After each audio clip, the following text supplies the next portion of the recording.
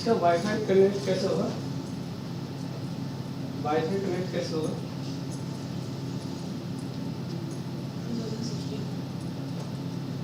Password ये No.7 होगा।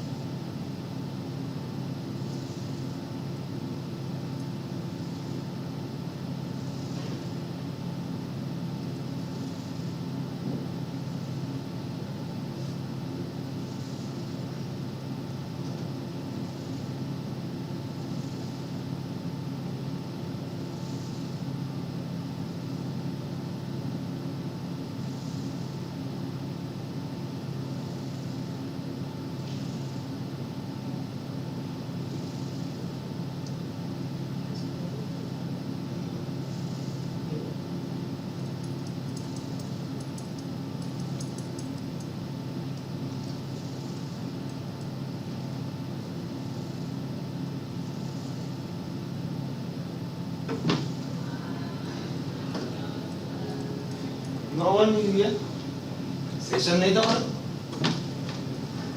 सही? हाँ?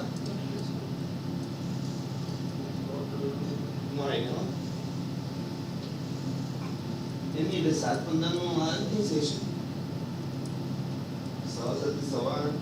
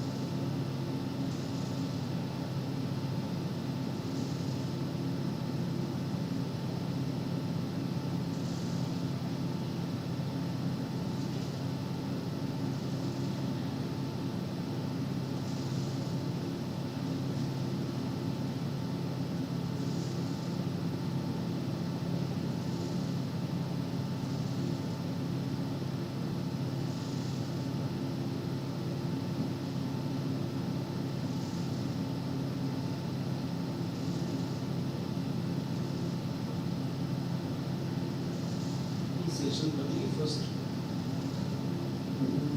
कोई भी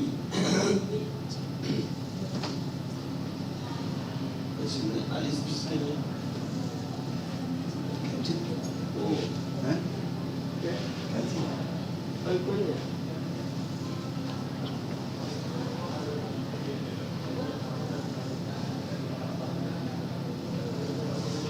साझे चाल थोड़ा सब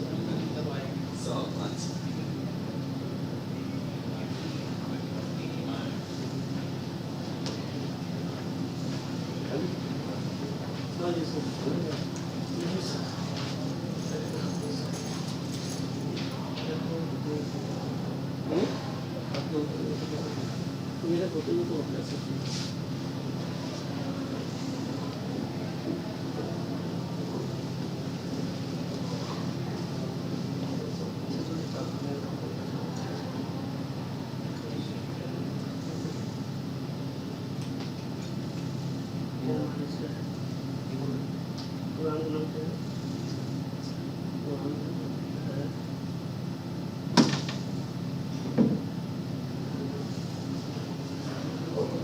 Lecture is not there? Is it over or it is not there? No there.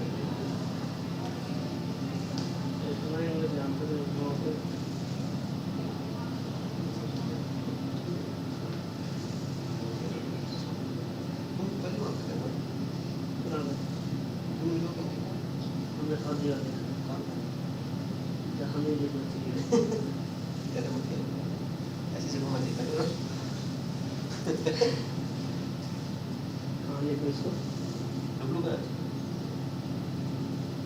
चर्चा उसका नाम ये हाँ वहाँ से मेटा मैंने कुछ नहीं है वहाँ से मेटा खत्म हो गया कब से 4 महीने कहाँ पे लिखूँ यार जेके लिखूँ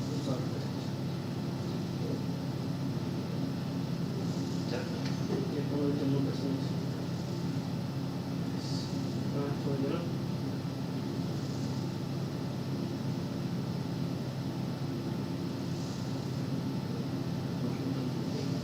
फोटो दिखे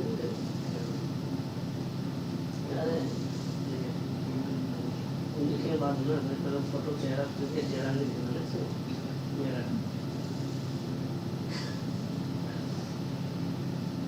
वो क्या छोड़ दो ऐसे करेंगे पकड़े हमको डांस कर रहे हैं वो बोला था मुझे कौन कौन इंडिया हैं अरे विजय क्या नाम उसका एक विजय अच्छा क्या बोला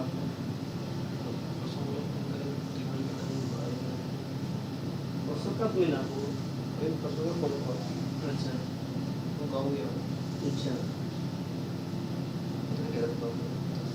गाँव गया है मगर वो जानता है कि हम जानते हैं हमने ज्वाइन किया नहीं तुम कैसे बोल रहे उसको देख लो मुझे कब तक मिल जाएगा वो 3 बंदा हवा तो पैदल नहीं हवा कोई लोग चलता है एक बदनाम करने का बदनामी करने का और एक हवा होता है क्या तरक्की करने का इंसान तरक्की कर लिया बदनाम होने होना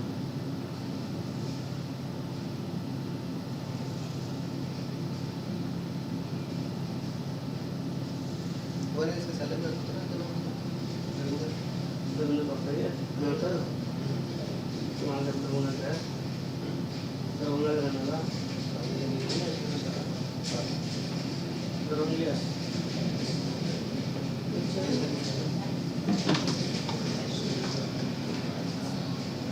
Hi. Good morning. Hi. Good morning. Where are the other speakers? None of the speakers are here besides me. What's your name? Sanity Plan. I don't think even I got information. And I have a AD that I want. ये मेरे लिए था 8 है अब आप क्या करें Cash. अब 6-7 पकड़ो कौन सा ये बोलते हैं 610 So I'm going to leave all this here. कितना There is a only one तब हम loudspeaker is क्या रील here. लेंगे camera Remaining are not here. Okay. Please then give them. Okay, now I'm going to give it to you. ये उन्हें लेना 12 मिले तो 10 मिनट बचे Now, problem is, 10-12 हम बहुत अच्छे से बना गए 10-12 था ना identified.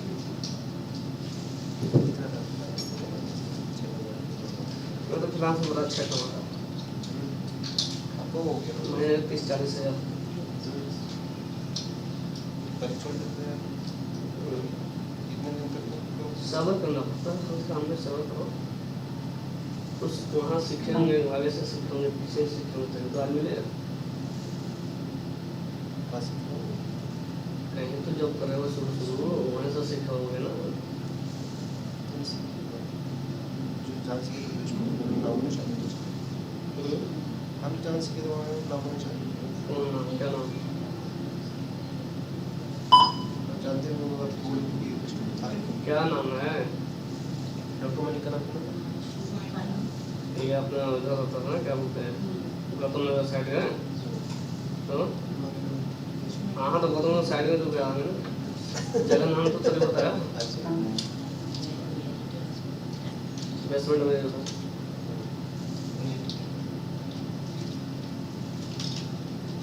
तो कुछ नहीं है उसमें तो कुछ नहीं करना था कौन तो लोग मर गया था सब फोटो डालो और डालना हर चीज़ को एक ही फोटो 4 बार डालो तो कोई भी hundreds of thousands of individuals, all with huge factories and all with huge bellies, they all work in China, all over the world, and do subcontracting.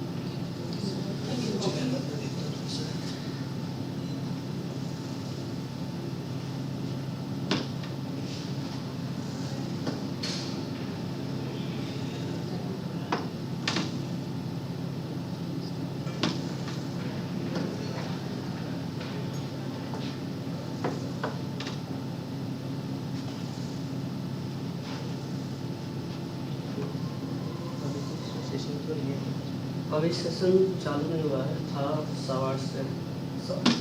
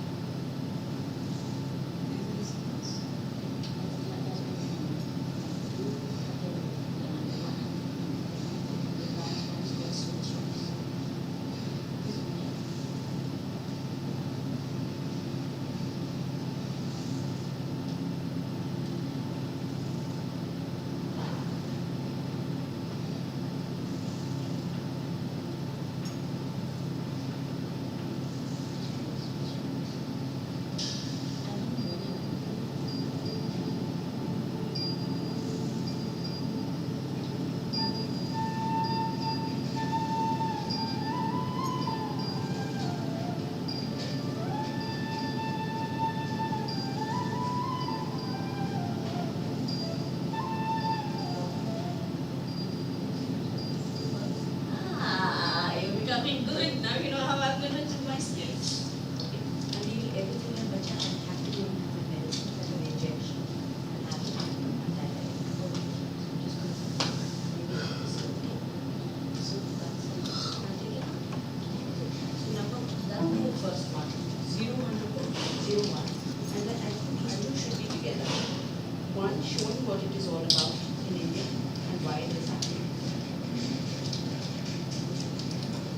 And what's the change that's happening? I'm just going to leave this here. And we'll come back. See ya.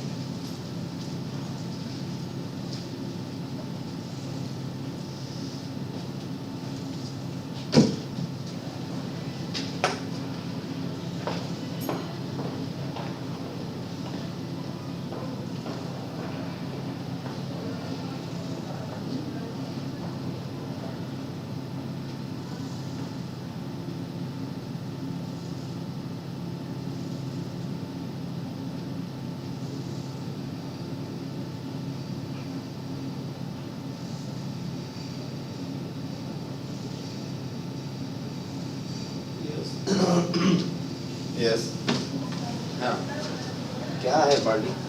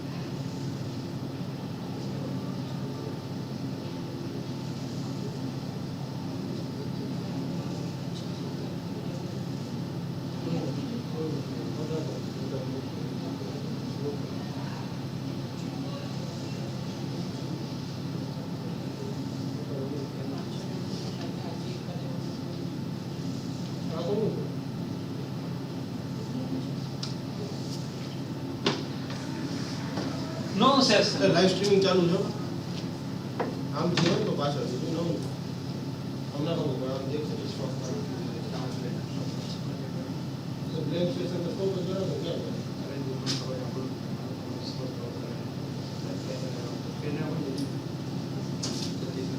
શું ભાઈ ભાઈ hello hello બસ ધ્યાન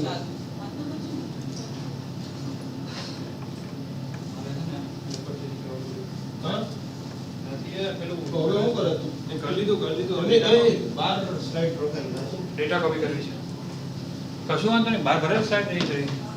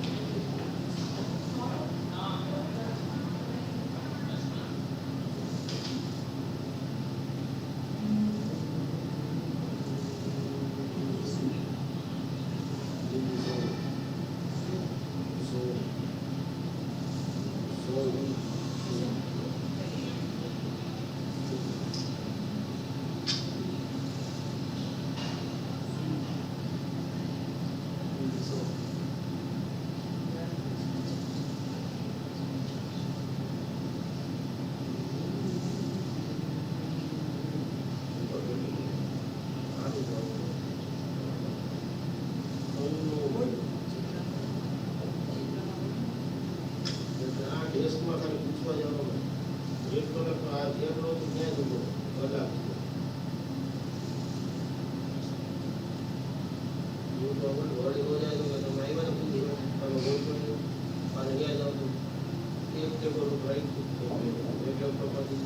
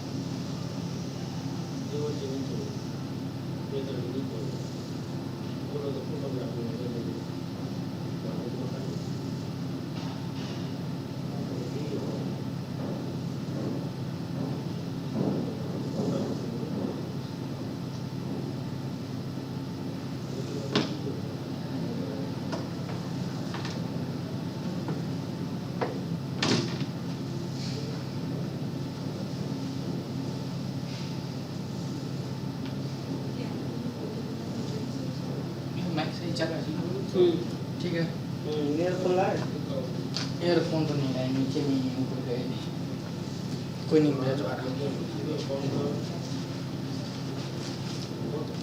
ये रहा से लीजिए कहाँ से चेक करके तो चलो बोलो ऐसे ठीक अभी चेक करके दे देते ভালো ভালো ভাই मुझे दे दो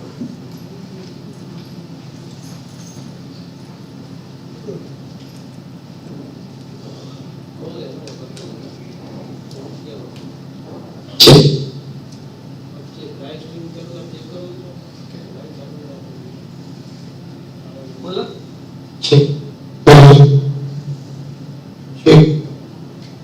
एक बोलो धीरे धीरे टाइमिंग के साथ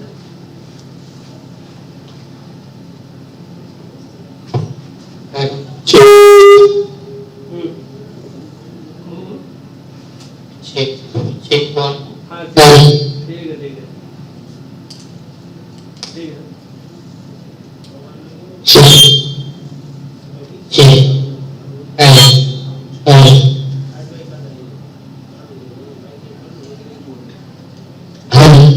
ठीक है हमें दो ये सही है बस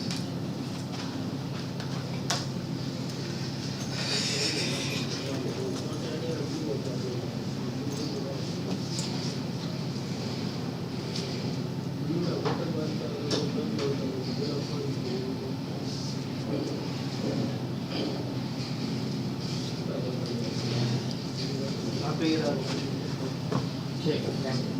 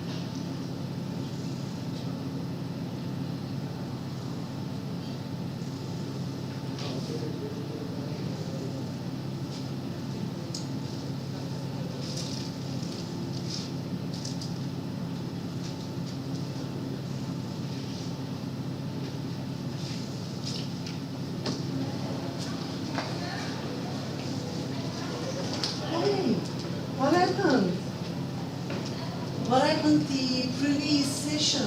Did it finish or didn't it start? Yeah, we use this one, there's more. Really?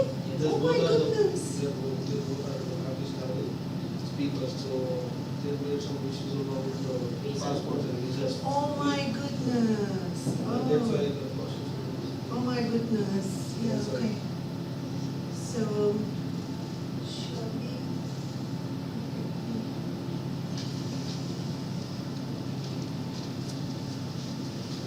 So you are the panelist. So we will be all here. Yeah, okay. I think it's really you and me, one of the other families are coming. I don't know. No, ma'am, I think I go through the reception, but they will. Yukiko is here. I saw her yesterday. What about the other These one? one are the. Ah, okay. Then they will be. Okay, so two of them are coming. Yeah. So two of them are coming.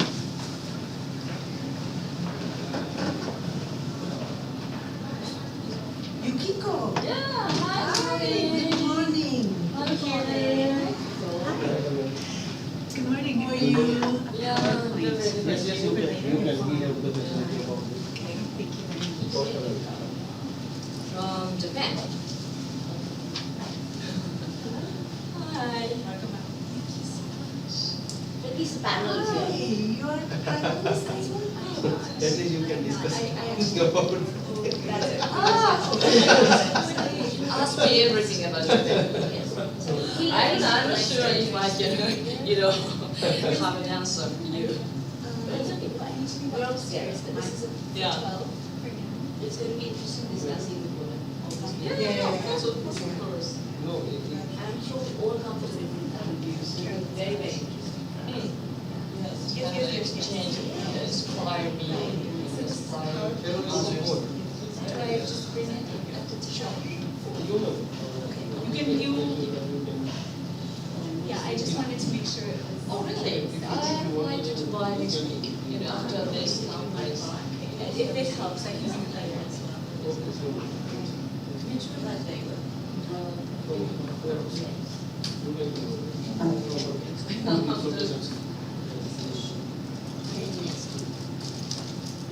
I thought of India for business.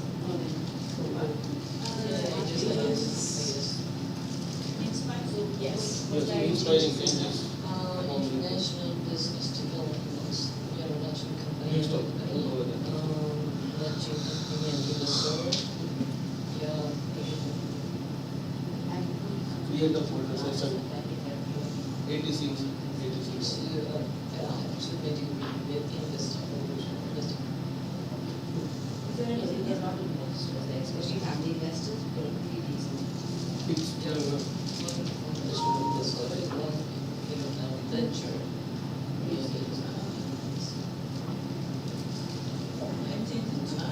Can we go back? They're all blank.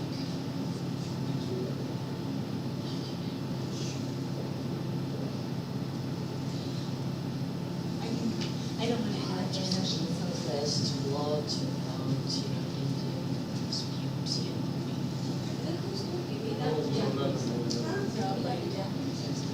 I wonder if. Have you I have it on my phone. I will. If you go to the laptop or you can set it to your yes, we will try to be arranged. Otherwise, if you will be not arranged, then we can move it and so we have the options. We can make that. Thank you so much. I do. Should I do this? Yes, ma'am.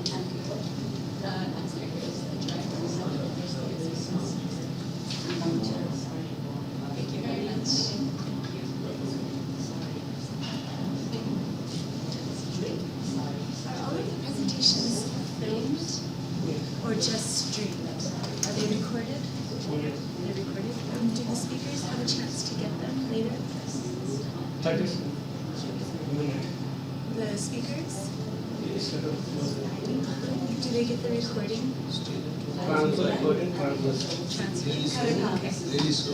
Live telecast. Live. Not recorded, not saved, Save, recording save. Yeah. Live telecast. but live telecast. Okay. I would be interested in getting a copy later. Thank you so much. Superville and release. Yeah, okay, both two, yeah.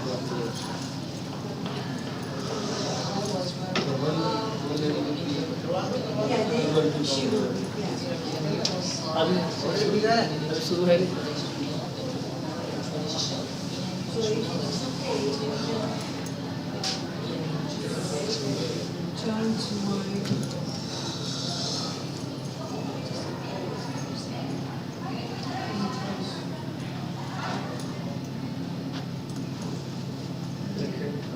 She's Yuki. Sonia.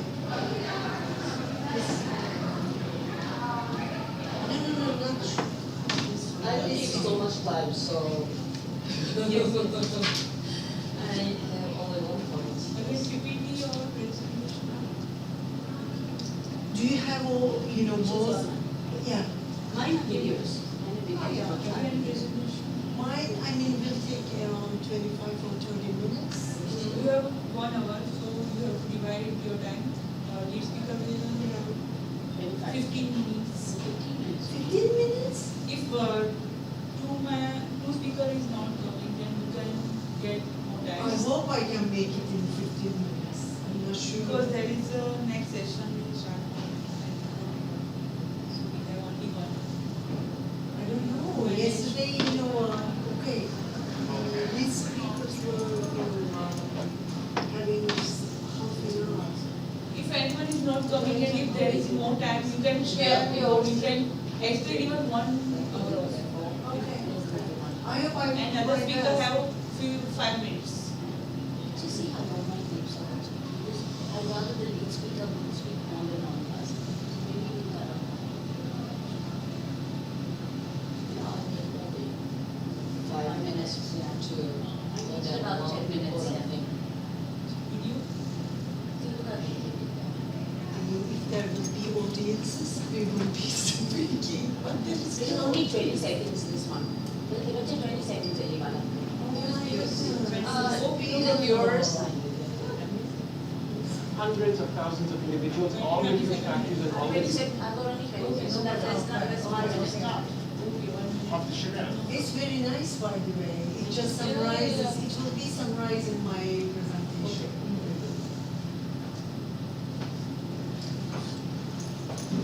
Because I will be focusing, I have to have the tradition. It's becoming more important in new version. So, in my company, Okay, I get it. Germany, Yeah, I was deep for my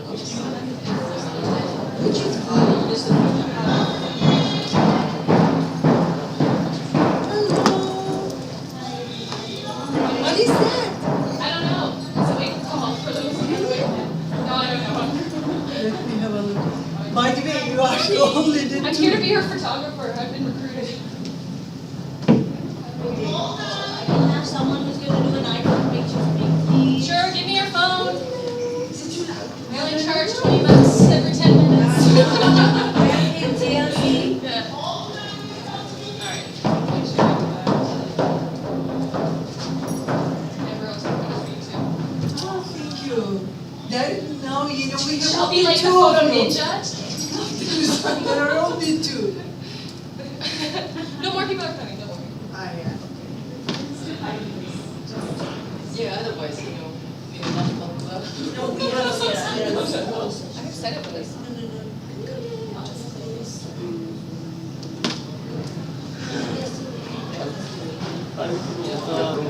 यार किसमें आ रही है किसे पता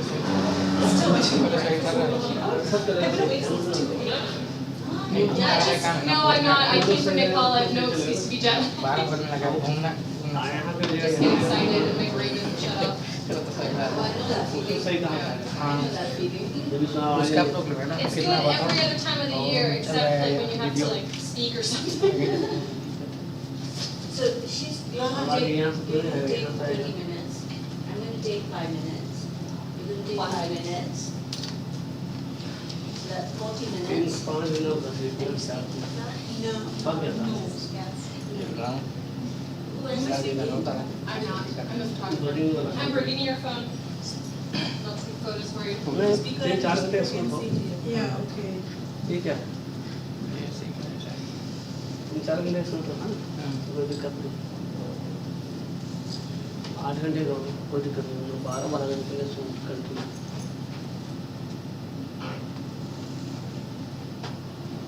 Oh, how long does it take before it turns off? I think, a couple of minutes. So what's your You can- password? Yeah, 6870. 6870. Okay?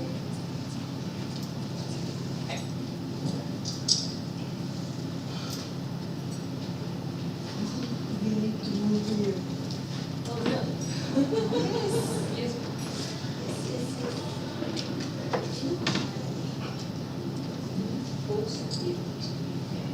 Yes.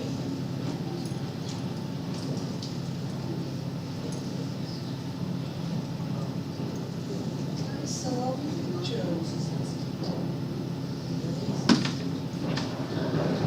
You said 6870? Yes. It's not working. really? Oh my goodness. Yeah, it's 290. It's my calendar.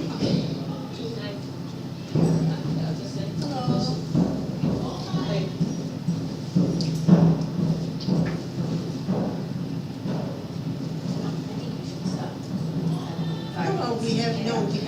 We have more. 3-4 minutes. We must have more audience. Hey, you have 3 minutes, so. Sorry? You have 3 minutes, so. Yeah, we have.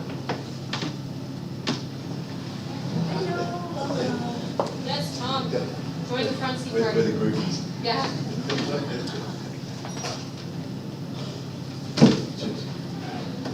Pardon? Amen.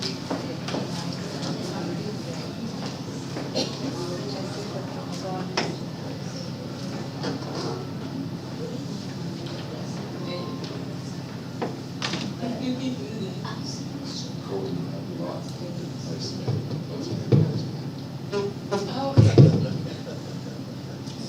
Taking notes, Cole's notes.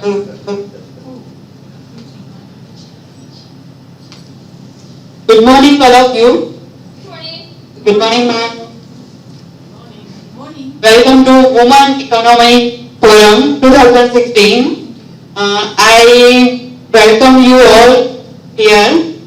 Very warm regards and welcome, and I heartily congratulating to all to be a part of this great event. Today's our session has a session topic Fashion in Luxury with an emphasis on sustainability, innovation and empowering women. So we have lead speaker Ms. Ibru Keretam, Yukiko Kato speaker, then Sonia Kirpalan speaker. So we all have a nice session. Let me start.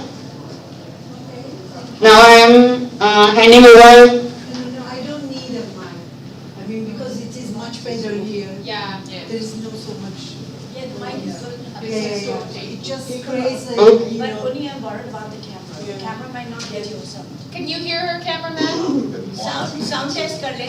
Sound effect हो रहा है ना आपका sound record हो रहा है without mic बोल रहे हैं वो माइक विदाउट माइक बोल रहे हैं Too noisy.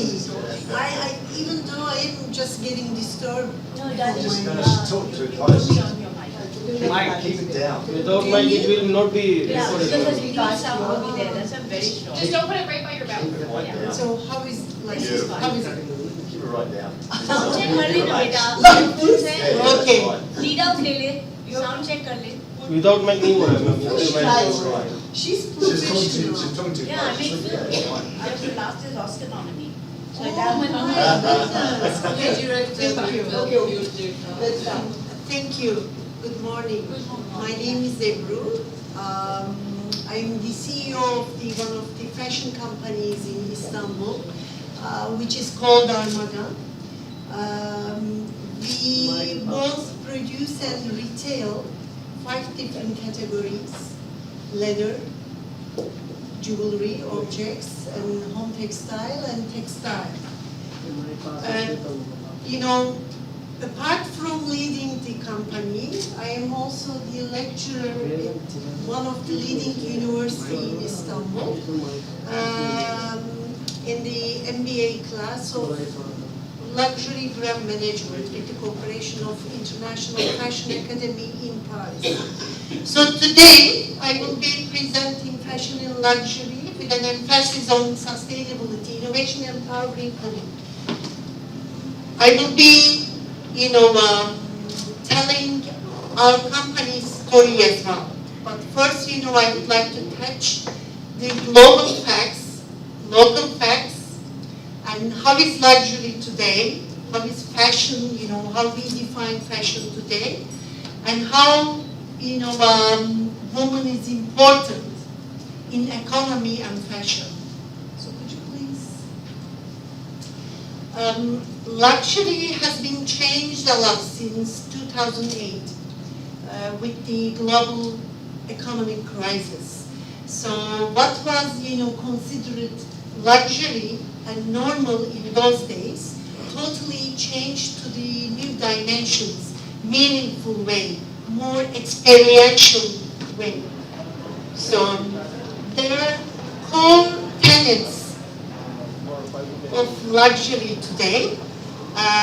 Culture is one of them. Culture and creativity are really two important components of the new luxury today. Ethnical products, traditional craftsmanship with the modern interpretation is really, really becoming so valuable and important for the new luxury. Even though location trends change towards the country's the most important cultural sites today. So, when we call creativity, we talk about being uniqueness, creating unique products, personalized products. Bring the mic closer to your mouth because it's... But it creates so much noise. Oh, I see. I'm not comfortable. Yeah, I understand. Sorry. Is there a way to make it a little bit, lower? Or best is just project without. Okay, this is what I was asking. Yeah, but they need it because it's coming and going like this. That's I don't think it's you. I think This it's one? mine. Yes, ma'am. Do what you want to do. Anyway. You do what you want to do. Yeah, okay. 1 minute. Let me just check the camera. Maybe I can move the camera from. Yeah, professional. Oh my goodness. Mic sa lilo? Andun na ako. Ang camera person. Okay,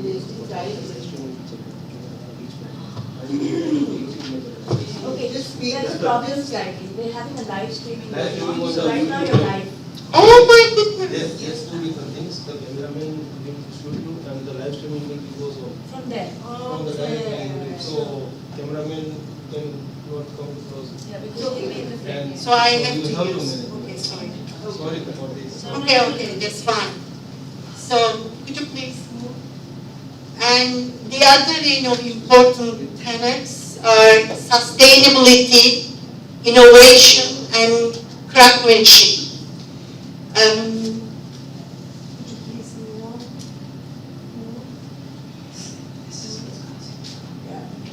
There's a wonderful quotation from Christian Dior, which explicitly tells the old, concepts of new luxury. In a machine age, dressmaking is one of the last refuges of the human, the personal and the individual, which gives the importance in craftsmanship and personalized designs, uniqueness, rarity. Now, luxury, as I said, luxury changed a lot. And what happened to the population in terms of the woman? How, women participates in labor force? Is there enough women in fashion? So very globally, world population reached 7 billion, and almost 50% of that is women. However, again, 50% of women population is in the labor force versus 75% of men population is in the labor force. Would you please? And when we look at the luxury market globally, there is a potential of 250 billion euros business in 2015. It means that there is a huge potential for both women and economy. I would like to give some numbers from my country. Then, afterwards I will be moving to my company, how we journey. In Turkey, again, only 50% of the total population is women, but unfortunately, only 30% of women population is in the labor force. And when we look at the luxury market size, in total Europe, it is 65 billion, almost 26% of global luxury market size.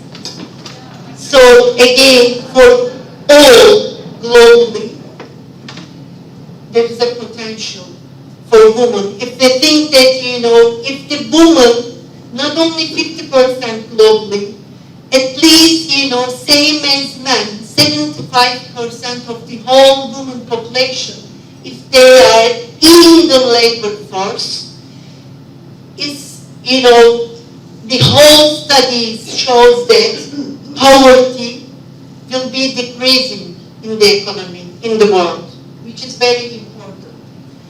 Why fashion matters to the societies, to all of us? Fashion matters a lot, individually, economically, and for society, because fashion is a multi-billion dollar business, more than $1 trillion globally, and second biggest economic activity in trade worldwide. So this is why important to have women in fashion. And in connection to the change in luxury, there is some change needs to be done in fashion as well since 2008. Why those changes required? Let's have a look at those. Because there is a lack of ethnic representation, which requires to have the traditional handcrafting, celebrating culture, to create a sustainable products. And water and resource depletion. Unfortunately, all the resources are scarce, so we have to create a knowledge, we have to aware of those. And exploitation of garment workers, which is another critical issue globally.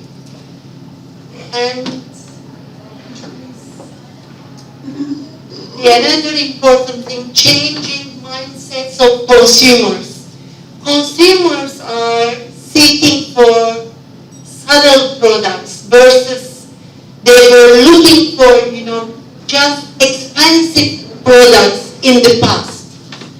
So they are now asking several questions such as, when they make their purchases, what is in it for the society? What is in it for the world? So this is really so important. It's an alert for the brands, for the whole companies who is producing fashion. Luxury is no longer just about a brand name or solely synonymous with the expensive material things. A sense of time, experience, and value are intrinsic to enriching today's luxury offer and should be the building blocks that help us create new definitions of luxury in the future. There is another, quotation from Oscar de la Renta, which I like as well. Luxury to me is not about buying expensive things. It is about living in a way where you appreciate things. This is really just equals to new luxury. So, after all, look at those. What is the future of luxury? What we need to expect from the future of the luxury? Now, slowness. We have to slow down. We have to calm down. So, as the customers are looking for more subtle products, companies, brands, they had to reduce their collections, not so many mass products yearly. So, less collections, but focus on highest quality and taking care of the, ecosystem. And now a new future luxury is more experiential than the conspicuous. So customers are looking for, specialty things, or they would like to feel themselves very special, exclusive by the services, offered, companies offer. And philanthropic and rich value, the whole society is now very well aware of the things, the environment, the, ethical values. So brands has to take care of those. And now, I would like to tell,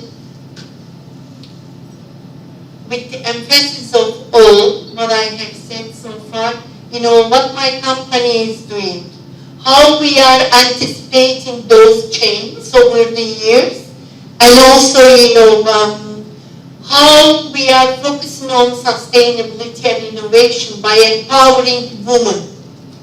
There are 3 important values. No, just go back. In my company. One is cultural heritage, contemporary design, and value in production. What is Armadan?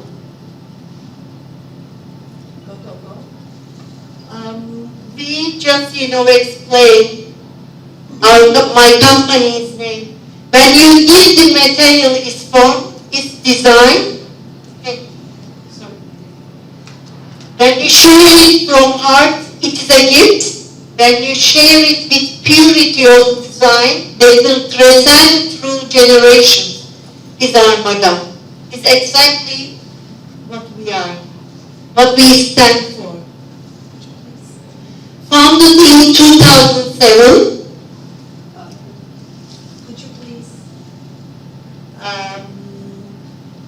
We have 7,000 square meter emporium in Istanbul. We do produce 5 different categories. You can just, okay. And you can move on. I don't want to focus on it.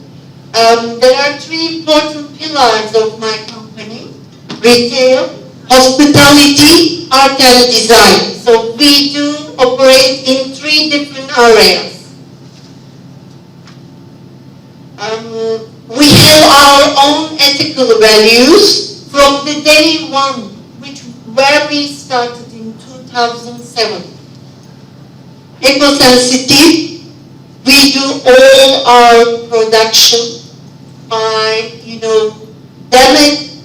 minimizing the, damaged components through the ecosystem. Ethical production, same. Fair trade, which means that, you may be aware of that, outsourcing is a standard, application application, standard practice in all around the world. So the companies in those countries, they may, due to the law or lack of laws, there may be some, unfair applications. So society and also, media is very well aware of this. So companies has to behave it. Company has to take it seriously, fair trade. So we do trade fairly through our, workers, through our ateliers. The most important, what we are doing, we do support and embrace and empower women. This is one of our main mission as a company. We do work in 26 cities, more than 300 women we do employ, who are unfortunately lack of resources, who are alone in the life, who lost their families. We do produce limited collections by taking care of the, only highest quality. We have a transparent supply chain. What does it mean? We do open our components of the garments. And also, everything is clear to whom we are working with. Manufacturers, retailers. Please wait. Just go back.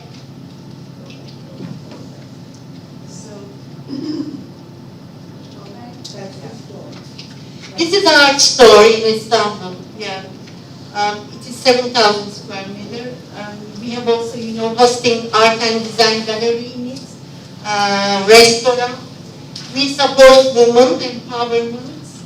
We have a slow design, which is important. Everything is handcrafted. This is why we use, natural dye yarns, natural dye fabrics. We do dye our fabrics by ourselves. And we do local production with the local resources and local employment and natural resources. Just open now. Stay down. Sorry? Now eco-friendly. Yeah. We do have our own laboratory. We have more than 600 insects and plants which we are dyeing. And we do provide training. Please stop that. We do provide training not only for the women all around 2060s, but also for the students in the university. So we are creating a platform for the students, young talents. We do, train talents. We do have an art and design gallery with the same mission. We support young artists, designers. We just, participate in international art designs to create a platform again for those designers. We are one of the rare, slow fashion company in Turkey, maybe only so. How we run slow fashion, we have a research. I don't know, just go back. Natural resources, slow design, local employment, slow production, and highest quality of products. Our laboratory is the first accredited laboratory in Turkey, and the 10 among the all around the world. There are only 10 natural dye laboratories in the world. We have more than 600 natural plants and insects, and we do non-destructive analysis and microanalysis. We do certain museums all around the world and institutions. and we do reproduce of heritage fabrics. Yeah. Yeah, you are all welcome. Thanks. Thank you. This, wait. Here you see, I mean, we reproduce the heritage fabrics.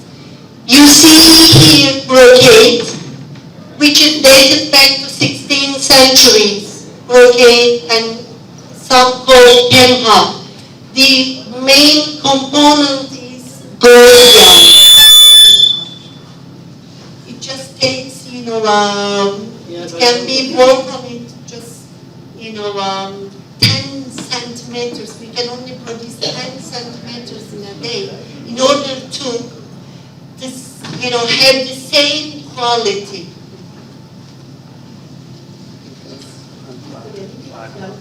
Yeah. Craftsmanship is really very important for us.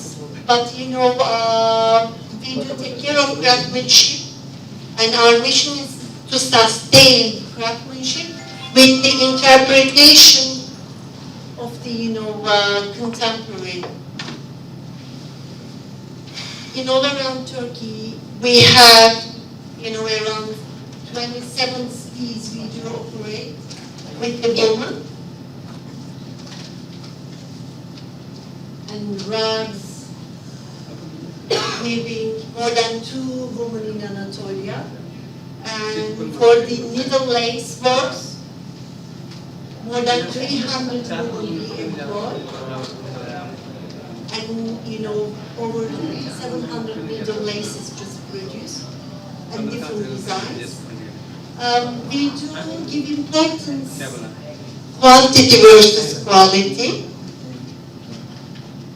Okay.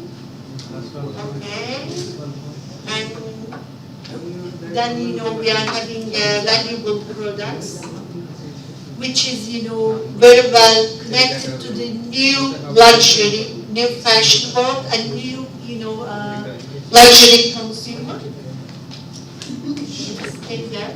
I would like to conclude with just one quotation,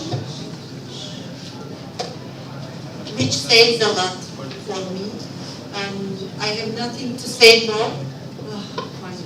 Thank you. It's finished. Yeah. It's traveled. Woman, hold up half the sky. What can I say more? So this is why it's really so important to have the woman in the workforce, in the fashion, and embrace and support her. Thank you very much. Give the panelists, I hope you have time. So sorry if I decided that you will lead, so we'll all have 5 minutes. Yeah, okay. So I'm going to just be here, and because there are going to be some clips playing out.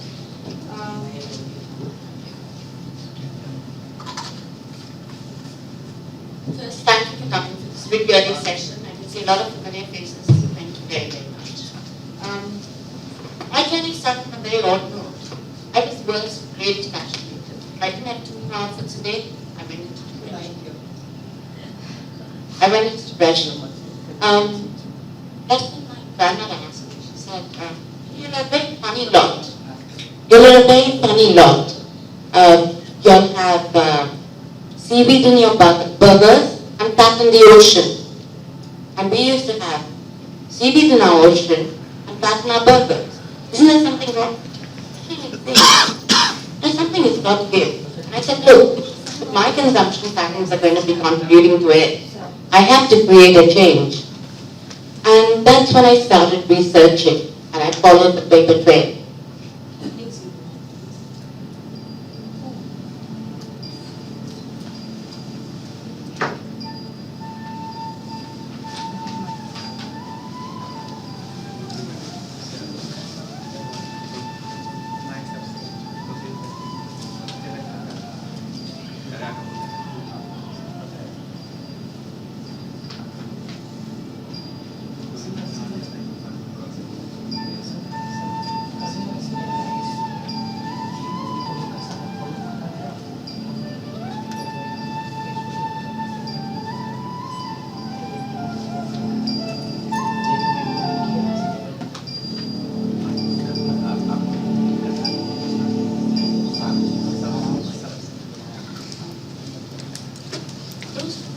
visuals are very, very familiar to all of us in India. So we do produce, don't we? Are these visuals familiar to you? Can any of you tell me a local brand which is global?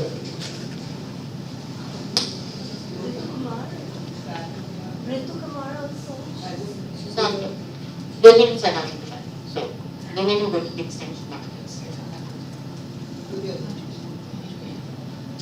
There's not a single local brand. We have Amul, and then we stopped. What was going wrong? And that's when we set up a research institute to actually study what was going wrong. And that threw up some really scary facts. We produce for almost $1 to $2 a t-shirt, maybe even less, goes from 30 cents upwards. And these come back to us at $9, $10. Someone somewhere was getting screwed. Hundreds of thousands of individuals, all with huge factories and all with huge bellies, they all want to come all over the world and do subcontracting for the whole planet because they can make money that way. Go on exploiting your workers, go on paying them in cash, and going on making the big money. I'm sure there are a couple of millions who are going to hate me after this. Hundreds of thousands of individuals, all with huge factories and all with huge bellies, they all want to come all over the world and do subcontracting for the whole planet because they can make money that way. Go on exploiting your workers, go on paying them in cash. And that's what we were doing. Using all our infrastructure to produce the cheapest options for the world's global retail. What was happening at our floors was that we never had any retail. So what were we doing? We were exporting at 30, 40, 50 cents and re-importing it back at $5, $10, often paying up to 1,000% more for Western brands and tags. And why? What's the start of the Chanels? What's the start of the big names in Europe? What's the start? What's the start of the Chanels? What's the start of the big names in Europe? Was that they started not with their own stores, but they started in those stores. They had the advantage of organized retail. Now, none of you have that advantage. If you go and set up a shop in some place, you may, in 2 years' time, you may find the building demolished. What's the start of the Chanel? And they kept doing that. They kept doing that. So someone was profiteering. The flipping is cut, but he goes on to say, every time you go and do it, we will shut you down. And that was our economic minister.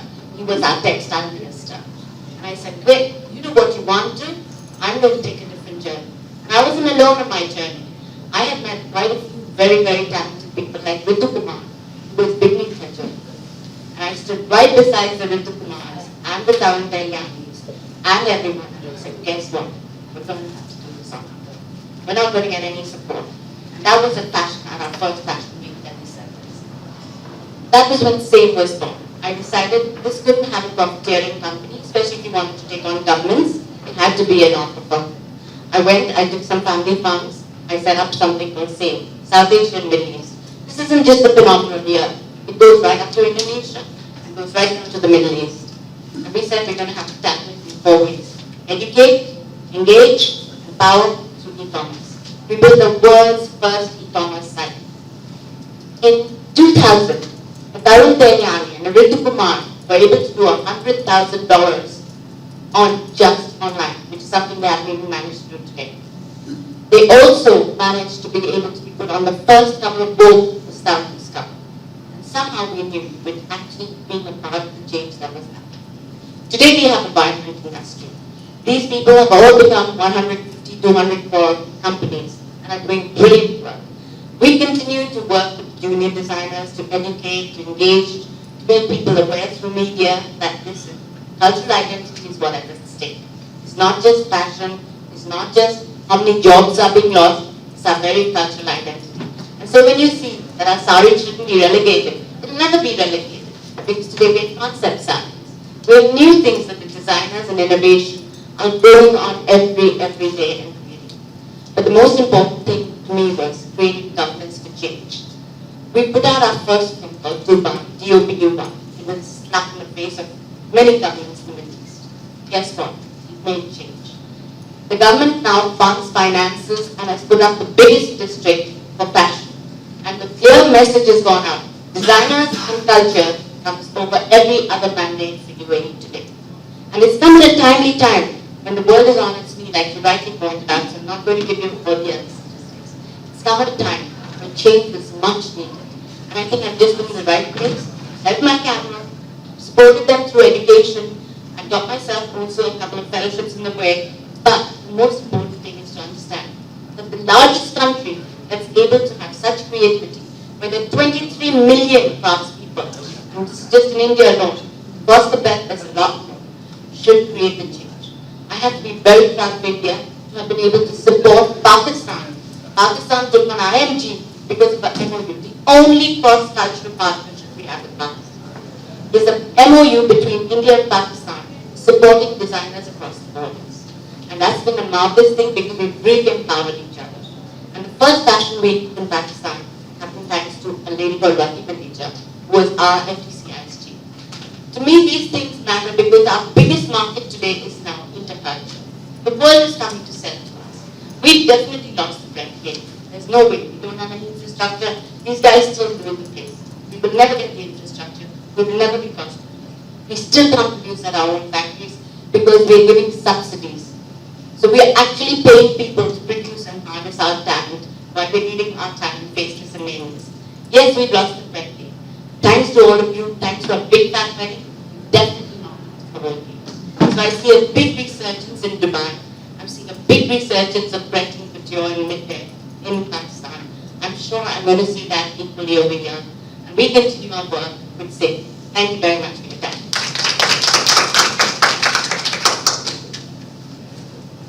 Hello, good morning, everybody. My name is Yukiko Kago from Japan, and I am the chairperson of All Legacy Tokyo Chapter. And frankly speaking, I am feeling very guilty because I have been and I am on the side of Sweden. Let me introduce myself. I started my career at the fashion house in Tokyo, and I was sent to in Paris as an expatriate. And I spent 10 years there, and back to Japan. And I used to work for, the big brand, big major brand, by Nike, Bottega Veneta, Bulgari, Ferragamo, Valentino, and so on. And my last career in the larger corporation was the chief operating officer of Nike Japan. The biggest group of luxury industry, Louis Vuitton Embassy. So I was trained, and I used to work for, and even after my career in Japan, I went independent, and I am running my own consulting company. But my actual clients are Chanel, Kering, LVMH, and so on. So I'm on the completely opposite side of this topic, and I know very well how to induce your purchasing appetite and how to target you as just that marketing target, not human. I have a spending and I am spending every day for that. So I know everything from A to Z, and again other tactics. So I am embarrassing and feeling very, very guilty, and I'm very, very impressed by your presentation by you too. And your presentation gave me today new inspiration, and what I should do for the future, based on my experience, because I know everything of global library friends, tactics. So I will maybe develop another activity in my career from now on. Yeah, that's short, but very interesting presentation. Thank you very much.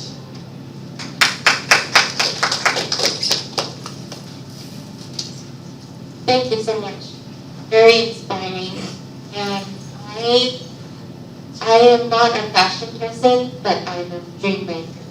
So I am trying to put together a global culture fashion award in San Diego, and it's going to be every year.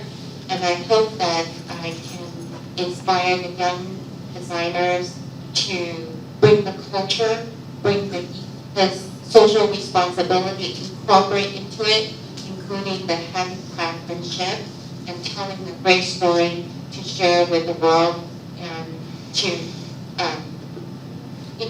change, to make our world a better place. So to me, when I look at the subject and when I think about it, I just wanted to, because I like to do things and I like to make it happen, and I like to provide that platform for people to put together the talent to inspire all of us to make the world a better place. So I'm here to seek your help and your advice to bring this, make this rotation. Every year we bring together the most talented designers in the world together and inspire them and create something sustainable and for the society. So that's what I'm here for. And great story, I love it. Thank you. I never knew that much of the hand craftsmanship. It was so important here for me. So thank you. Good morning, all. I'm Jigna Shah from Ahmedabad. I work for a label called Rave Fashions. It's been almost 15 years of my journey when I came out of the institute, National Institute of Fashion Technology. I was just wondering how to do. I was just wondering what to do, and I saw like a lot of designers who are coming out of the institutes. They just one thing in mind, they want to make the label so big. But of course, I would be last week not talking about the designing right now, but then there is a gap, a huge gap between coming out as a designer and making the brand label. They somehow miss that whole factor, which is there, where everyone wants to just make the label like so big.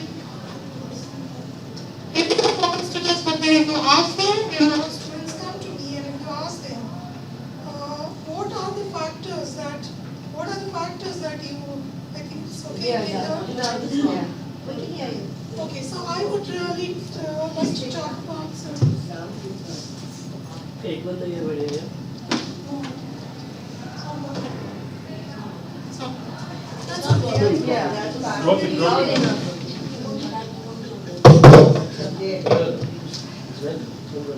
You carry on. Carry on. We can hear you. So anyways, there was always a struggle what to make, first of all, what to produce. However, we're talking about making India, startup concepts, all those are great concepts to begin with. But of course, the way this lady said, then a lot of production is done in India, but it's all cheap production. When it goes out, the fabric level, it comes back, it's 3 times the price. What is that factor which is missing in India? Then I started traveling across like a lot of villages in India. I saw India is so rich in heritage. Every city, I wouldn't say every state. Say in my Gujarat, every small town has a speciality of craft. Every in Kutch, if you go, one village is in applique work, one is in mirror work, one is in something else. But still, it's not grown up as an industry. So what are the factors? We have concepts like I started working on the concept non-violent silk. That was ahimsa silk. That's the only silk which doesn't have cruelty. That is without boiling the silk worms. And a lot of our communities, I would say Muslims, they don't prefer to wear the real silk, besides Indian silk, which was killing a lot of silkworms. Even giants, Swaminarayan, a lot of religions don't permit to wear silk and all. So a lot of such concepts are there in India. Why not to take it as a brand? Okay, I thought most of the Indian designers end up doing the bridal wear. So I think probably the potential is there because it's $500 billion industry. Everywhere And see that the line is, people cannot really say this is really worth 20,000 rupees or 2 lakh rupees, because how big you make your brand, the pricing goes accordingly. Okay, maybe you ordinary designer makes the same outfit, same what do you call the Gagra choli, same tops. They cannot charge 2 lakhs. Maybe somebody else, Ritu Kumar or Satyabal, of course, I wouldn't say they're not working on the quality of spot. Quality is there. Design spot is there. Design development is there. But why such a huge gap where an ordinary designer, maybe a replica, duplicate, he cannot sell it for 2 lakhs, while a designer can sell, because designers are all working only on branding. Of course, they have their own quality setups, they have their own standards, everything. I don't deny on that part. But it's a restricted industry where you can say Indian bridal wear. All across the second generation Indians, wherever they are settled, US, America, UK, of course, during their weddings, they would not deviate from their own traditional dressing. However modern they are, wherever they are, they will prefer to wear sari, they will prefer to wear the Indian clothing. No one has really thought about the move of the time or the change of the time when women have started going out, started working. They don't need anymore the garments which are not functional. Besides, they are not comfortable carrying those dupattas and scarves and traditionally what you call you're supposed to wear. All those salwar kameezes. Women are in the fast pace of life. They are going to drop the children, they're driving cars. Now the time has gone where designers cannot really think of making something for today's generation or for today's time. Of course, look at the industry growth in the Western wear, Indo-Western wear. I think it is not huge market is there. Distribution, zero distribution. You're not allowed to. Even see youth, nowadays youth, maybe the teenage crowd, they don't prefer to wear Indian clothes at all. They are into shops, they are into stores, they are more into their adopted fashion, global fashion so well.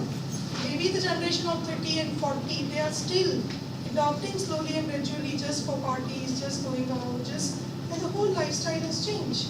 Okay, then we realize we cannot just produce all the traditional outfits and we cannot go global. We cannot be a brand in the international market if we don't understand the need of our local market, international market. And there are a lot of such things where we can make it as a brand. The only thing, of course, I do agree the labor is not an organized industry in India.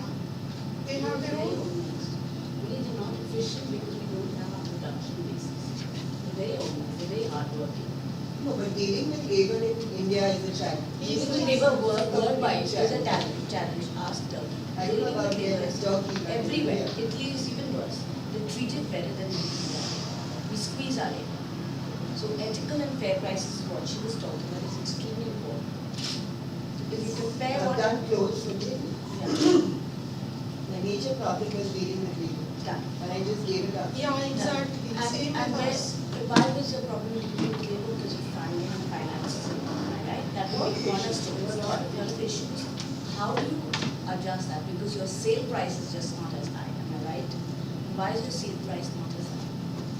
Because your production bases are extremely expensive and your sale bases. So if you go to an emporium, would they let you sell?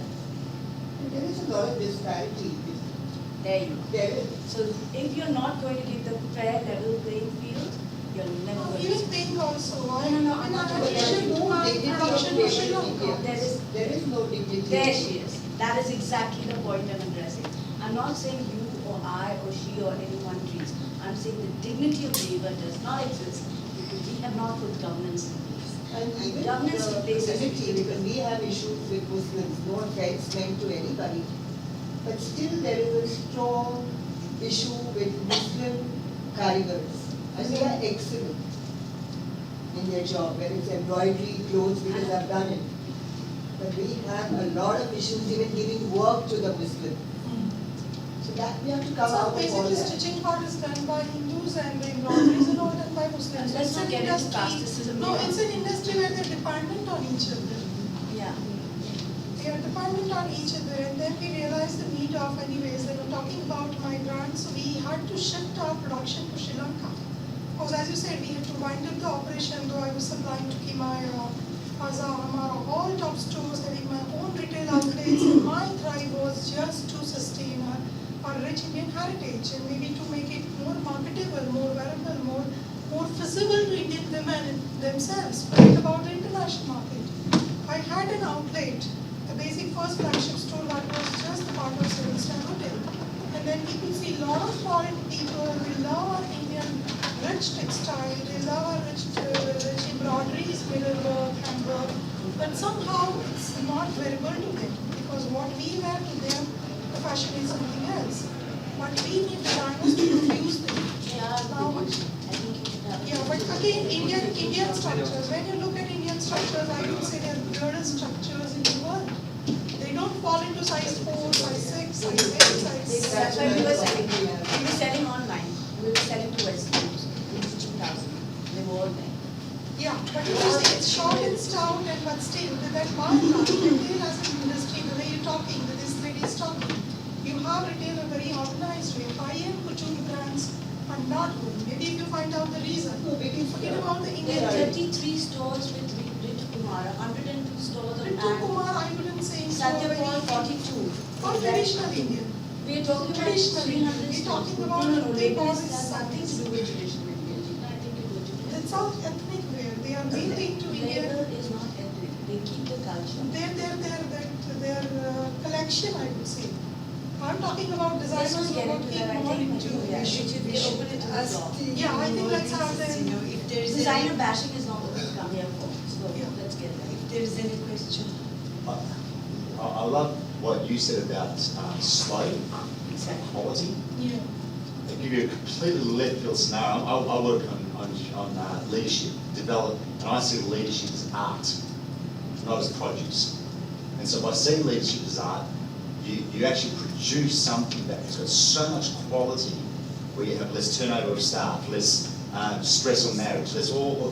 What you said about producing luxury people, you'll end up producing all sorts of resources, rather than turning people. Or, I work with the high-rise industry. I know nothing about buildings. That's why it's great that I'm not.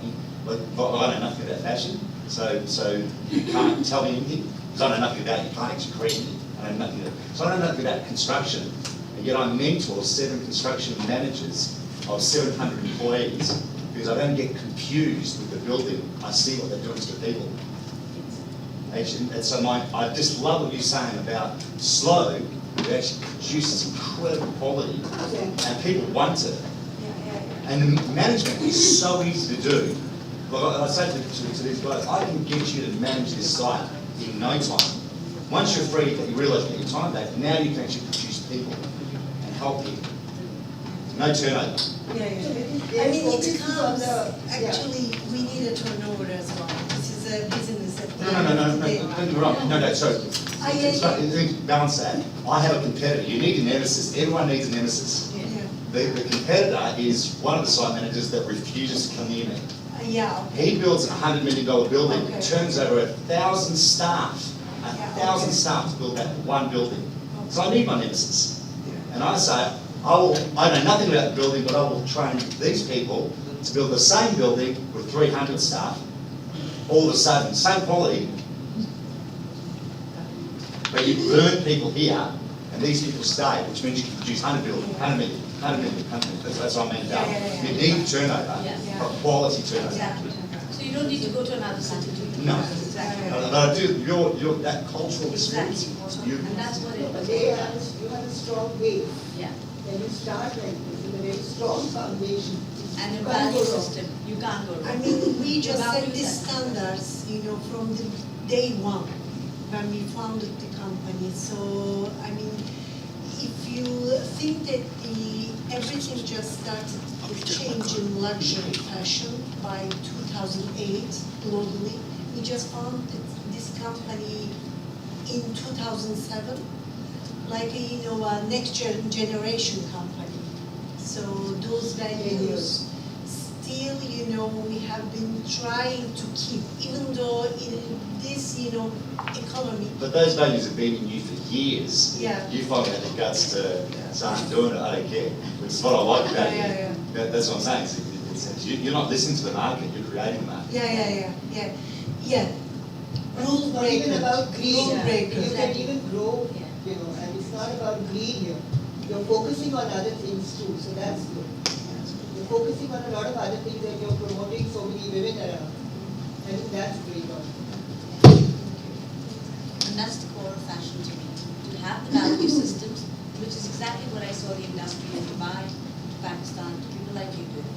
I can lay a bet you must have never squeezed your workers like the workers on our late shop gets squeezed. I gave up after 10 years because there was too much pressure. And I just couldn't handle it. And there was no support from my husband. So I just gave it up. I just gave up the whole profession. What were your challenges when you had to come to sell? I'm very curious as a designer when you came to sell. I'd love to know your challenges. It's like, I can't tell you, but there are too many things to talk about. Tell us, because I think all of us would benefit. Basically, even like, see, for a woman, Indian culture is very different. So there are a lot of expectations from your extended family. There's no support. And I think you're really good, but you don't have the basic infrastructure to do anything. You don't know where to start, how to go about it. And there's a lot of pressure, like, there are deadlines, when you're working for people where I had film stars and production, where they wanted their clothes on time because they had to go for a shoot. And I just couldn't handle all that pressure. And there was no support. You're good at something, but you can't do it. So I gave that up. I started furniture. I did home accessories. I had a factory, I had machines. I did everything. I had exhibitions. I did extremely well in the exhibition. I had an income tax raid because they saw that I had very good sales and all. But I just couldn't handle the whole thing. So I just eventually gave up that too after 5 years because reading the paper was very difficult. It's a different ballgame when you're abroad. You don't compare it to India, there are a whole lot of problems. The women don't get that support from the men. So it's very, very difficult. For us to start something in you got to handle a lot of issues of labor also. As you might crack the organized, I wouldn't say. I've got a factory in Sri Lanka and it's all women workforce there. Have you ever found out how they're being paid? I've just finished Sri Lanka and come back. And I've had to take companies, big major companies to task. Have you ever checked out what they've been paid? I know, but they work, still they work. Whether they pay So less it's or- okay to work according to you. And that's not something she would stand. No, but India That's how different brands so, are. but you don't get your work done. That's the whole thing. What But she I said. feel you need like a place where a woman can go as an Exactly. entrepreneur. Yes, I And agree. you should have support group from women where you are True. successful and you can help other women. True. I agree with you. And that's very what we difficult do. in India. I've done it all. But I've just given it up after a while because I just can't handle it. The laws and the government and this, and there are too many pressures and their taxes and their rates and That's it. there's a whole lot of things happening besides, so you can't focus on your creativity. The design It kills your industry. creativity. And you lose your confidence in the value. The design industry is one of the That's most what rated happens. industries. There are a lot of other issues to be dealt for a woman. Yeah. Especially in India because of the extended family and the husband and the children. So that. Retail it, and when you retail it, then produce production, creativity is very difficult. Yeah. So I'm We need a very systemized, thing, like somebody should help us and support us to move forward. That's- If I had offers to go to the international market where people liked my clothes, but I couldn't do it. I didn't know how to go about it. Because we help you. Why not? Why not? Exactly why we came into production. We took the designers overseas. We spent time, we spent the energies, we gave them a fair level field. Yeah, we need people like this to help us. It's like very difficult It is. for a single woman to go and. I agree completely with you. I can see all the challenges and I agree with you completely there. And that's why we need more like us. More NGOs, more people who get to play and say, okay, you know what? Let's give a fair playing field. Then we'll see. And yes, there have to be labor laws. And I'm sure that nobody minds that. Most importantly, we have to keep the structures good. Without structures, if we are willing to give, we will never be able to produce. Because Sri Lanka also had the challenge, only they addressed it in time. Their own designers couldn't produce in their own markets. So when you are able to give the local designers if you had a great production unit and you had access to finance, would you or would you not use? If you had a body that supported you, It was more organized and I had the support. there it is. Would you ever go to Sri Lanka if you had a great factory of your own here? Yeah, I've been running it successfully from last 5 years, and then I had, probably I was unfortunate one to have with a good labor here and I had to wind it up. Yeah, but I'm saying if you had a great production unit you could go to, would you ever go to another country? Yeah, probably Bangladesh I've heard about, I think it's another.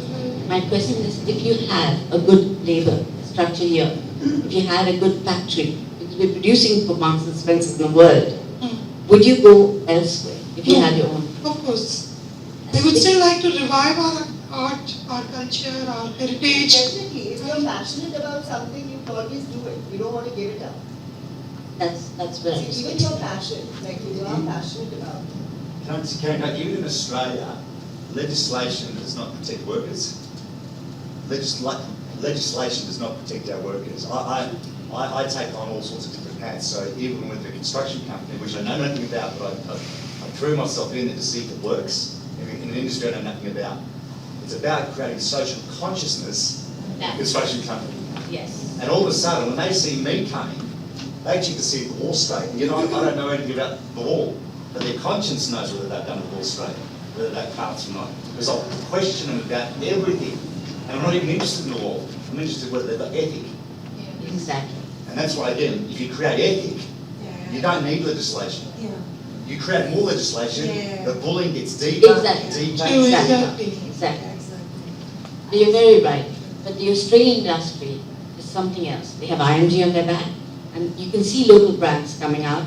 You see great brands because Mayor will give them 7 out of 10 of our apprentices in the trade are on drugs. That may be that's a different case. That's a fact. But the 3 who aren't are doing very well. So my point is that training organisations that are hiring these people don't care about the people. They care about the turnover. But if you care about the people, and I'm very competitive, very competitive. So to me, I like to actually take businesses. I like to actually destroy unethical businesses. The only way you can do that is by creating ethical businesses. You take them. Yeah, it will end up with the turnover as well. Yeah, absolutely. And Australia has produced currently over 20 new brands in the last 7 years. How many people have they produced? Plenty, because they've actually kept the jobs in. Two completely different things. How many leaders have they produced? 7. A brand is a product, it's a commodity. 20 of them are ethical brands that I'm talking about. I don't touch. Give me the names. Alice is one of them. Sharon Lee. I'm just making a point, that's all. Just making a point.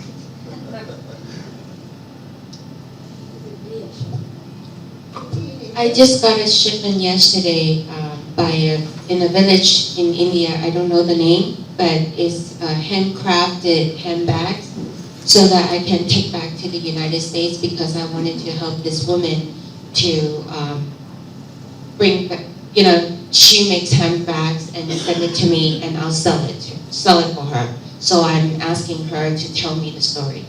So it's everything you were saying, that handcraftmanship. It was superb because I just received it yesterday. They delivered it to the hotel, and that's the things that I wanted to help the Indian women, designer like you. If you have a design, ship it, work with us because I wanted to help you.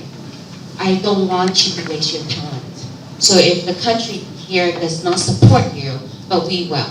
So we'll find a way to do, to support your passion and your creativity. So there's always a way, you just have to find it. And this platform is super because it connects all of us to give you a way to continue your passion and creativity.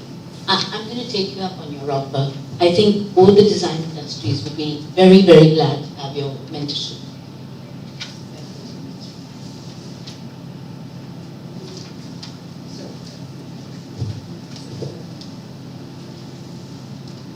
Good morning, everyone.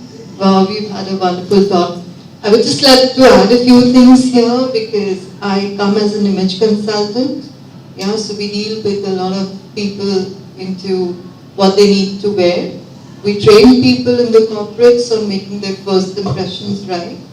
there, with the research and the study, what we come across is most of the time that people should understand that the need of creating themselves as a brand. What generally happens in India is we've been following trends blindly. Exactly. So there's nothing like freedom in dressing. I'm sure the designers do create certain outfits, but they're not for everyone. They're for certain body shapes. So when we technically train in the corporates, we take them along with creating a complete harmony for themselves. So most of the times we realize that people have been following trends and dressing because there's a kind of pressure, you know, like the youth when we talk about, there's a lot of peer pressure because someone from the group wears the shorts. I mean, any other person on any kind of body shape would want to wear it.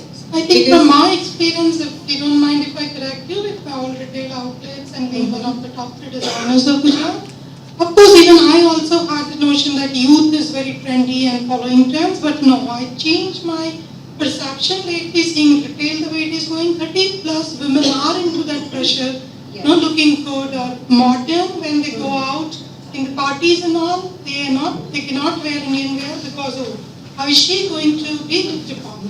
So that is all that pressure is there. Not even teenage girls are very trendy. They don't care what they are wearing, whatever they are wearing. So I think probably I would say it's overall the pressure is there. Yes, the pressure is there, and again we sometimes end up following things just blindly, just because others do, we want to do it. To give you a small example of what we now do in India, I mean, most of the women wearing leggings on, you know what I mean? I hope you understand what I'm trying to put it up as, because it doesn't really go with everyone, but then we just do it because we see someone else doing it. So this should be, fashion should be more, I should feel free in certain outfit and I'm able to do it, and just not following the trend blindly. See, with consumer behavior, I would say, Yes. lately I had in my retail outlet, like from last 1 year, whoever will walk in, do you have long gowns? Do you have long gowns? Long gowns, not something which you get, not that way easily ready. It's a dot garment where one has to really produce it according to the body structure. Yes. And they were wanting, seeing Deepika Padukone wearing or Sonam Kapoor or maybe, and then those Bollywood stars follow Hollywood trends, from Hollywood, Bollywood stars, Bollywood to ordinary people also it comes down. But they don't understand that if the trend has now come into the line for long gowns, designers cannot immediately just follow the trends and can make it overnight. So of course, consumers are consumers, they cannot understand, they don't understand. If I make a point, in India what happens when there's a fashion trend for that particular period, you know, there is mass production. And in that mass production, you kind of lose the creativity and the quality. Exactly.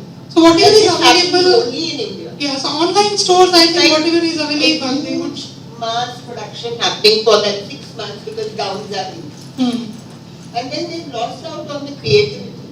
They've lost out on the quality. So you're just, you know, catering to the local market. You don't give a damn what's happening out there. Because they have a huge market in India. So the quality what we are talking about, the way it is going, it's haywire. The way online stores, palazzos if you see all trendy clothes, long gowns, palazzos, what they get is like nobody really is concerned with the quality. And where designers fail is by the time they match up with the trends, they start producing, keeping in mind the trends or incorporating craft with that. That takes little time. A designer has to be ahead, not behind trends. I'm sorry. So it's the designer's problem, and she's right where she says that images have to be created. She does that. There has to be, you can't say, and you can't talk about it. Yeah, that's what they we're doing. Yeah. Let's face it, consumers are the one you're servicing. If you're not innovating, if you're not designing ahead of time, and if you're not creating the impression in the minds of your target audience, it's the designer that has to be present. Image consultancy is also a very big now. And marketing. And marketing. Yeah, that's what you have done. She creates tastes. She said it. You know, she creates tastes. She creates the functionality. She creates that image. She knows how to make you a spender, even when you don't have a budget. Yeah, right? Yeah. And that's what design has to do. And that's what she does We also. did clothes, yeah. We give them the shoe, the bag, and the jewelry. So you set We the give them the trends. whole look. Because one wrong shoe and one wrong bag with the Indian outfit which you're going to wear, so it spoil the whole look. Exactly. So basically, people just come and pick up the outfit. Sorry, there's one question. Sorry, I wasn't here from the very beginning. I just came in, and I just wanted to make a small contribution based on what I've heard. You know, the talk about designers setting trends, which is true, and they do whatever they do. The thing is this: that yes, designers have to design, but the whole world cannot really afford those designer dresses. So the industry, fortunately, there's room enough for everyone. There's room enough for those people who can call it copy, whatever, you know, so that you know other people can be able to have a taste. But then the thing now is talking about women just going on, or people just going on buying whatever they see in Hollywood because, you know, the thing is that I agree that we all as women should have a sense of style going along with fashion. That is, pick out elements of fashion that suit us, your personal style. But women, most of us, like everything else, need to be tutored on that. I know many women who want to be free to dress the way they like, but they don't always make good choices. So it's not so much about freedom to dress the way you want. It's freedom to be groomed so that you can dress the woman that you want to be seen. Because whether we like it or not, people decide about you based on what they see coming. Before you ever get to say a word or two, they've made up their minds who you are, where they want to place you, how they want to relate with you, or whether they want to ignore you altogether. So if we not be worried, let the designers do their stuff for $20,000 a piece. That's good for those people who can afford it. And for those people who cannot afford it, they want to look good, let there be room for those people. I don't encourage it much because I get offended when I see something that I created and someone has made a knockoff copy, but I understand. You're doing the best thing, come and tell them that. Sorry? Come and tell them what you're doing. You have to hear what she's doing. I love what you're doing. Yes. She is. I'm going to be speaking in the next. Come and Thank tell you. them. Please, honestly, you should have been on the panel. Come here. I'm on the next panel after this. I'm the lead speaker. Without shooting You have myself. to hear what she's doing. I love Come and tell them. Please come here. I was really You shocked really make and sense. stunned when she told me this. Without She shooting. is designing here. Yes, this is my own creation. Yeah. So, Tell them what you're doing. wow. Okay. Something which you Thank you so much. I'm so honored. I was. I'm really stunned. I've never heard. I mean, I've been doing fashion for so long. And what you're doing, I've never heard it from anyone. So I think, because I do a lot of things with fashion, but I am thinking the one that I told you, and I told a lot of people a lot of things yesterday about what I do. Is it the one to do with breast cancer? You have shared it about the cancer. The cancer. Okay, I said in my years of working as a designer and an image consultant, I found out that everybody, when a woman has breast cancer, everybody gets caught up in her getting well and the treatment, and they forget about the emotional, the psychological of what she's going through. And so what I do is that I work with them in that path. And especially when it comes to her femininity and her sexuality and the way she perceives herself or others perceive her after she's lost maybe one or both breasts and things like that. So what I've done is I've designed, I actually have some designs of clothing that I have, and I'm looking for people to partner with me, invest with me so that we can produce this line of clothing for women who have had a mastectomy, specifically formal wear, evening wear, and wedding dresses. Because that's where they have a lot of challenge. Because, I mean, everyday wear, you could throw on a suit, throw on a blouse, go to work. But then evening wear, when you have probably been the one in the forefront at all the official dinners for Christmas, you have your lovely evening dress, and then suddenly you have a mastectomy, you have a scar to contend with, you may be using a prosthesis, the balance isn't the same. I know that because I make dresses and I work as a fashion consultant. So I started to, and I have so many women who are close to me that I mentor, that I groom, and I started to think, okay, the solution would be to design dresses that will take care of all of that so they don't have to worry. So what I do with those women is I go, for those who want, I go shopping with them. So they don't have to walk into a shop now and try on everything and get embarrassed and get hurt that it doesn't seem the way it used to before. And they don't have to explain to every salesperson, because they still have some dignity. I don't have to tell every salesperson in the shop why that dress she thought was gorgeous doesn't work.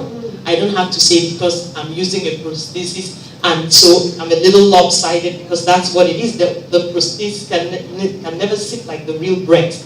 So what I do for them is, with my knowledge of garment construction, because I actually make patterns, I go in and pick the dresses that I know will help with whatever complications they have. So they don't have to do all of that. I pick it out for them, and then they try it on, and then we take it from there. So still, yes. Sure, I know. You just ask. I will find the manufacturers in this region and elsewhere. We will definitely partner with you. And I know that I think all of us who are related to fashion, we should get people will together. help you to help with branding.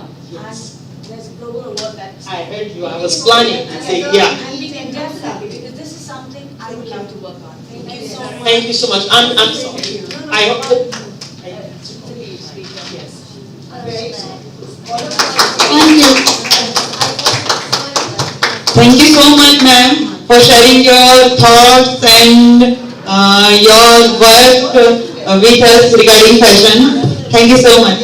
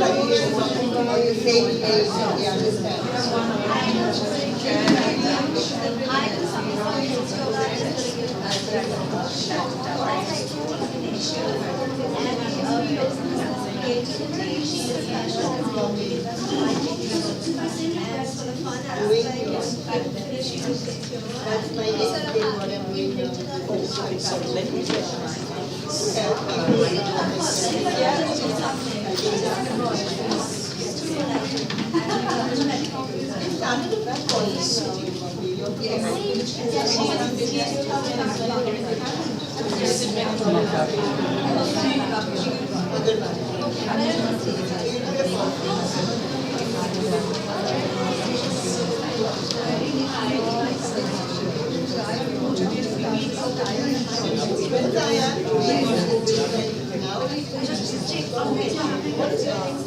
the whole book to us.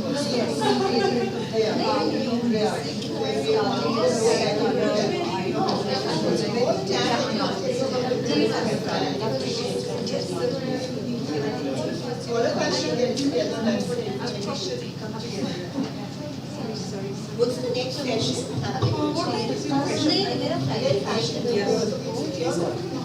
She is also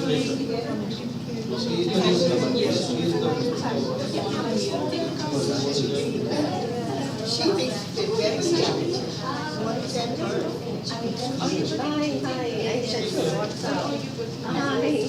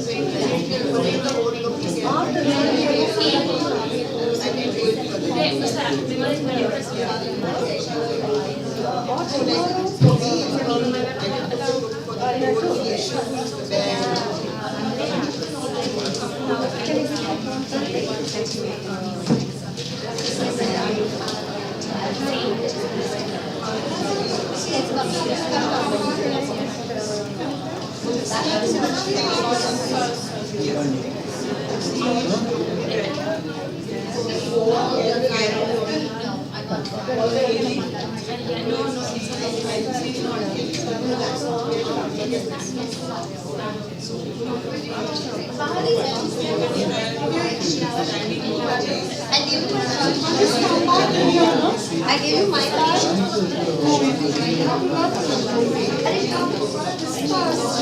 Yeah, but we have to do a workshop.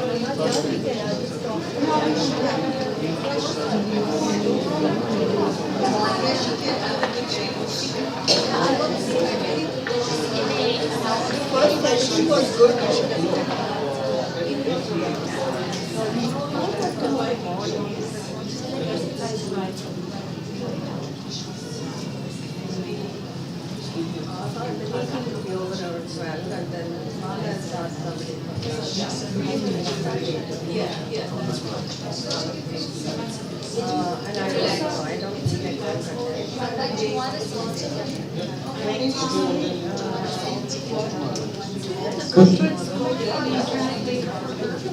Welcome to Women Economic Forum 2006. Our next session regarding fashion is is more powerful than any talent. How to make it a messenger of individual voice. So we have three beautiful ladies. So our lead speaker will start for next session. Please, ma'am. Thank you very much. Good morning, ladies. I didn't realize that it was already time for us to start. Is it 10:45 already? 10:49. What time are we supposed to start? Oh, okay. Great.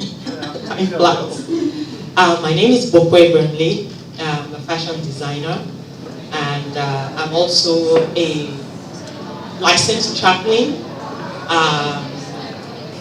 a mother of 5.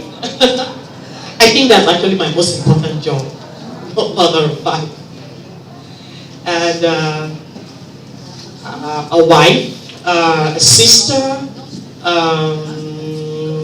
Why am I naming all these things? I'm naming all these things because truly in life, no matter what you're doing, every other thing that you do interacts together. So it's really difficult to separate, clean and clear lines and draw lines like, okay, this is this and that is that. And, I know many times they say, which hat are you wearing?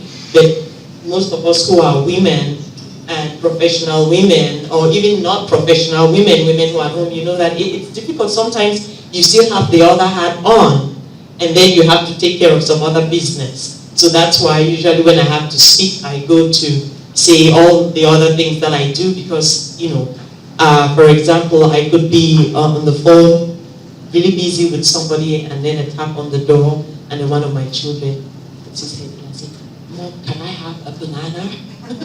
And I'm like, really? At this time, you know? So I'm not going to take off the hat that I was, you know, businesswoman hat and put it down and then grab the mother hat and turn around and say, "Yes, get the banana." You know, because, you know, so anyway, we are talking about fashion today and how fashion can overcome any tyrant. And putting it simply, a tyrant, as we know, I say we could even use the word bully, but basically is someone, or I would even say some circumstance that is oppressive, takes control over another person or group of people and uses them in a way that they do not consent to, you know, usually for their own benefit. So I'm really passionate about this because my personal motto, and those who know me, I say fashion has got to do more than just make people look good.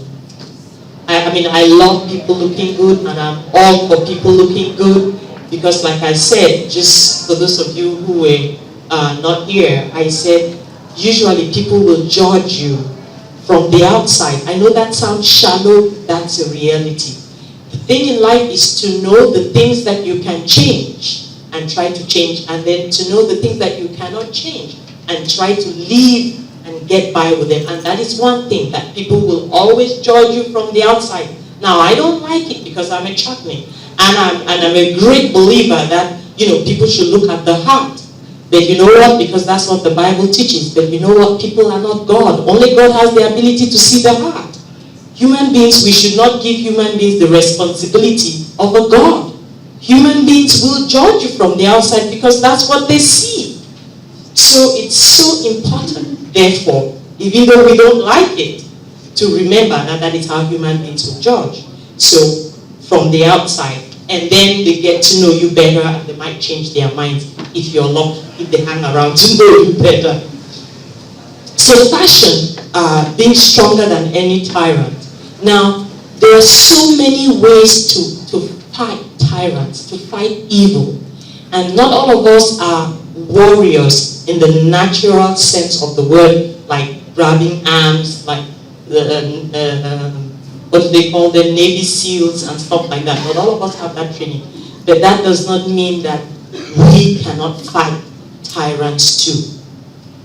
Musicians use their words in the music to cross barriers, geographical barriers, racial barriers, socioeconomic barriers, because when you go somewhere and people are dancing, and nobody is like, okay, I'm a millionaire, so I'm going to dance the millionaire's dance. Everybody's just going crazy, everybody's dancing at the same time, and everybody's enjoying. So that's what music does. Fashion can do the same.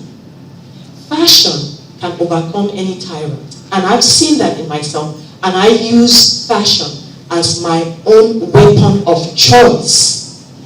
And my own weapon of choice, I mean, well, I know I say choice, but actually I don't have a choice because that's all I've got, that's all I know to find.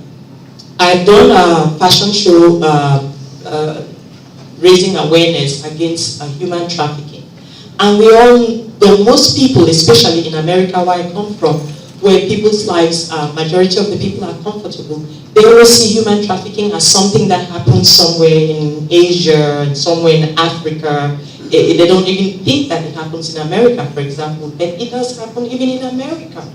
So what happened in this case, there was an organization that takes care of survivors of human trafficking. And if you've ever met any of these girls, they are broken. They are really broken because of the trauma of the experience. And one of the things that organization does is they try to make these girls' dreams come true. And so they had asked one of them, you know, what is one of the things that you'd like to do? She said she would like to wear a wedding dress. And she would like to take part in a fashion show. Now, I know to many of us that looks frivolous.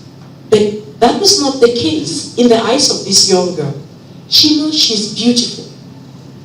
But her beauty was never celebrated. Her beauty, she was taken advantage of because she was a victim of human trafficking. She was a sex slave. So it was going to be a different experience for her to dress beautifully and stand in front of people and be clapped for and be admired instead of prancing around as if you're a piece of meat, and then these people like vultures just waiting to pounce on you and devour you, you know. And so that's what she wanted. But the other reason why she wanted to model a wedding dress was because in her mind she thought she would never ever get the opportunity to wear a wedding dress, because people are not very forgiving when you are a survivor of human trafficking. They look at you as damaged goods. You understand? Who would want to have her? And so there she was. These people who took advantage of her, they exploited her femininity and her sexuality without her ever having the pleasure of giving it to them as a token of love. And so the closest she could think of was, okay, if I could just wear a wedding dress. And they were having a hard time finding any designer who could provide, you know. So a friend of mine called me and said, you know, this is the situation. Please, would you organize a fashion show? I said, sure, I would organize a fashion show just for those girls. So I made 8 wedding dresses. And some of the girls who were victims themselves modeled in the show. And then volunteers modeled as well. But unfortunately, we couldn't take pictures of the girls during the show because some of them still needed their identities protected. In fact, one of them, she was working with the FBI to break down the ring and everything. So they were still investigating the group and the people that held her, you know, and stuff like that. So we did not allow photographers to take pictures of those girls. But there are pictures on the internet. If you go to Google and you put my name, Okwe Burnley, and slash the photographer, Hilary Moore, and New York designer, something along those lines, you see some of the pictures. But the girls in the pictures were actually volunteer models who wore some of the dresses later on to take pictures, because the girls who were survivors couldn't do that. But it was such a meaningful experience for me, because what I actually did was I told them I wasn't going to design wedding dresses from scratch. What I did was I got older antique wedding dresses, well, not really antique, older wedding dresses from the 70s that had been used, took them apart and remodeled them, repurposed them, and made them modern. And I said the dresses told the story of these girls.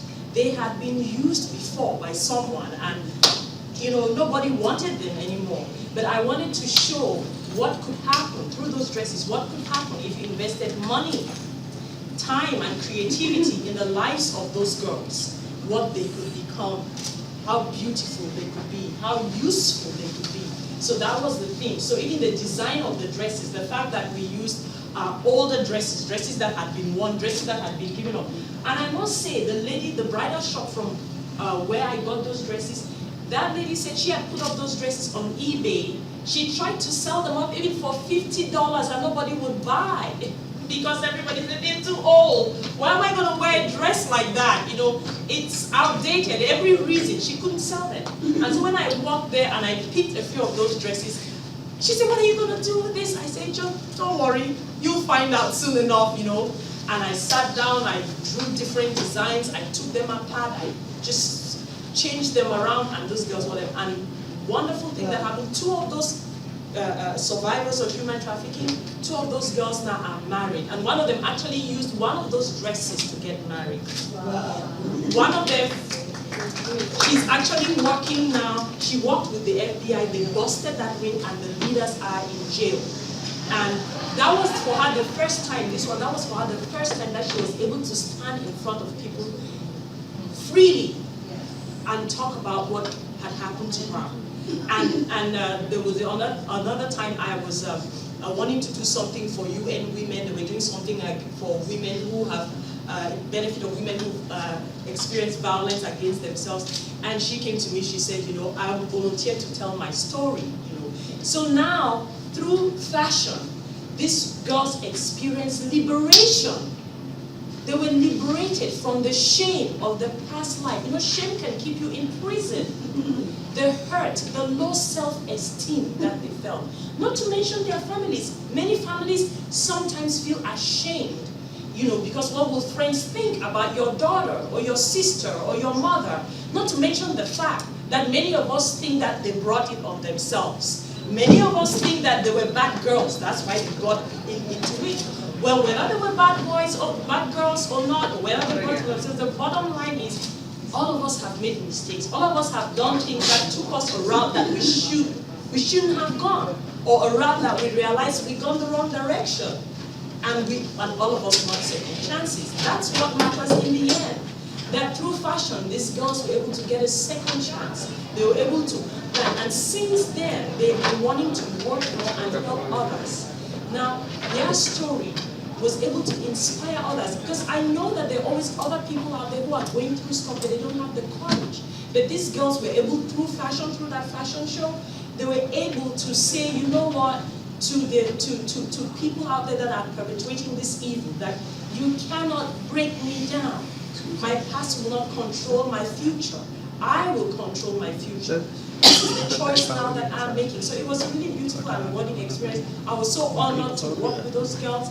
I was so grateful that, you know, that they had such courage. Now, if they had courage to come out in public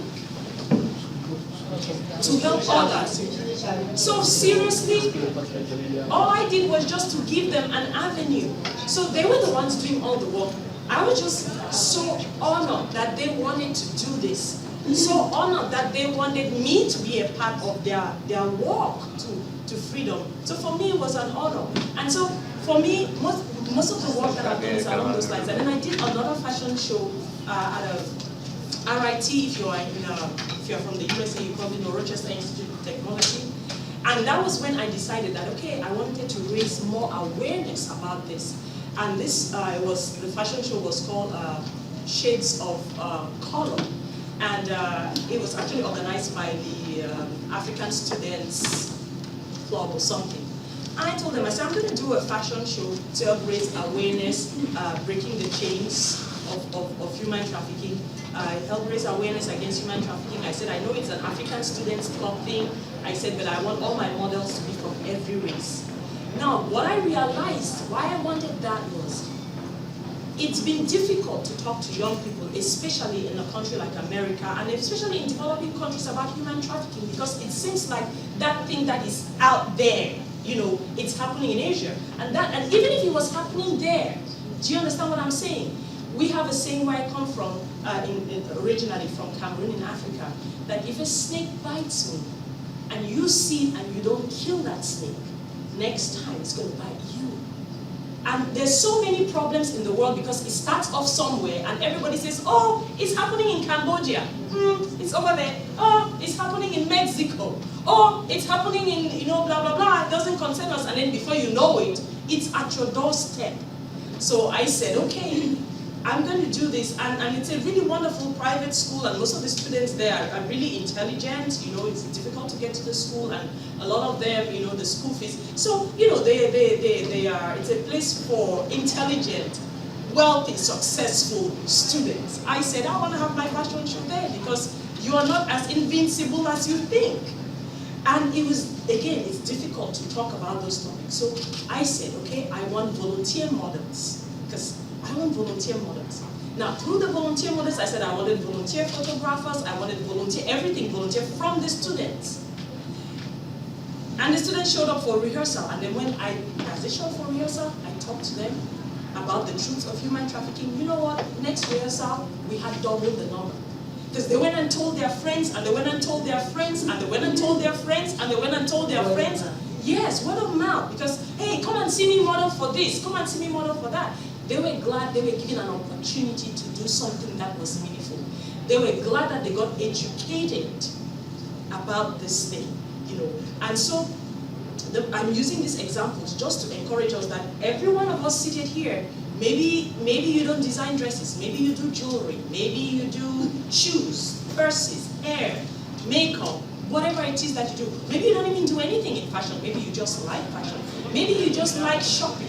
Please shop in those places where they ask you to make contributions for the betterment of someone else. That would be you using fashion to overcome the tyrants of poverty and disease. Do you know what I'm saying? Just whatever you do for fashion, just try this one simple motto. Let your fashion be about more than you looking good. It has to. Because that is a non-confrontational way to deal with tyrants. It's subtle, it's gentle, it's comfortable. You enjoy what you're doing, and other people to enjoy the benefit of it. In my eyes, it practically seems like there are no victims when you do that. You see what I'm saying? Whereas other kinds of ways of fighting, to overcome tyrants, other ways, have some cost, someone gets hurt, but this is non-confrontational.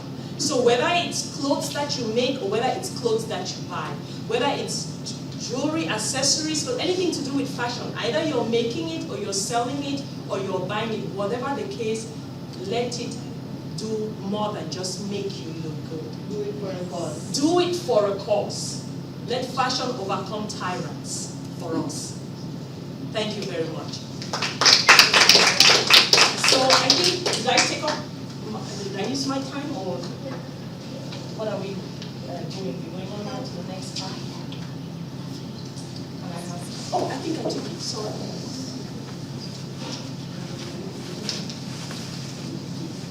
Okay. So now we're going to have Karen. There's Karen, and she's gonna be talking, and she's gonna introduce herself. Yes, and tell us, her own ideas and her own concepts. And I know that you're all going to be blessed and you're all going to be encouraged. Thank you very much. Hello, I'm going to sit for this time. Normally I love to stand and speak, but I don't know what I ate this morning with breakfast, but it's making me weak in the knees. Not nervous, I'm just upset stuff. I'm Karen Dorland. I'm owner of Image Connections. I'm a fashion and image consultant from Canada and a fashion feng shui facilitator. And I'm loving how we all have our own take on the topic. I was wondering what the other speakers would be saying about our topic today about fashion being more powerful than any tyrant, and how to make it a messenger of individual voice and shared inspiration. I love that. Fashion, to me, I took it from here, can be a tyrant because we are so bombarded through media and the designs and everything else to dress a certain way and follow the current trend that's out there now. And I heard you earlier speaking, it's not about the trend, and I'm so happy that we're on that same path. It's about you and your style and your message. So fashion's powerful, it's worldwide, and a very huge industry. Men and women from all countries have been exposed to some media somehow about fashion. And there's money in the buying the clothes and the fabrics and the importing, etc. And the role that media plays in fashion and the money spent influencing us to wear certain fashions as well. I'd like to look, oh, thank you. I'd like to just take a look back over the years to just recount a few ways that women specifically wore types of dress to express their statements and their rebellion. So we started with women, being so covered, and in the 20s with the flappers, that was one mode of style. And then mini skirts came in. And in the 70s, I'm aging myself a lot here, that flower power and bohemian look, and young people making a statement of how they wanted to be separate from, being pushed down by their parents and the way their parents did things. They wanted more freedom. Now I'm seeing young people with their piercings, tattoos, the goth look, the punk look, and again, their fashion is totally making a statement without them saying anything. As soon as you see them, you're reading things into it. And just as you said, the first impressions, that speaks very, very much. And we are human. We make judgments and opinions on people within those 3 to 30 seconds. One thing that really bothers me is when I watch music videos and the fashion that's portrayed with the promiscuity that's going on and showing so much of the body and the sexualness. To me, this is, again, making a statement, but it's about attracting attention in a negative way. And I taught elementary school for over 30 years, and it really saddened me to see girls in 12 years old trying to wear low-cut tops and low pants in order to get attention, even at that age. So I see too many young women thinking they need to show skin in order to feel attractive or to find a partner. To me, to make fashion a message of individual voice, one should dress to honor their coloring, their body type, and their personal style. Your personality should be able to come out. Your style actually sends a message of who you are and where you want to be. It gives a message of who you are inside and where you would like to take your goals to. Confidence and self-worth and self-esteem are portrayed in the attention that we give to our style.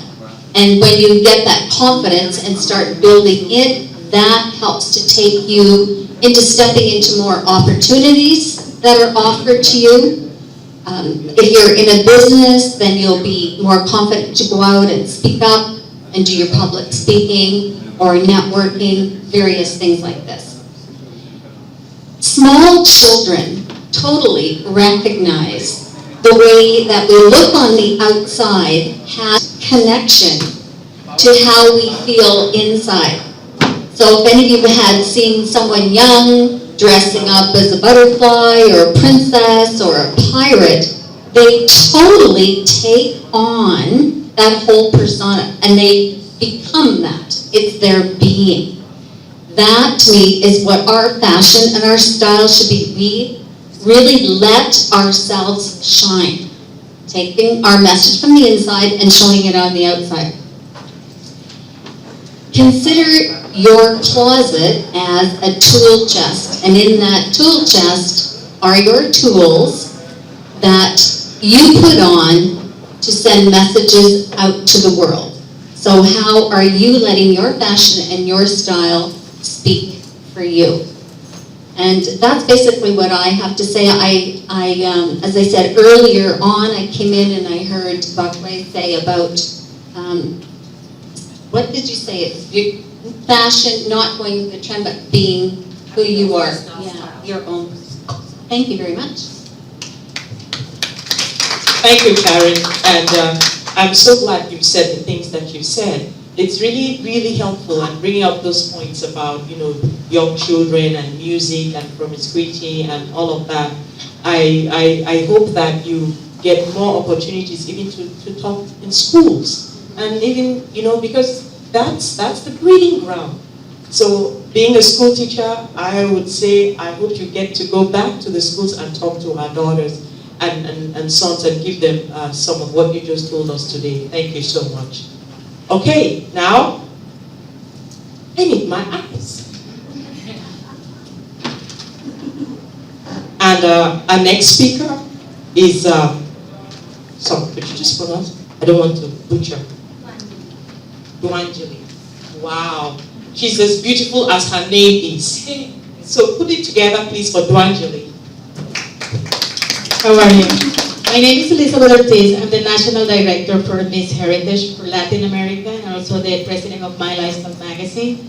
it's my pleasure to introduce Dulangi, which is Miss Venezuela Heritage. She's going to be speaking today, but she's speaking in Spanish. So, how many people here speak Spanish? Perfect. But I want to invite another contestant, which is willing to translate for her, because I want her to live the experience of being with you guys, and she's like willing to support, which is another one of my girls. And then she's Stephanie, which is going to be helping her. She speaks Spanish and English, so she's going to be translating for her. And it's a way of her as women supporting each other and telling the world that this is the way that we can work. So I wanted Stephanie to come, and she's representing Miss Dominican Republic, Miss Heritage Dominican Republic. Hello, everyone.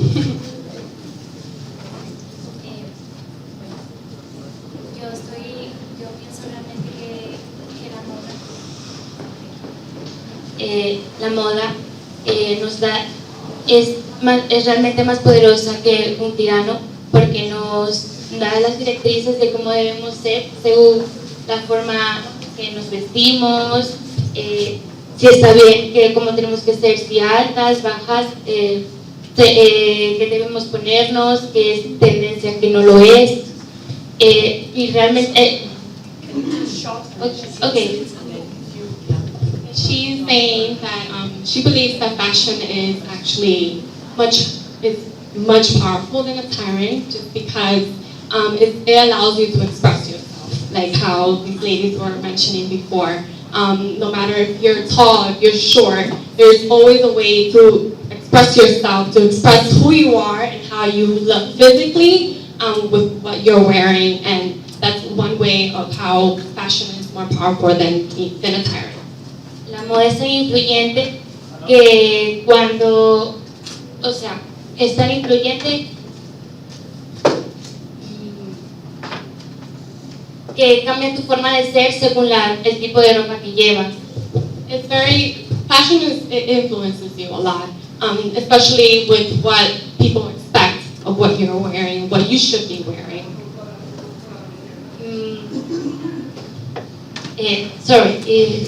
Estoy un poco nerviosa. I'm nervous.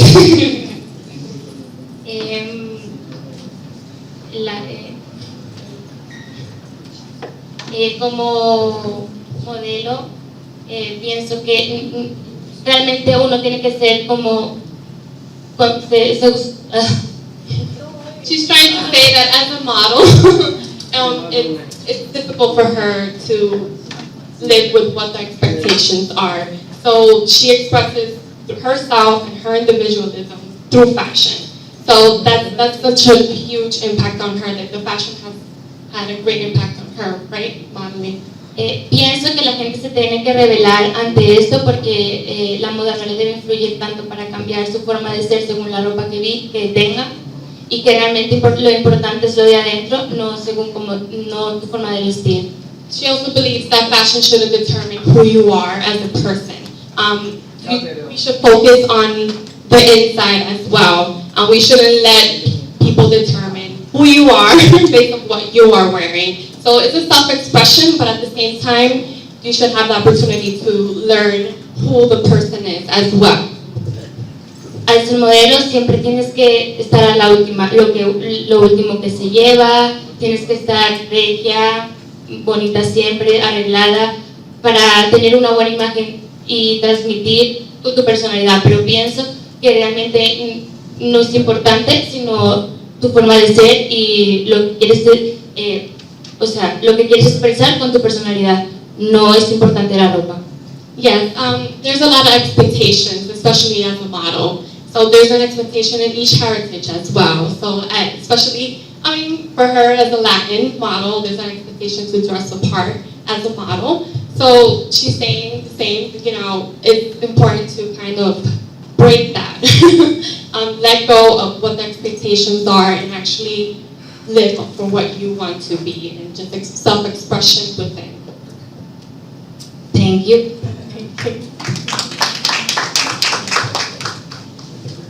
Thank you so much. So we've had different perspectives. We've had a model, Doangli, did I pronounce that correctly?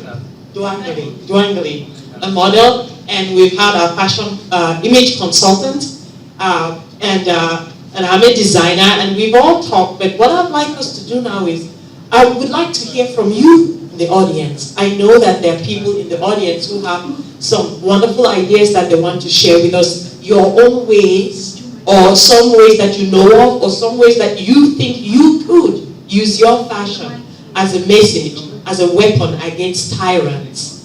Thank you. So just 1 minute each so everybody gets an opportunity to speak. Good morning, everyone. I'm really glad to be a part of this session. I so very well connect with this session. And I really thank you all for sharing such wonderful views and your experience with us. I connect with her because I come as an image consultant and a corporate trainer. I do believe we've been talking about fashion. In an earlier session, I've also spoken as how people perceive us is what fashion is. It's quite psychological. We have spoken about some kind of pressure that people feel being into a certain outfit. She spoke about the same thing as she is a model. You know, it's very important that we walk the talk. Fashion is about walking the talk. It's about feeling the freedom in clothing. There are a lot of other things which connects with us in creating a complete harmony in what I wear. Today I wear something, I blindly follow fashion, but if I wear something that I'm not able to carry well, it connects with my inner image, because with my inner image also comes the confidence that I'm able to carry an outfit. If I today wear something where my body language reflects a different story about the garment I wear, it will definitely not look good on me. So yes, I do agree with her when she says that there's a kind of pressure that being a model, she has to dress in a certain manner, and that is most of the time that we experience when we have people in certain sort of areas where they work. In the corporate field, people are expected to, we as image consultants, when we train, we are expected to be all the time dressed in formal.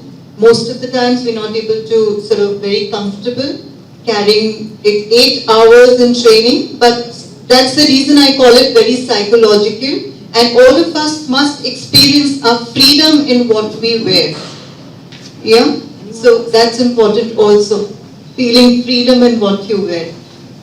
Thank you so much for that contribution. Talking about the pressure that you just mentioned and the ladies just talked about, I think that one of that pressure is real, that pressure is not going to go anywhere because that's how society operates.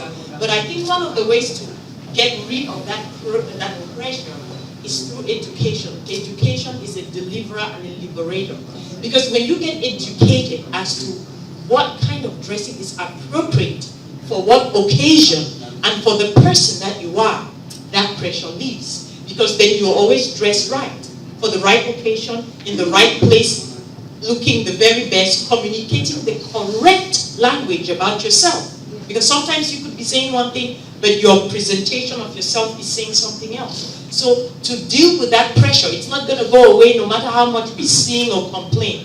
The best way to deal with that kind of pressure about how you look and how you should carry yourself is to get educated. What's the best way? And then we have fashion consultants here. I too am a fashion consultant. And they're even online. They're self-help tips, just so many different things that you could do to help yourself. Thank you. Next question, actually. She wants to just Pienso que solo lo de afuera, lo que llevas puesto, es tu carta de presentación, pero si estás vacía por dentro, no eres nada. Realmente tienes que ser bueno por dentro para expresar bien lo que llevas dentro, tu exterior, lo que llevas fuera. Si no estás bien por dentro, no te vale nada el físico ni lo que llevas. Saying that you can be someone outside with your fashion, but if you're empty inside, it doesn't matter. There is no meaning to what you're wearing in your exterior. So it's very important to connect the two.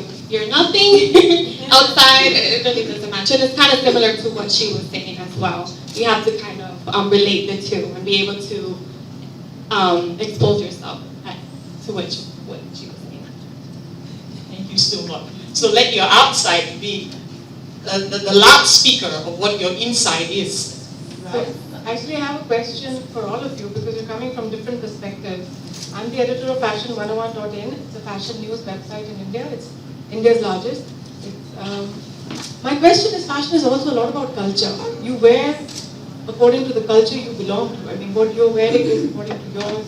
What I'm wearing is according to mine. But we're living in an increasingly globalized society. And where we are absolutely, I mean, with, like you said, in 30 seconds, we're judged on what we're wearing. In some parts of the world, wearing a hijab is not allowed. In some parts of the world, we have to wear a hijab. So, for most of us who move in globalized societies, and when we mix with people from different nationalities, what do you advise? How do people dress? How should we dress? In order to give an impression so that others should feel safe in communicating with us, and on the other hand, being true to our roots and where we come from. Thank you very much. I'm going to make a comment, and I'm going to give everyone an opportunity to make a comment, especially I'm sure that's your wheelhouse. I'll give you the mic in a bit. The thing is, this having respect for culture, like I said, dressing correct according to where you find yourself.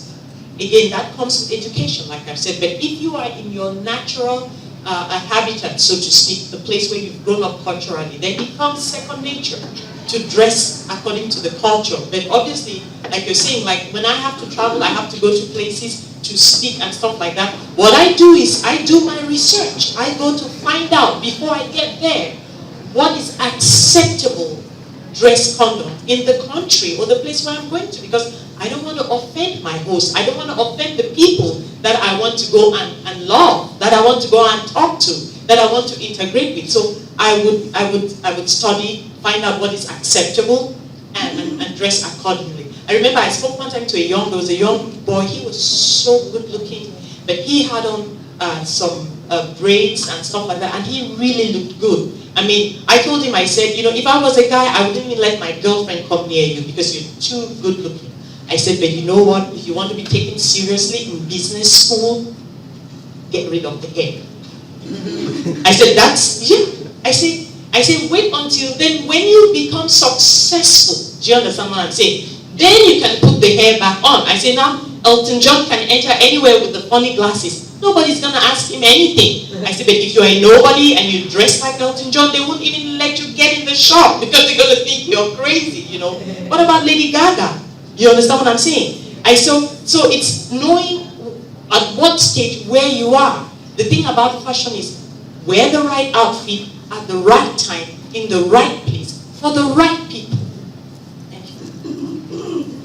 I could just stand behind you and let you speak. We're so one with one another.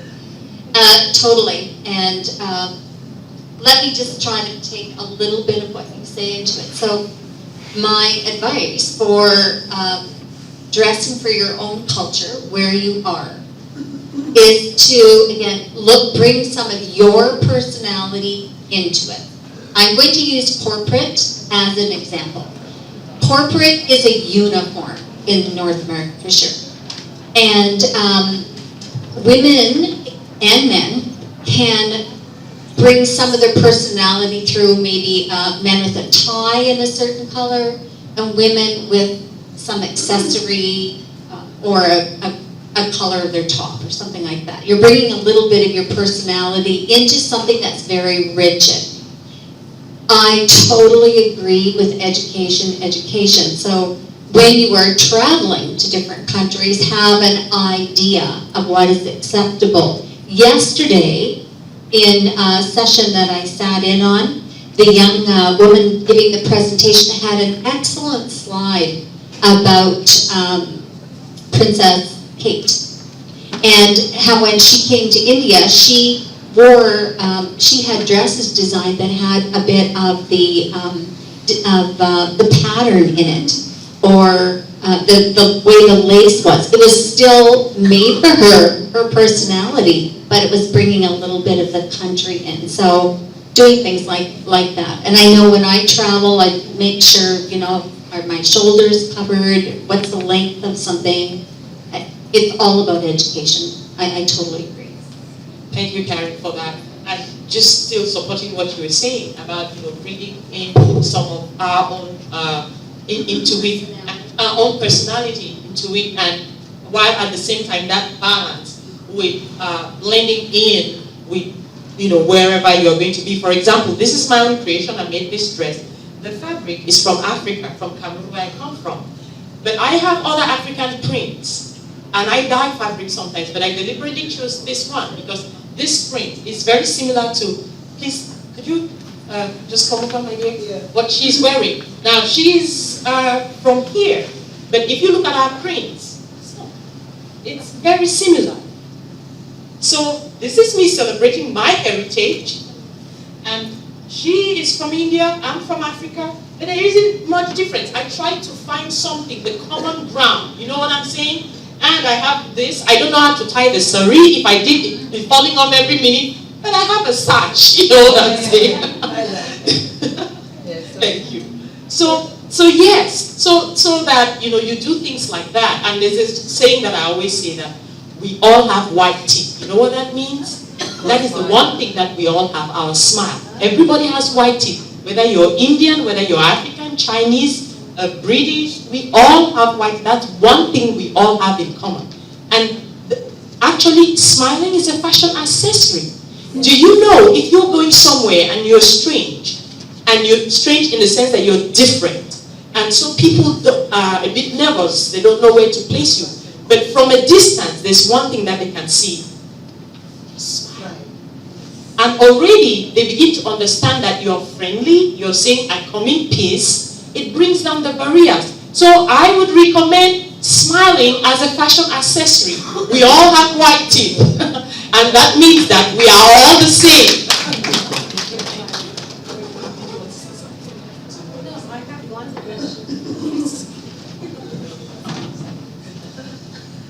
In all the discussions that I've seen as image consultants and fashion designers, I find that there is partiality to being homogeneous as white milk. And it is a rather bleak perspective of fashion if this is the day of multiculturalism, diversity, and inclusiveness. Why should somebody's print looks like Indian? Why cannot I see you in beautiful African colors so that I can get educated? So the second question is, when people see me in a sari, and I have been in a sari for 45 years in America, I am a PhD from NYU, I'm an artist, I taught it all in a sari. The difference is bewildering. Education is important. I am sure all of you, when you saw me in a sari, felt I was traditional. And it is an image that all of you should also be aware of. Thank you.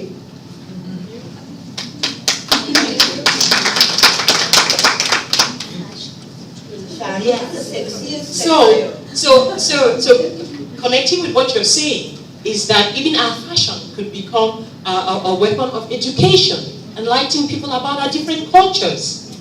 So what you are advocating is that sometimes you could go all out there, be bold, like you in your sari. Be a fighter. Yes.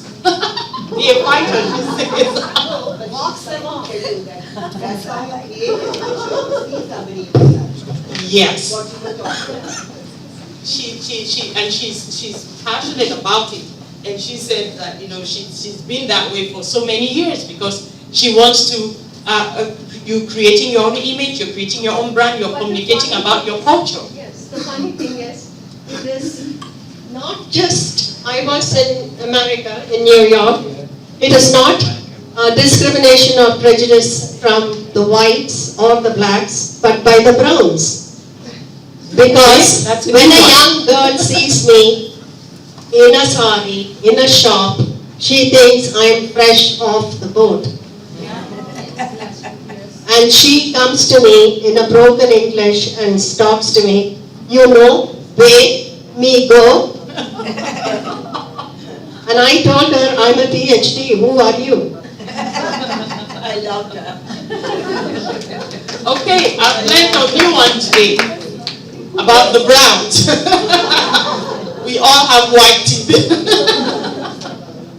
And you know, but that's interesting that you brought that story, and that's so true. And that's the more reason why we have to be more deliberate about the way we dress, because it's going to provoke a reaction whether you like it or not. So yes, because you know, they're either going to decide that they should speak in broken English to you, or they're going to decide. They'll probably decide that they should choose you all together across the street and go on the other side. Yes, please. I have 2 grandchildren. They're both girls. One is 12 years old. They're just reaching puberty. And the other one is just 3 months old. I'm very concerned by the fashion shape of women that's pervaded in the newspapers, and by the fashion houses. The leading fashion houses are really promoting skinny. And also, I'm very concerned that, although there's reference to the teenage back in the 70s, where women wanted to not look like their mothers, and you all, I'm sure, know young girls don't want to look like their mothers. But how can you, or you professionals, influence the fashion houses and the shops to sell clothes which don't promote the look of beautiful little girls before puberty to look like tarts? Oh, that's a good one. Thank you so much, as one concerned mom to another, for bringing that up. And it's really true, the fashion industry and the image. And in the fashion industry, of course, I'm a large size. Of course, I'd like to think I'm larger than life because of what I do, but not, you know. So the skinnier they are, it's cheaper to produce for those skinny girls. Plus, to mention, it's cheaper fabric-wise. It takes less fabric. I'm a dressmaker. You go, they sell fabric, it's 45 inches wide because they're so skinny. 1 meter, 1.5 meters is enough. It's cheaper to produce for those skin. It's also less complicated. Again, I make clothes, you know, because they don't have any curves that you've got to contend with. So, you know, you just draw straight lines and, you know, put it together and they, you know, and they've got nice, gorgeous long legs. I give them that, you know, and they walk down. But the reality, and that's another where we have problems, because the reality is most of us who are going to buy those dresses are not straight like that. So it might look good on a straight girl, but then me, when I wear it and, you know, I've got some things sticking out here and there, and areas I don't want to talk about, then the dress doesn't look so good on. So that's the one thing we really, and when I do fashion shows, my samples, I usually tell my daughters to tell their friends, I say my samples, I start from size 3.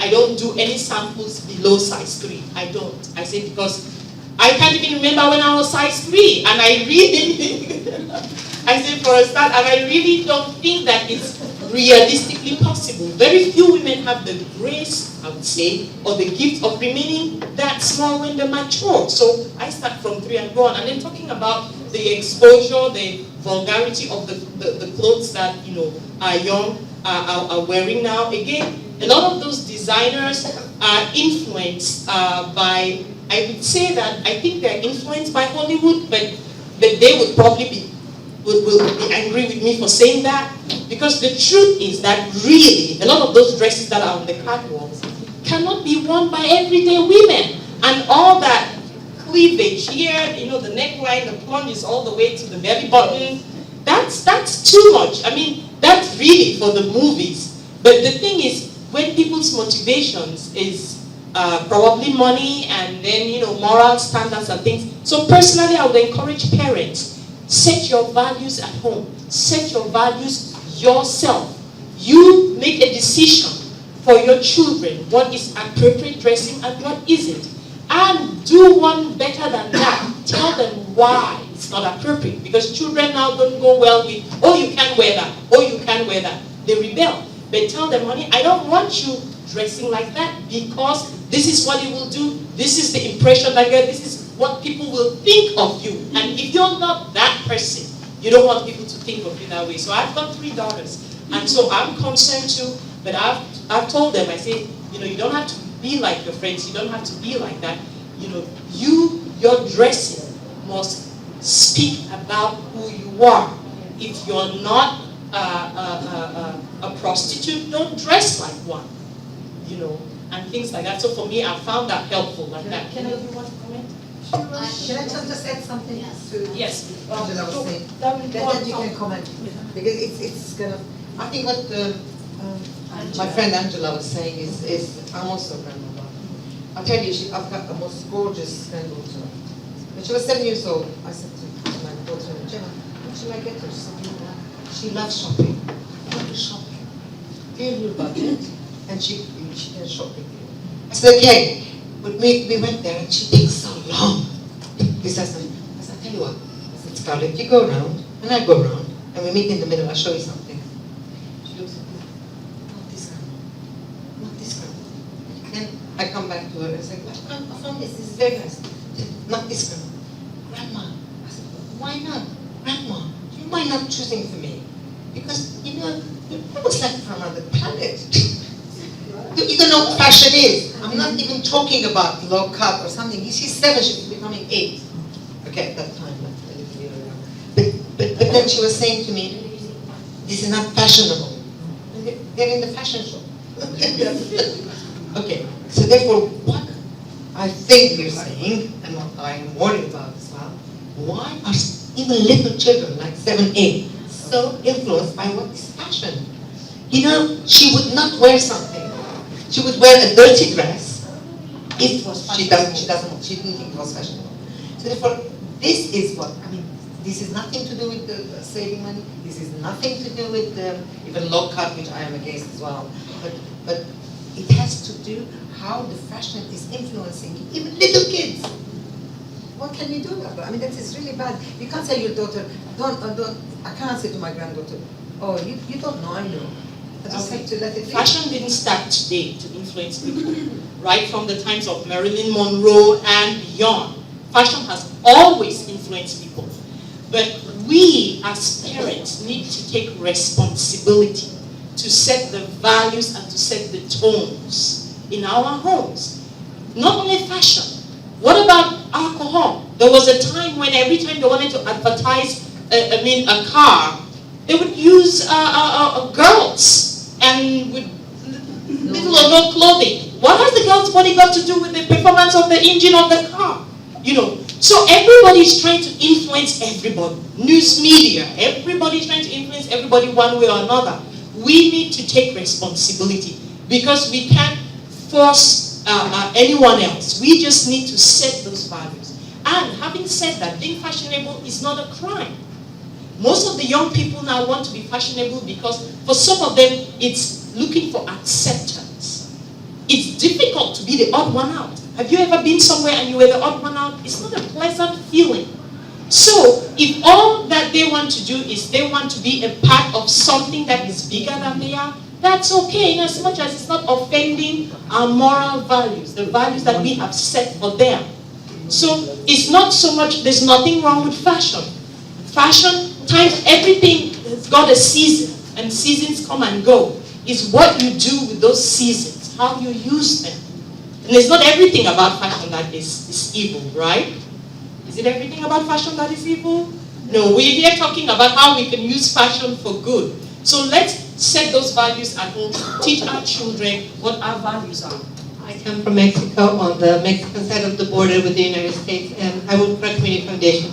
Yeah, among different projects that we support one with a local orphanage, which is not actually an orphanage. Most of the girls do have a mother or a father somewhere in jail, lost it. They're not orphanage per se.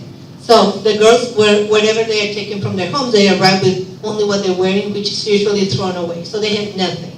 And one of the community projects is to provide to the home the clothes, if not brand new, as in the best possible condition. But when I talked to the teenagers and asked them about their bra, they said they only had one each. They would wash it overnight and hopefully would be dry by the morning to go to school. So we started a project with a U.S. community called Green Valley, which is a huge retirement place. Everyone is over 65. And we call it the Victoria's Secret Project because of the name. You have no idea the amount of underwear that we have provided. You can imagine having 10 girls being potty trained at the same time. So we now have a big closet full of brand new underwear, and everything that the girl has is their clothes and their backpack. When they leave the house to go back to their homes or be adopted, that's all they have in the world.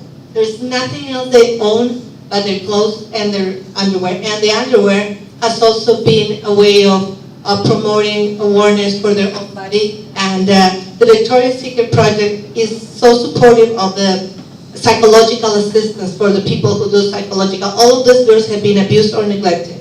So the Victoria's Secret Project as a fashion project has changed their lives. Thank you very much. Again, another good example of fashion. So that word fashion is not a bad word, as we can see. You know, it depends on how you use it. And you just had that wonderful testimony there about fashion. And yeah. I'm Ina, co-founder of Arsia Jewelry. And I truly believe that fashion is something what you want to say, but you don't need to speak about it. So you just, what you are, it should say who you are, you know. So that's what fashion is all about. Not to say anything, but it just shows who you are. It speaks by its own, that's it. Thank you. So your fashion speaks for you. It communicates the words that you don't want to speak, right? That's great. Anyone else? Hi, my name is Chris, and originally from South Africa, but I'm now based in New York. And I wanted to speak and touch on a different subject. I probably answer a couple of questions about from what you said about little girls and what we say about how we dress. I have modeled from the age of 14 and left South Africa and traveled all around Europe and ended up landing in America. And now we do Miss Heritage Global, where we try to bring in a lot more young girls that will go in a beauty pageant and represent their beauty through their culture and their heritage, infuse it with the modern style. But this is what I wanted to get deep into. Fashion and what we see on TV these days, there's the difference. So if you have young girls that are, which is an issue that we have in everywhere you go now, because there's a body image that is now portrayed to young girls that you have to look at this way, then you are important or you are unique or you're relevant, which is, it's a look that is sold in our TV through social media and reality shows. And the reality shows are the artists that you see on stage, Beyonce, the rap stars, Nicki Minaj. That is not fashion, that is their artistry. That's different. If you go and watch a Burberry fashion show, New York Fashion Week, Paris Fashion Week, Milan Fashion Week, you are not going to see what you see Beyonce wears when she performs on stage. But unfortunately, we live in an era where all these kids are exposed to the music videos, the reality shows. You have your Kim Kardashians who are sold as fashion icons. They are not fashion icons, they are reality stars. And they dress half naked and they use all this stuff so that you want to raise your booty or make it bigger or get a smaller waist and take all the weight, the body image that is unnatural for a lot of women. And that's what is being sold to young girls. And because they are celebrated, you get the young girls wanting to look like that in order to be celebrated.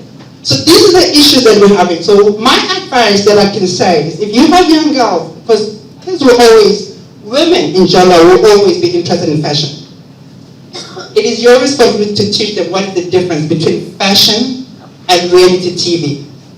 If you expose your kids to fashion shows, like if they have New York Fashion Week, make sure they sit there and watch New York Fashion Week. If they have Paris Fashion Week, make sure they sit there because you're not going to see a Givenchy, Louis Vuitton, all the big brands that they aspire to, coming up with models that are going to have like this size or that and everything hanging down. So in that way, you can actually be able to teach them the difference between artistry dressing and fashion. So I hope that can shed a bit of light. Thank you very much. Thank you. That's a good point because, like you said, there's a difference, and we have to set the the boundaries. And I must also say that these designers, we're blaming the designers for putting out the trashy clothes out there, but you know what?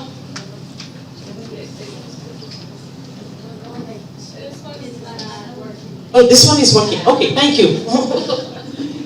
But you know what? Do you know why some of those designers that do the trashy clothes, you know why they continue to do the trashy clothes? Because someone's buying. That's another thing. If you don't like a particular designer because you think his designs are immoral or they inspire the wrong kind of message, especially for the young children, express your language. Use your language. Express yourself.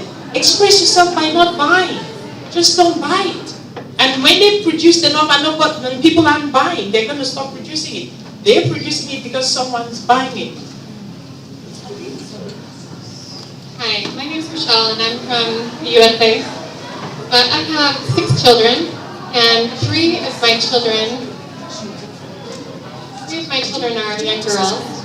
And I think the comment that I would have is that we need to teach our children that their value and their worth is not defined outside in the world. That they can live in the world but not of the world. And that if they truly know who they are and that their confidence comes from within, then it doesn't matter what they're wearing. And yes, we can express ourselves on the outside, but we don't need to gain that acceptance from everyone else. And yes, we want to fit in, but then they make the choice of what they want, what they feel comfortable with, what feels good to them, not by what their friends are telling them or what society is telling them, but that they're making their own choices and they feel good about their choices because they like themselves and they're okay with who they are. And so I think if we can build that confidence within, that no matter what they're wearing or what they choose to wear, it's going to be who they are and a true reflection of who they are. Thank you so much. I think the general consensus here has just been, it looks like we're going to have to take control and set the values, who we are, how we want to be seen. So thank you all. I think we're out of time. Oh, you wanted to say something? Okay, quickly. No. He might bless us. Just go ahead. 1 minute. Hi, good morning everyone. I'm Kuldeep and I'm from Canada. I just want to say, passion for me is just fulfillment and it's confidence. So I do organize fashion shows for women only for women, and that's all married. So I organized Mr. South Asia Canada program there. It's a competition. So what I feel when these women come out, they're mostly from Pakistan and India, who have never been out on the stage. They are not at all confident about themselves, not even don't know how to speak in front of the public. Obviously how to speak is one thing. So when they come out, it's all about grooming. It's not about showing off. It's all about your personality and it's all about being confident. That's all. Thank you. So fashion is all about grooming as well. Confidence, true. All those things help. Grooming, confidence, education. I really thank you all for coming here. I thank you for your contributions. We've learned so much from everyone here. And I thank you for asking the question. Oh, sorry, I forgot your name. I know you spoke here. Angela Mortimer. That question kind of opened the floodgates. And yes, it did. Thank you so much for that. Thank you. We've had a great time. And I really want to thank the panelists. You want to say one thing before we go? Yes, thank you very much for your questions. And I just want to end too, as we are role models. Don't be afraid to say, I'm the parent, I'm the grandmother, and give guidance and absolutely show them their self-worth. Thank you so much for this session. It was really awesome. Thank you. Gracias por vuestra atención y lo que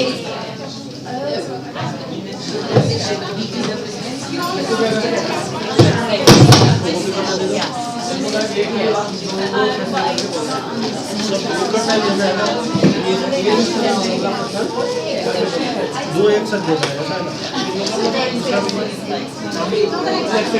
ना हाँ ये बात भी है और साथ भी है जाके और साथ में जाके तो जाके आएगा ना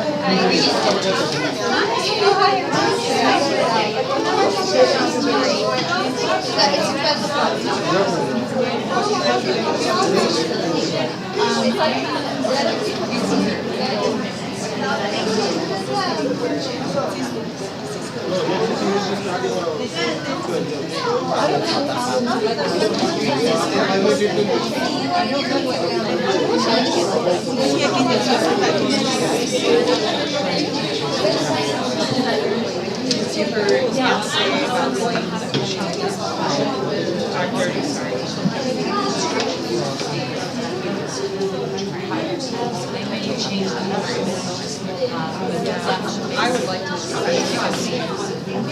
when I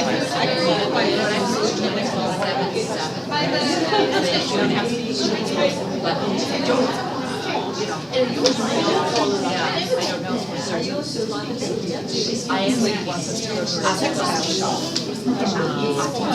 it's 13, which you have, you know.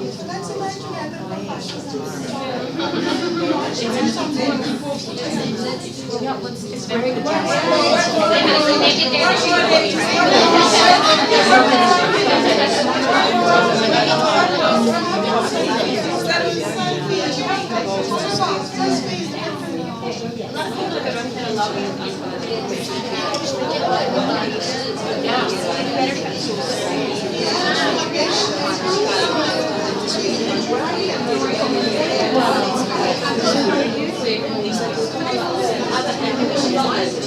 We'll sleep when we're dead. That's what my German dad would say. I'll sleep when I'm dead. Okay. Yeah, even though you've had a reason to say that, you really did die. You already died. Yes, you did. All right. And it doesn't take that much. I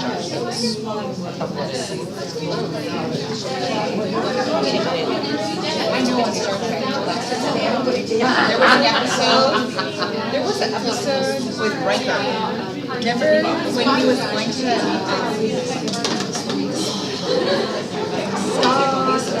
when the aliens were coming to get him every night, and they were transporting him back to their planet, tests and stuff on him, and then they ended up in like a coma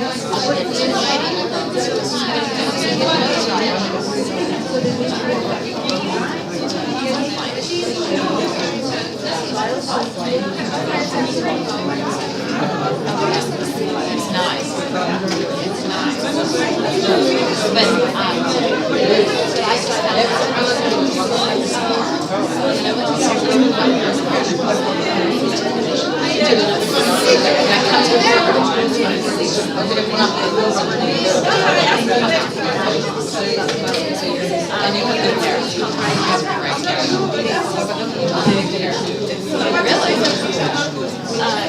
In the 80s, your husband was in one bag. Was it enormous?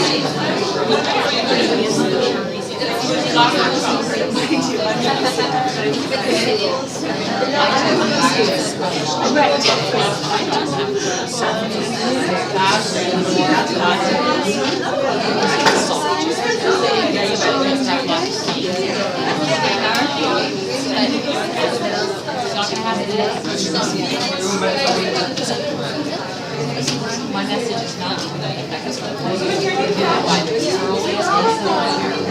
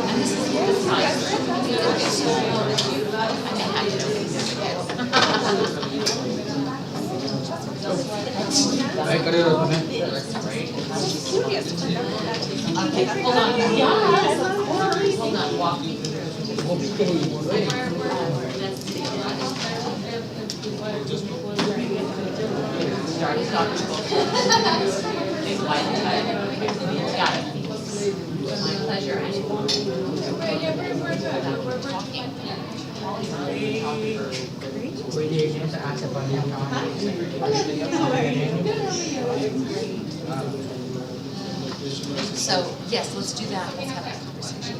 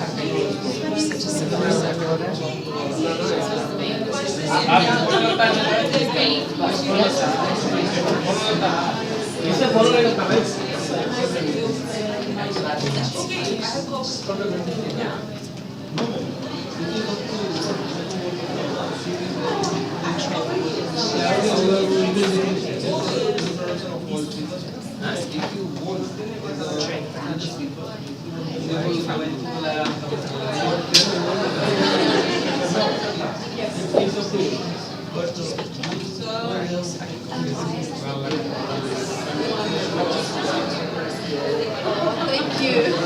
So much.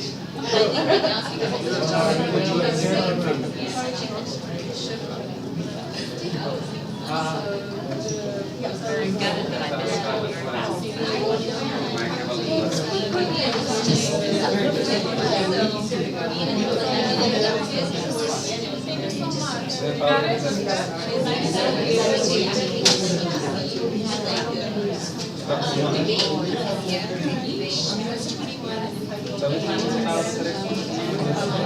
yeah.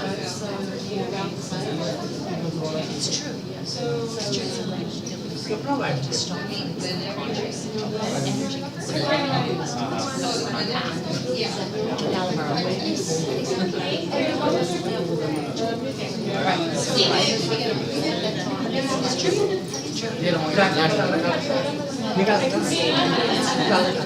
It's true. They sent a video on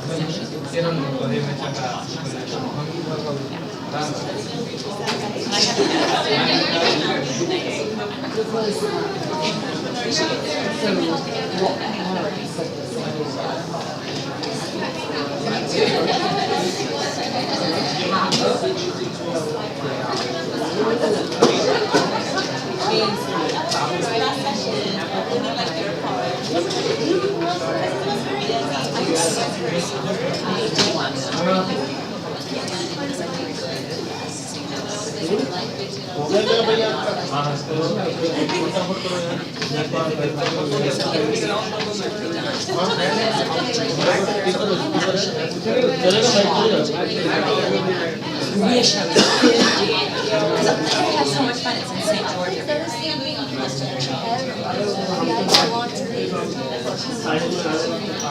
Oh, good. Oh, good. Okay, so you can use that example. Right,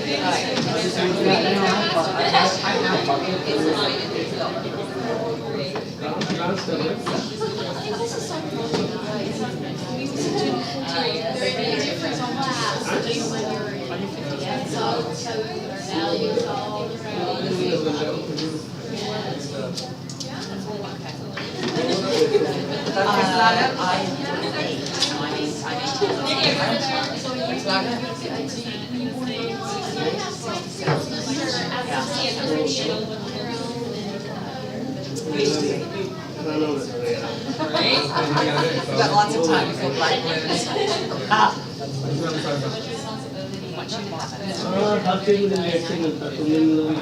With all my heart. I just love you with all my heart. Thank you.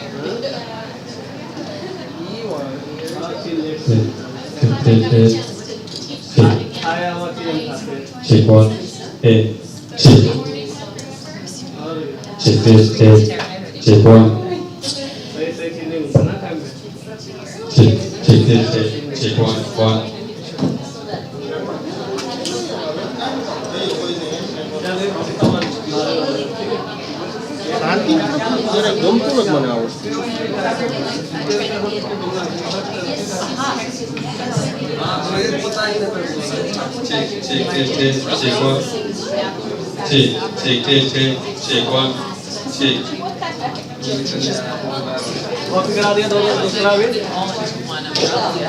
ठीक है sir first session करा दिया मैंने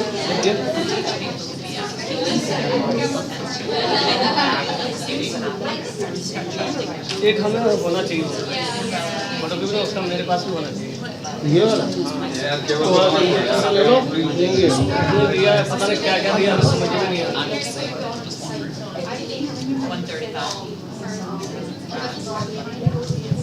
एक बजे के बाद क्या है 2 बजे के बाद क्या है अगर आपको असिस्टेंट करके आपको तो वीडियोग्राफी करना है ना नहीं तो टाइम तो रहेगा ना और 1 से 1.5 बजे तक की लंच है बाकी सब कंटिन्यू 7 घंटा है पूरा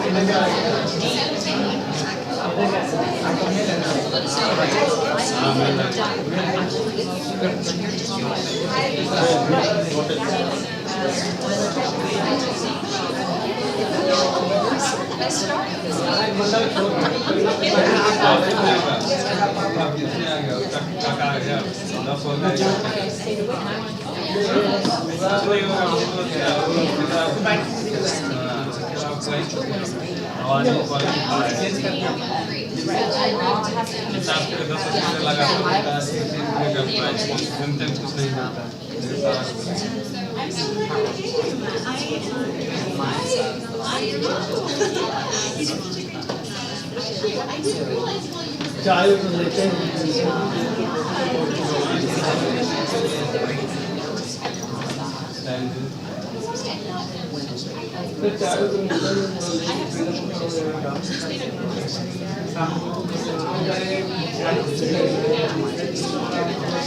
आप लोग में तो एक है तो गया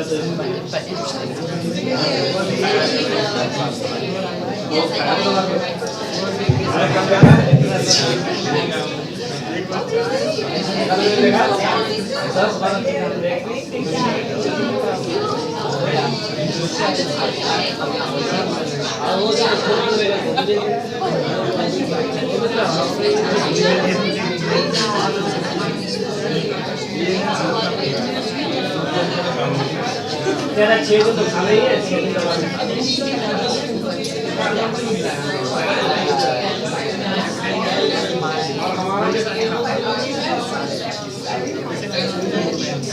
आज मंगल देव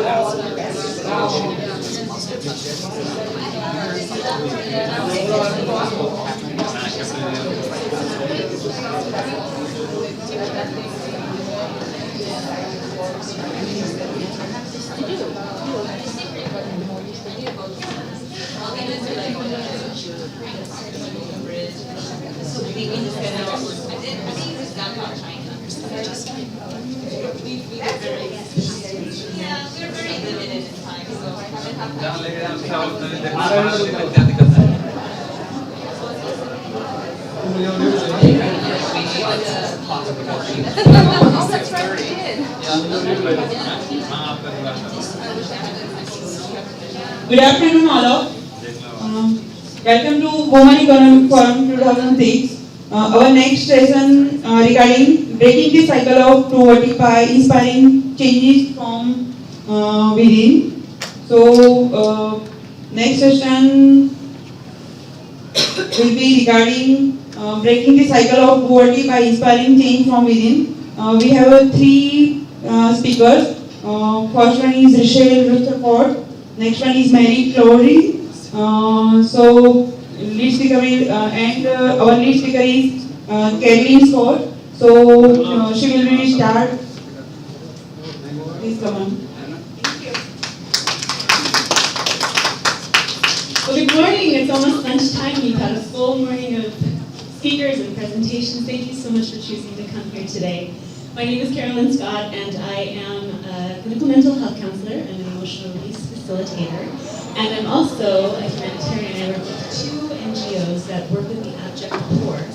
And I'll be talking about them today. I'd love to take you on a journey today. And it'll cross many continents, and it'll focus on poverty because we're at an economic forum, but it'll have a lot of applications in other areas of life.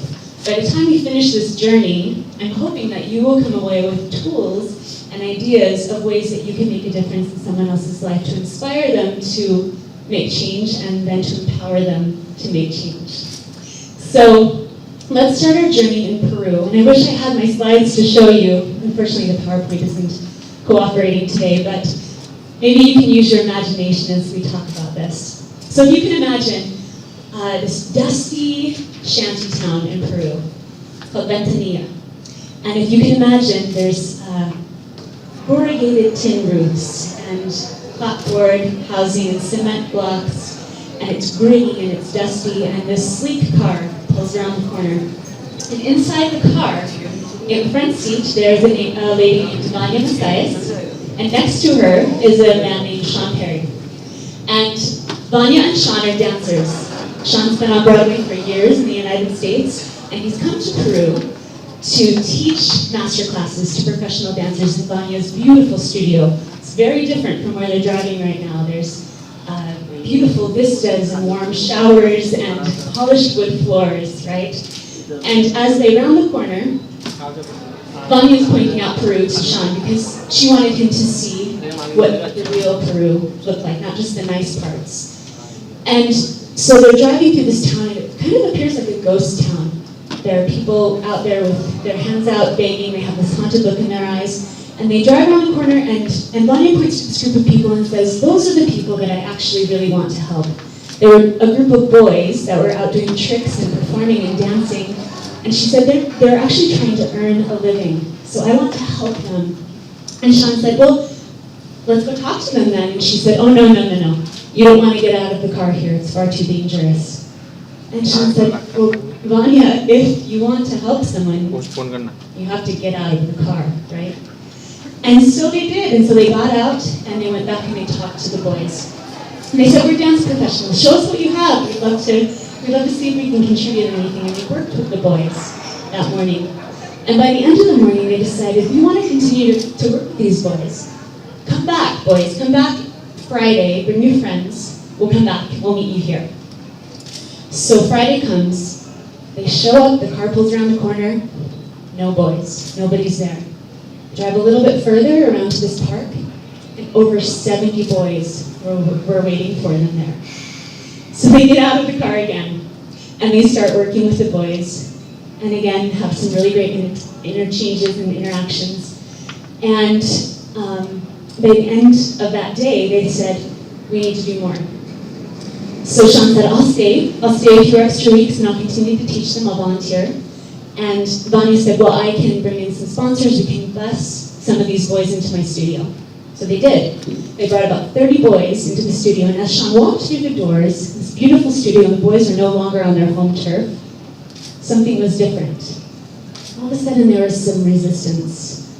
And I don't know if it was discomfort or what, but they were resisting, and they would hide behind their hoodies, their attitudes, and it was frustrating. And they said, how can we pull this out of these boys to help them? We're trying to give them a chance here. We're trying to give them skills.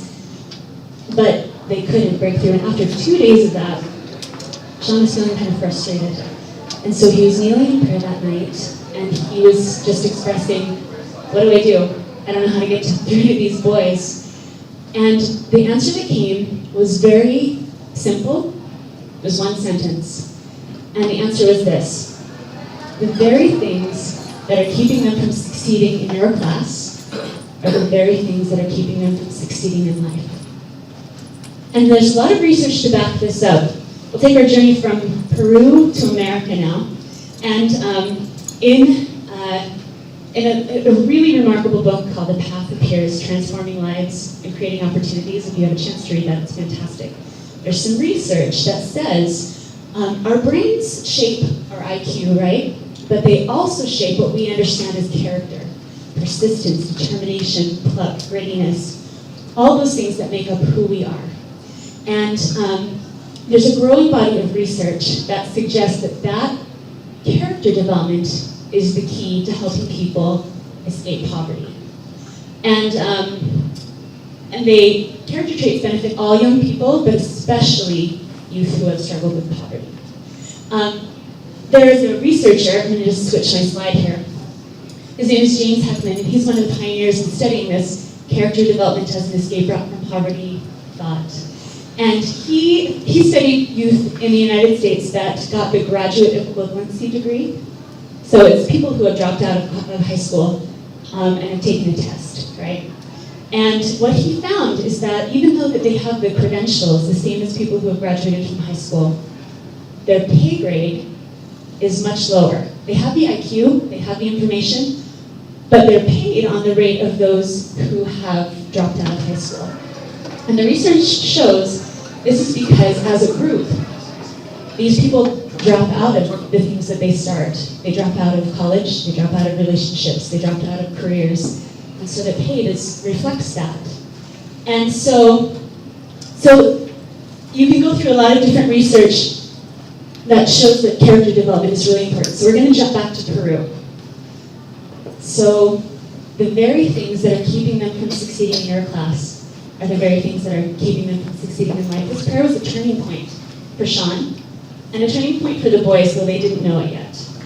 So Sean tried a different approach. He came back to class the next day, and he walked in and he said, I have something that I want to show you. It's so simple that even my grandmother could do it, but none of you can do it.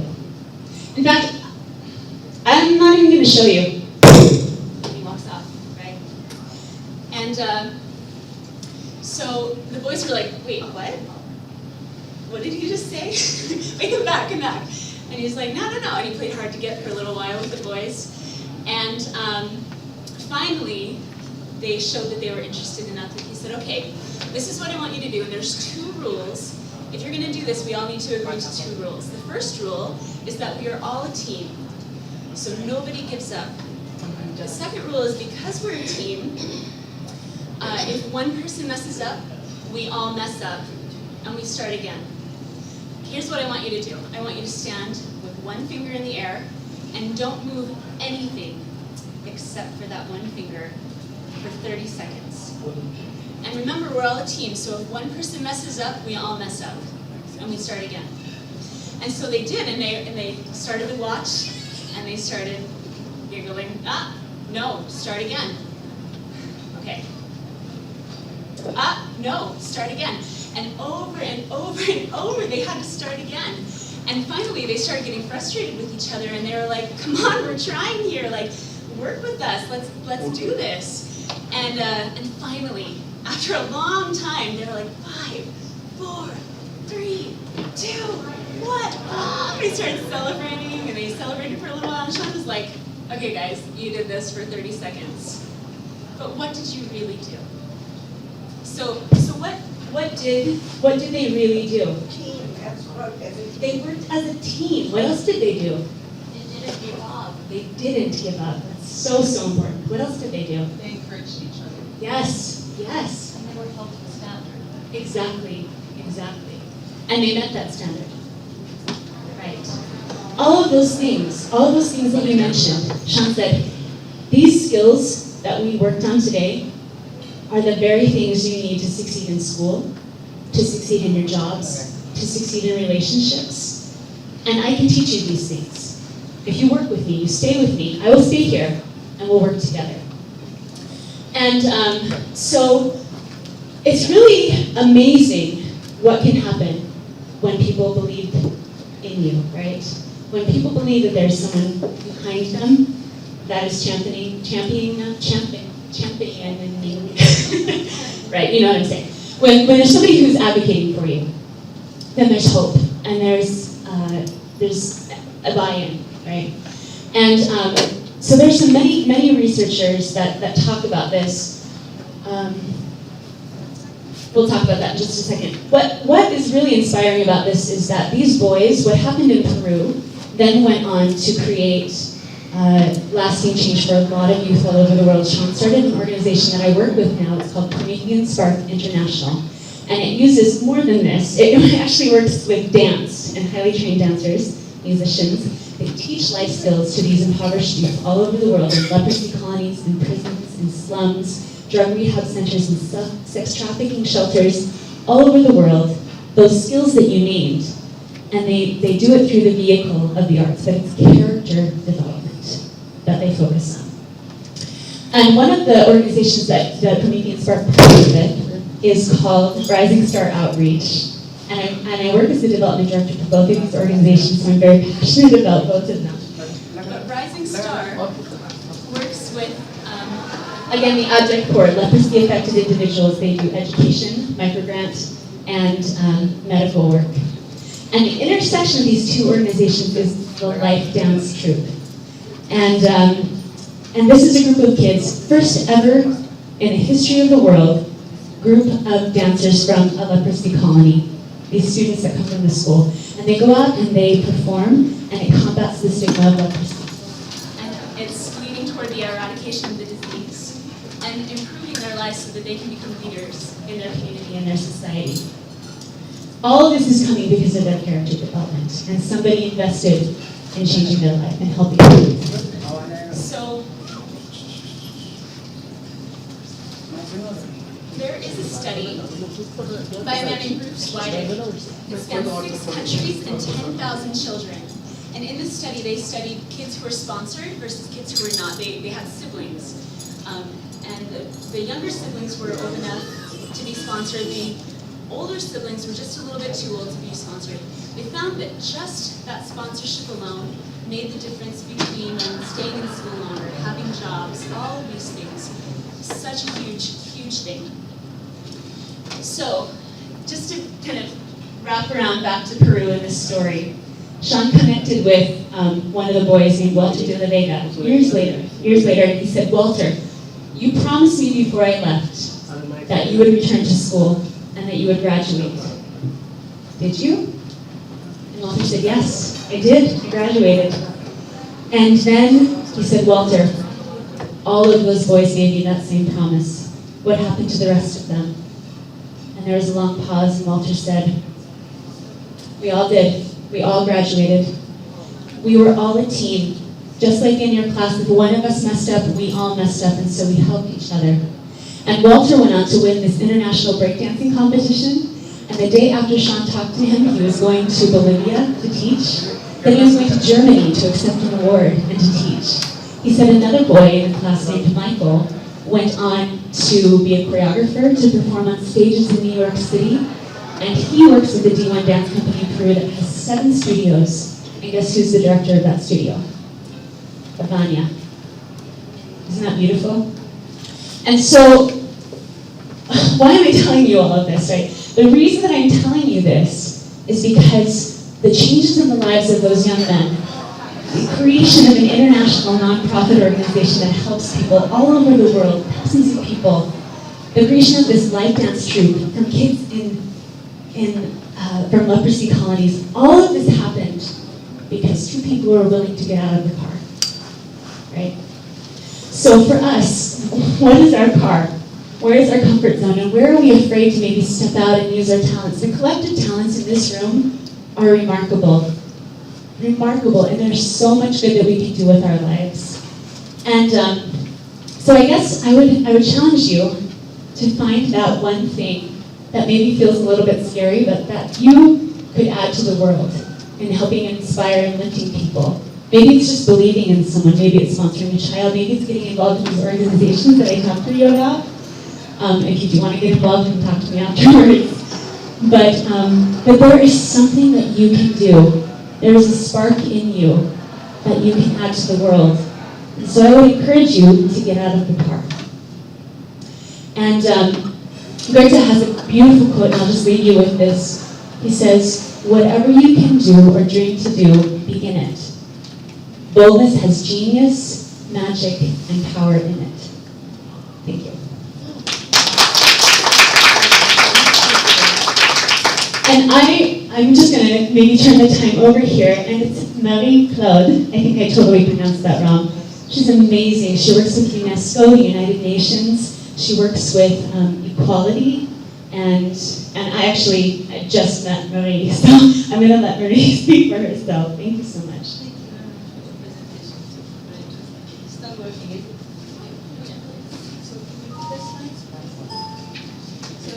I'm a volunteer. I represent Business and Professional Women International to UNESCO, yes. And so we are in consultative status with UNESCO, and we're organizing under the head of the liaison committee of NGOs at UNESCO, forums, international forums, and international events all over the world.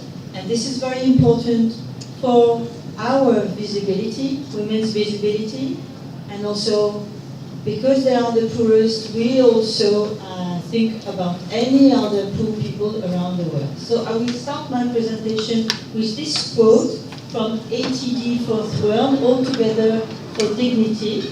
I think it's really relevant to the theme of breaking the cycle of poverty by inspiring change from within. So all policies, because this is very important, implementation of policies at the member state level. All policies relevant to poverty must be aimed at empowering persons living in poverty. They must be based on the recognition of those people's rights to make their own decisions and respect their capacity to fulfill their own potential. And that's what Caroline talked about. Their sense of dignity and their right to participate in decisions affecting their lives. So, next slide, please. I'm going now to talk about feminization of poverty, because my BP, my NGO is focused on gender equality, women's rights. So the hard facts are there, because I know we come up to so much resistance in international meetings, but also national, regional, even from women, and of course from men too. So eradicating poverty is today's major challenge, and it is the first Sustainable Development Goal, which was adopted last September 2015 at the UN General Assembly for the Agenda 2030. So feminization of poverty, why? Because women are among the poorest, and 70% of the poor people are women. 66% of the working poor are also women.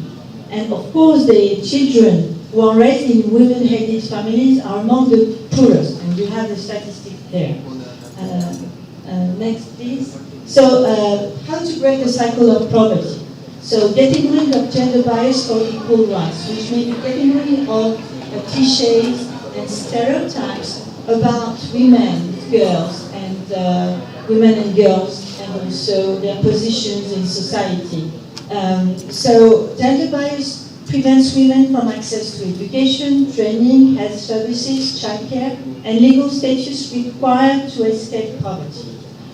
So poverty is financial and it's also social, but there are also those women who are poor, not in money but in time, because they are totally devoted to their family and the caring, as you said, which is very important. And very often this word is called unpaid care because it is not in the GDP of countries. And this is very important to recognize unpaid care for the well-being of our society. So change from within the society is important. It means changing mindsets and mentalities to get rid of stereotypes which are ingrained in societies at different levels and breed discrimination and exclusion. So So the area which is crucial is education and training, because you know that over the world, 57 million out-of-school children are out of school, and the majority of them, 62 million of girls, are girls. They are denied the right to go to school, and this is heavily concentrated in South and West Asia, Sub-Saharan Africa, and East Asia, and the Pacific. And statistics show also that compared to boys, larger number of socially excluded girls have much poorer enrollment, attendance, and completion rates only for basic education. So this is what we call aggravating factors, because if women are from rural areas, or if they are handicapped, and if they come from poor family, they will be still more excluded. So they have to be empowered. So first they have to have the equal rights, and also we are looking for engaging people around the world and respecting their rights and have their rights respected. So we want an inclusive growth society. Why is it important? Because women are one of the most powerful people in economy, and the World Economic Forum Gender Gap Report shows that there is a positive correlation between women's empowerment, GDP per capita, and human development. So we need women as leaders. Leadership is not just a gift of nature. It's nothing that is nurtured on the benches of schools. And that's why it is important that all women and girls have access to training and to education. So putting sustainability and resilience in the forefront is major for our future. Well-being and humanity, as you said, and so we want a 50-50 planet, what we call diversity of men and women.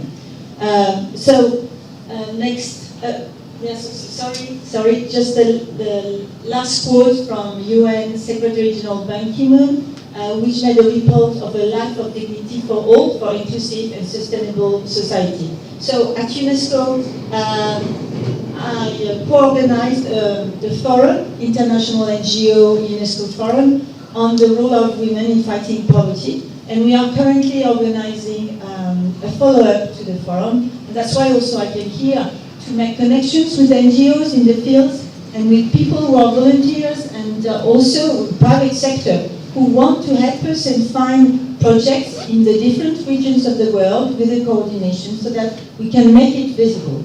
And I can guarantee that it is very important, that we are visible. And the last slide, please, is Irina Bokova, who is the Director General of UNESCO, and this was published on tweet by Huffington Post a few days ago, and I think it's very important. You have to know that gender equality is one of the 2 global priorities of UNESCO with Africa. And so, shall I read it or? Yes? I see the new Agenda 2030 as a global, comprehensive and transformative vision to advance human rights and dignity and to empower societies everywhere with specific tools for their own development. And this is important because people from the South are the experts, in the field. So, and also we're talking about a transformative vision. Gender equality is a basic human right, and after working with the inspirational women around the world, that's what we're doing here for the whole week, I'm convinced of the transformational power of gender equality to establish more peaceful, inclusive, and sustainable society. It all starts with ensuring women and children equal access to education and social life. Really, education is number one as a key factor against poverty. It is our obligation to protect and to empower women, to end violence, because also this is part of the discrimination against women and girls, including sexual violence, and to safeguard women's role in our societies. There can be no excuse for the appalling crimes of sexual violence, and I consider that the UN has to show its strong commitment to ending impunity for violence against women and girls. In times of growing intolerance, I strongly believe that the United Nations must be even more active at the forefront of the fight against hatred, racism, and anti-Semitism, keeping the awareness of the tragic lessons of the past. So that's it. And you have to go to the UNESCO website, and you can take flyers, and you can go also to the NGO UNESCO Liaison Committee website to see what we are doing. And if you're interested, please come and see me. Thank you very much.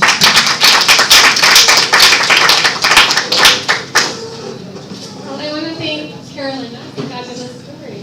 Appreciate that. And Marie is so intelligent. We said of the three blondes, she's the smartest. So we're glad that she's with us. So my name is Rochelle Rutherford, and I am the CEO of the American Campus, which is a new university in Mauritius, Africa, and I live in the USA. And the founder, his name is Pauline Ugalaku. He is actually going to be based in Mauritius, Africa. And so I am a strong advocate of education, and so that is who I am today. But what I'd like to share with you is maybe a different perspective of being one of those individuals that was in poverty myself, and maybe walk you through a scenario and what happened with me. So when I was 16, I was talking with my sister after an event that had taken place, and I found out that my sister was being sexually abused. And I was very surprised to hear that she was, because I thought I was the only one. And when I found that out about my sister, I was appalled, and something inside me just said, no, this has to stop. And so I took a stand, and I was being abused by my father, and so was my sister. And so I took a stand and I said, this needs to stop, our family needs help, and there's a problem that needs to be addressed. And our home is unsafe, and I'm not going to live in this home until we correct the problem. And so I went ahead and I left as an angry teenager and thought, surely my mother is going to come and rescue me. And I went to a friend's house, and I waited a day, and then it was a second day, and a third day, and no one was coming for me. And so I thought, after about a week, okay, maybe I need to say I'm sorry. Maybe I need to call and apologize, because maybe I was just being a really awful teenager. And so I tried to call, and on the other end of the line, as they would pick up, they would hang up the phone. And that continued for over a year. And I was disowned by my family for speaking out against the abuse that was happening in our home.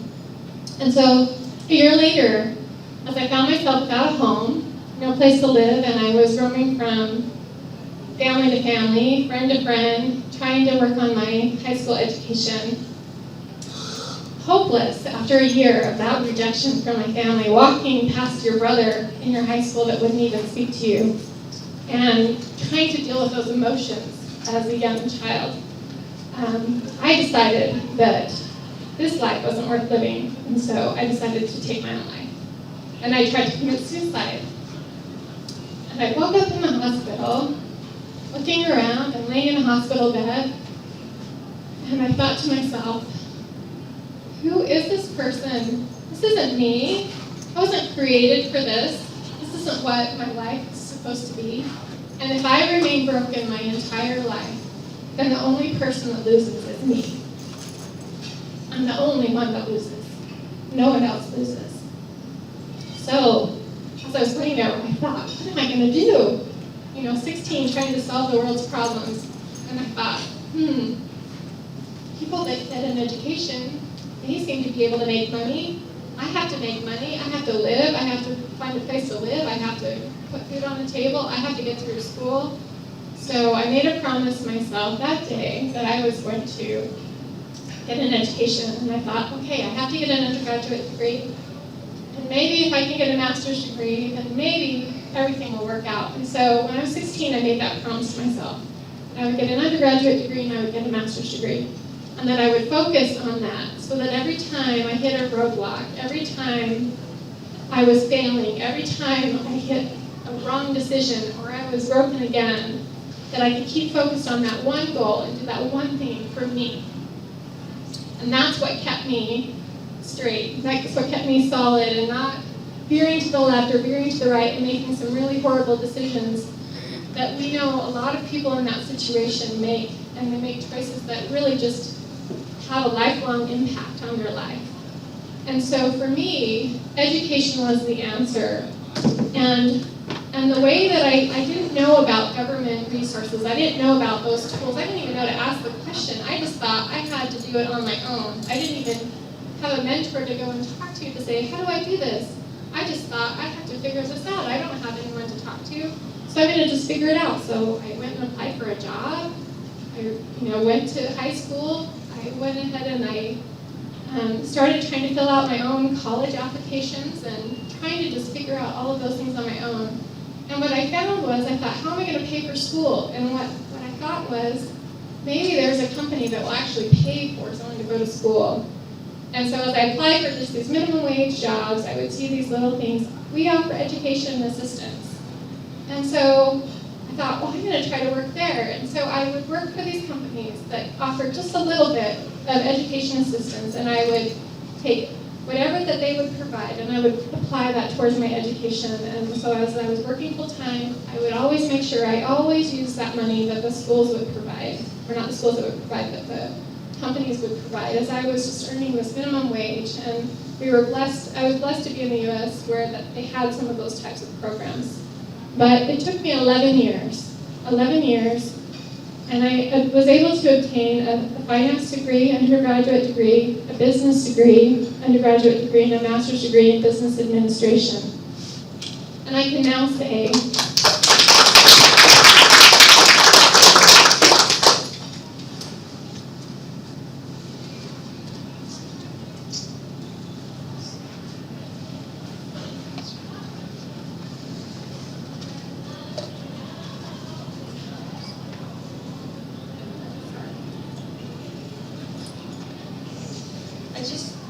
I can just now say that there is no shame. I have 6 beautiful children. I have an amazing husband, and that was through the grace of God, but I have an amazing husband who was the one person that said, you can. And so my quest to you would be that one person for somebody that says you can. They just need someone to tell them that they can do it, and that when they fall down, that they can get back up. And you have to set a goal for yourself. I set 2 goals for myself when I was in school. And they were very simple goals because, again, I was very young and simple-minded. But my goal was, if I show up and I attend every class and I turn every paper in, they can't fail me. There's no way a teacher can fail me if I try. And so I set something very simple, but those were the things that I focused on. So look for that one person, that one thing that you can do to make a difference, to lift another human being, to lift another person. And as we give them the individual confidence that they can have with good, then they're going to be able to pass that down to their children and to their children. And it's through the mothers. It's through the mothers and through the families. We have the ability to influence our sons. We have the ability to influence our daughters. And we will be the change for good. And we have to instill that confidence that they can. And just be the person to tell them they can.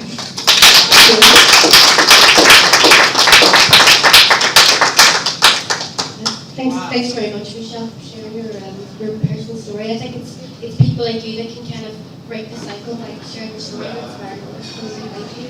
I'm also going to share a personal story as well to kind of talk about some of the factors that I think is really important to break the cycle of poverty. So I grew up in poverty myself, also. My mother was a single mother, alcoholic. We were homeless most of our childhood, moving homes every few months. And really basic stuff we didn't have, like electricity. You know, the electricity was never cut because mom never had money to pay for it. Like food, we had to scavenge for food a lot of the time. And you know, growing up in that kind of, that kind of a background, you can easily fall through the net and kind of repeat the cycle, the intergenerational cycle that I come from. I was really lucky through education to be able to break that cycle. I studied hard, I got the highest marks in the country, attended one of the best universities in the world, and became a lawyer. But it's really, really difficult to say that education alone breaks the cycle, and that's actually not the answer. And that's what I learned the hard way. It's not education that breaks the cycle. It's only one of the factors. You can't break the cycle of poverty only through education. 5 years ago, my brother committed suicide, and in the aftermath, I had a lot of time to think. He committed suicide through drowning. So he entered the river in the hometown where I'm from. And it took us about 5 months to find his body because, he'd gone into a really deep river. So for 5 months, I came home from a really high-powered job, working as a lawyer in the European Union. He came home to Ireland, and I was searching for his body all day, every day for 5 months, walking along the river, searching for his body. And during this time, I had a lot of time to think, and I thought we had grown up in exactly the same family, but we'd gone completely different paths in life. And I thought, how did that happen? And one of the things that I realised was education is important, but it's not actually going to change the cycle of poverty on its own. And what actually happened to me was actually a complete fluke. It was an anomaly. It happened by chance. It happened by luck. It isn't just education alone that breaks the cycle of poverty. What could have actually changed my brother's life? We grew up. Our mom died when we were really young. She was an alcoholic. She died really young. There was no adult ever around to encourage, to mentor, to support. There was no one around that could actually help him break that cycle. There was no coaching. There was no positive self-esteem. There was no, everyone who comes from this kind of a background, you're always going to have mental health issues. There was no one to try and kind of break that. So I decided to set up an organisation. So I left my legal career and I entered the really unknown world of youth work. So I entered that world and I set up an organisation called Future Voices in Ireland. And we work with young people from particularly dysfunctional backgrounds. They're a lot of the time they're from gang backgrounds. They're from backgrounds where the parents have died of addiction. They're from really tough backgrounds. And we've been working with them. It's a 3-year program. And that's one of the things that I realised to break the cycle of poverty. It needs to be a long-term intervention. You're not going to change someone's life in a few weeks or a few days or a 2-week program when they go away from it. You have to do the long-term. You have to be there in the long haul. So the way that we actually try and help them break that cycle of poverty, it's a really kind of holistic and multifunctional approach. You're not going to be able to break it through one thing alone. We get them the education, but that's not going to break it on its own. We have counselors, we have therapists, we do a lot of coaching. A lot of the things that I found with young people coming from poverty is they want to change their lives, but they actually don't know how to go about it. And I think that's the thing. They don't have the vision to know how to actually get there, how to get to the steps in the line. So that's one of the things that we actually do. We do a lot of coaching, a lot of visioning, because if you're coming from a background, like most of the young people I work with, they've never ever seen anyone work. They've never ever seen anyone go to education. They've never seen any of these things. To be able to even think about going to college, it's just so far out there that they can't even imagine it. So that's one of the things that we really have to work hard on, to be able to kind of shift that focus and aspiration so that they can actually believe that they can do it. One of the other things that we also do that's really important is the idea of participation. It's about their voices being heard. In my previous career, I used to represent travellers and gypsies, nomadic people. And one of the things that I found really, really difficult in the NGO and the charity sector is I would be going along and I'd be making representations to the ministers. But I'm not a traveller, I'm not a gypsy myself. And it made me feel very uncomfortable. I'd be going off to the UN and I'd be representing them, but I'm not a traveller. And that's one of the things that I really incorporated in the programme with Future Voices. It's always the young people's voices that need to be heard, because they know best what needs to change for them. And it's really, really simple stuff. A lot of the time, like a lot of the young people I work with, their parents are drug addicts. And they want to break the cycle and they want to go on to college. But if they're at home after school, they can't actually study because their parents are high as kites and they actually can't study for their exam. So one of the things that we do is create a quiet space, and it's so small. But in the schools in Ireland, You have to pay something like €500 a year to be able to stay in an after-school club where you can study after school in the school premises.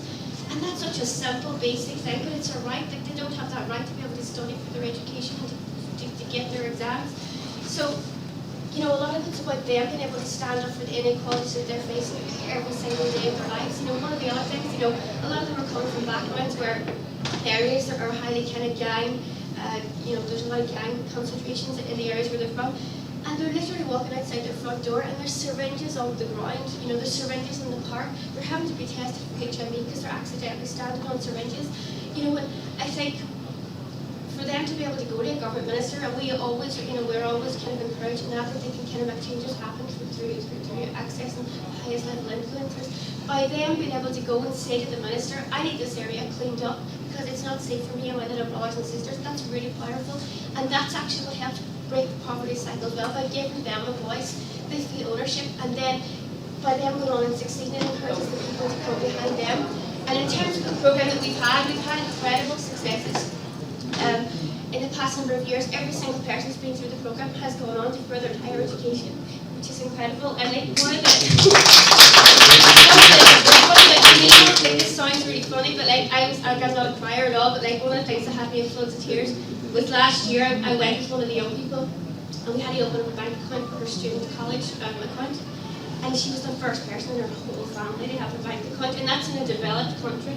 So I think there's a lot of the time there's a tendency to kind of assume that you know, poverty doesn't affect the Western world, that it only affects developing countries, but it's exactly the same thing. So I think that would be really interesting in the discussion afterwards, you know, to kind of discuss. There's so many similarities, and I think the people at the very bottom of society, the invisible people who have no voice, it's the same structures that we need to tackle to overcome, you know, the cycle of poverty.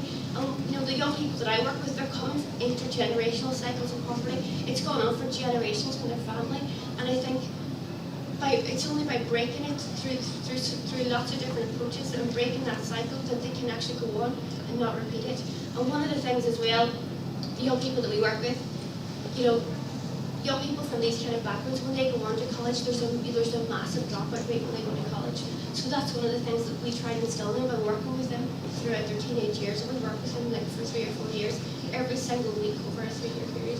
And I think by working on them long term, you can kind of build up their self-esteem and their confidence, so that by the time they get to college, they're going to stay at college. And we also work with them while they're in college as well, because I think there's when they get into this kind of different environment when they're going into college, and they're meeting all these other people that they've never met before, it's really intimidating. And I think that's one of the things as well about breaking the cycle of poverty. It's that feeling of self-worth, and no matter how hard you've worked, you never feel like you're good enough, and you always have that kind of lack of confidence and self-esteem. And I think that's actually really at the heart of breaking the cycle of poverty. It's about raising your confidence and your self-esteem. And I know even for myself, like I've worked at lots of prestigious international institutions and things, but I've always felt like I was never good enough. And even now in Dublin, like if I have meetings in like 5-star hotels or whatever with people who want to meet me there, like I feel really, really intimidated. So that's one of the things about the program that I run. I found the fanciest building that I could find in Dublin, and it's full of chandeliers and gold on the walls and red carpet. And we do that on purpose because it's psychological. You know, when we run the program, it's really prestigious and it's really fancy. And it means that they feel they can go anywhere in life, because that's really about building up their confidence and that they can know they can do anything that they want. And finally, the other side of it as well, about breaking the cycle, it's not just about change within the young people. It's not just about them changing their mindset. It's about the people at the top. They have to change their mindset as well. And that's one of the things that we've legislation.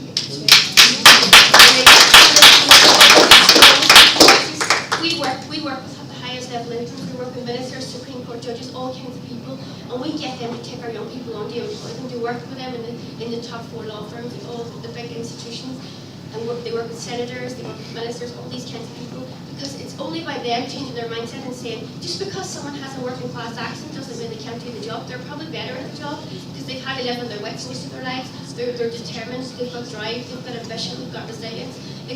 It's about them realising that they need to employ these people as well, that they need to make the change. Their mindset has to change as well. You're not going to break the cycle without the people at the top changing their mindset.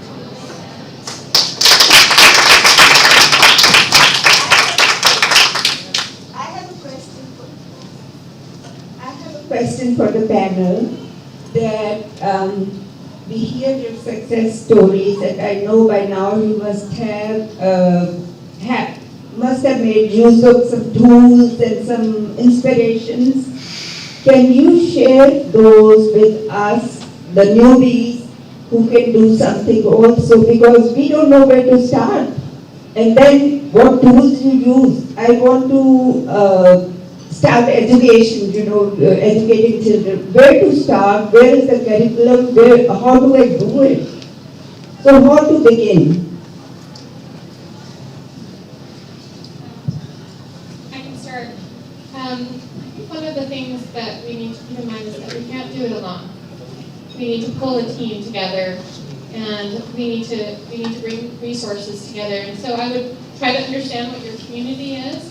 What are the resources in your community, and what are the basic needs? I think one of the things that we heard you talk about was what are the basic needs before they even get to education. You can't leapfrog to enrolling into a university.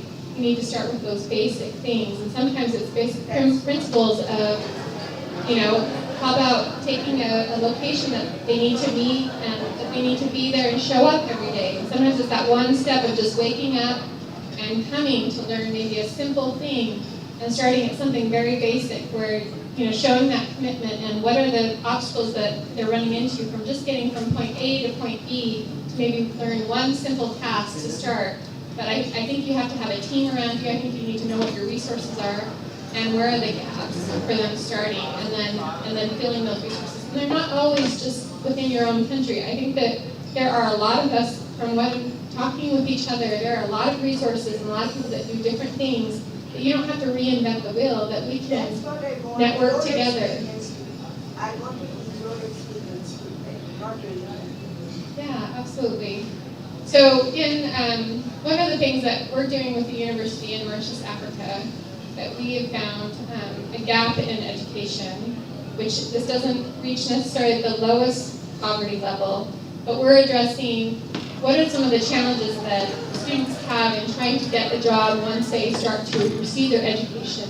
And can we actually partner with organizations and corporations to come in and bring part-time jobs while they're actually going through their schooling and their education, but they can work 10 hours a week, and that they can learn what it's like to actually show up at a work and maybe work 3 hours a day, and having those consistencies and those skill sets that they're developing as they're learning their education. But also having that commitment into the program. So if you have a new student that wants to come in, and I'm focusing on education because that's the field that we're going to be working in, but having them be an active participant and having a voice in that. So sometimes if we just give things to people for free, they don't value that. But if you said, here's your education, part of it will be scholarship to help, and then this is your part that you need to do. You need to work 10 hours a week, volunteer at the school, so you're contributing to your own education so that you have a sense of ownership and a responsibility there. But I think that ties back to having a voice too, and that's one of their ways of contributing their voice and their commitment personally. Have resources, collect the resources. First we need to collect the resources for that. That's the point.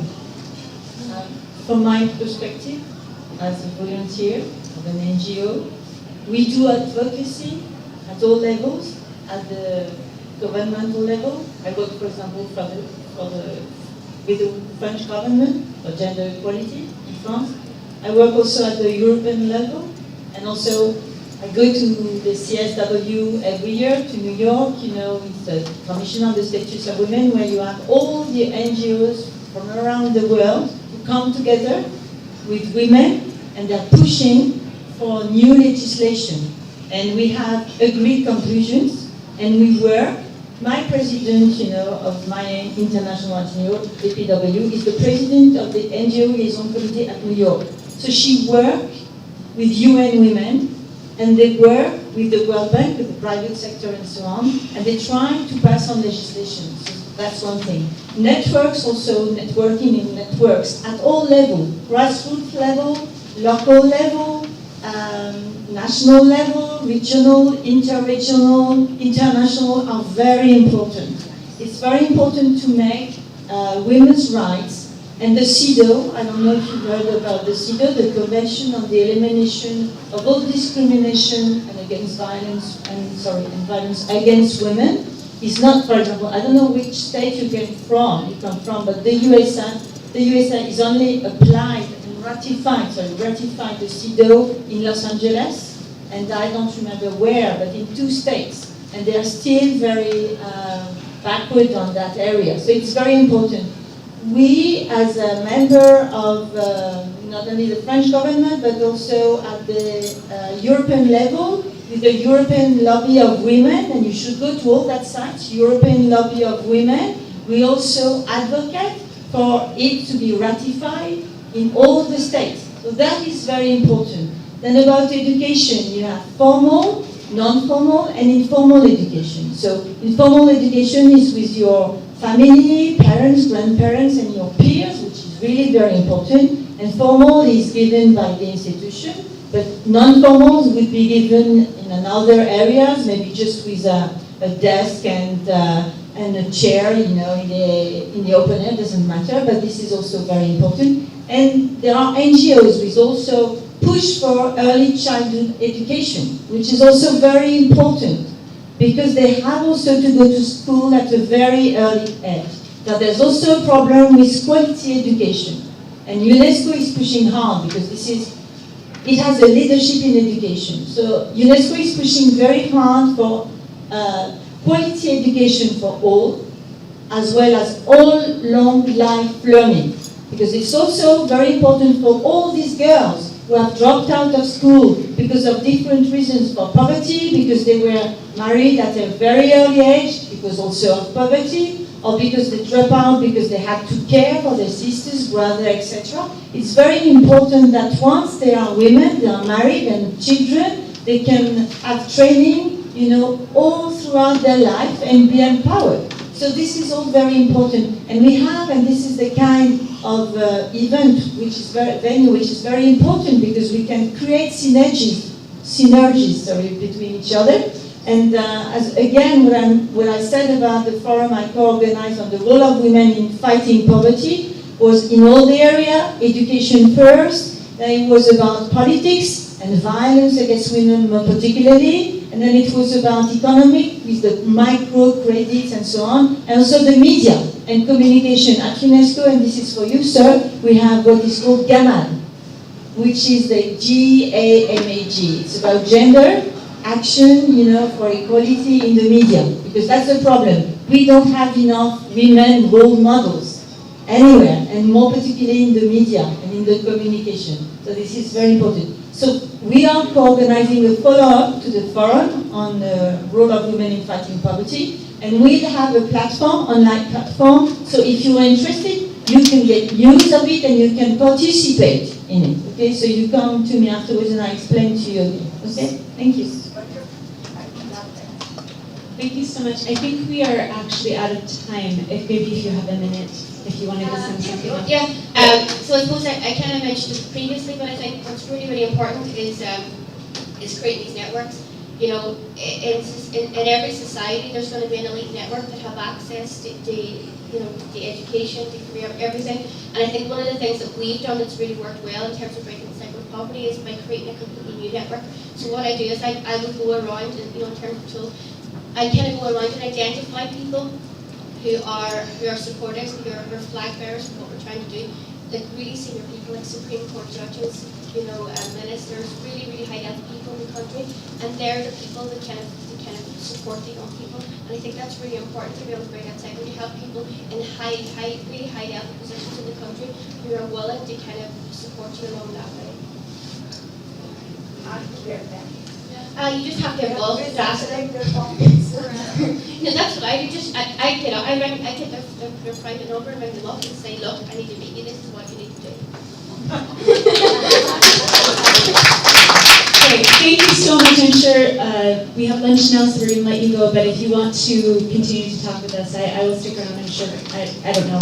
I can't speak for you, but come talk to us either now or later. And thank you so much for coming. Thank you. Thank you.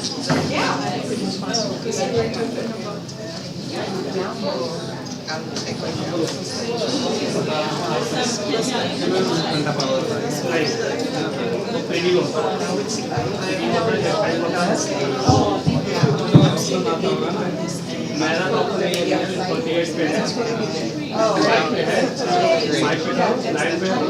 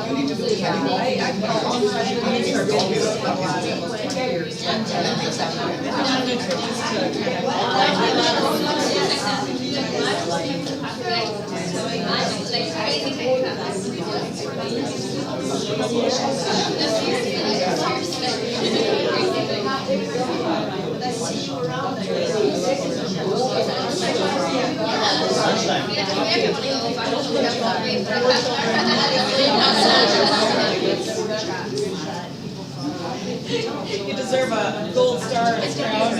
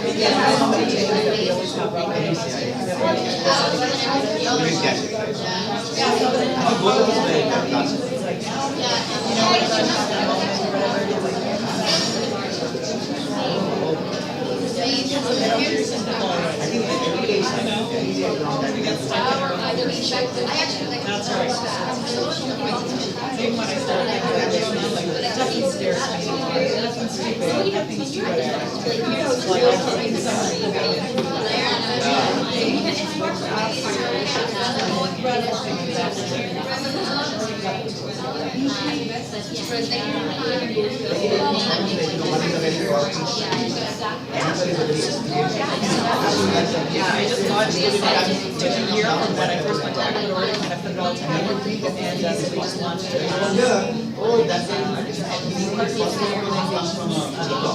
working with them, and then it's just a short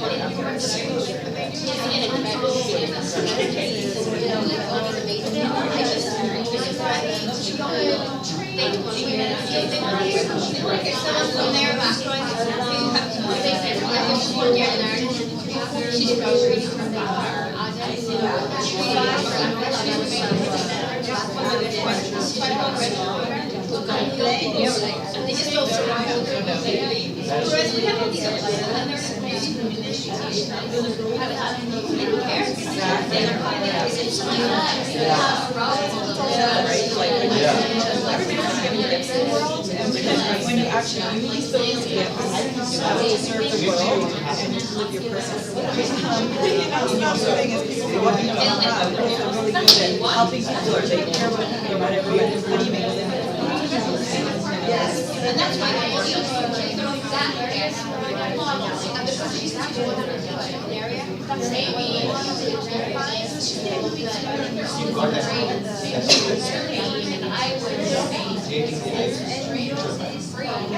Well, that's what the other part of the site is it's so it's membership based with individuals and businesses.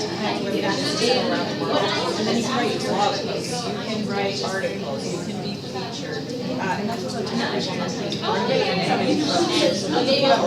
newsletter list, so then it reaches women from multiple sources. Let them know, like, hey, are you living your truth? Are you living your passion?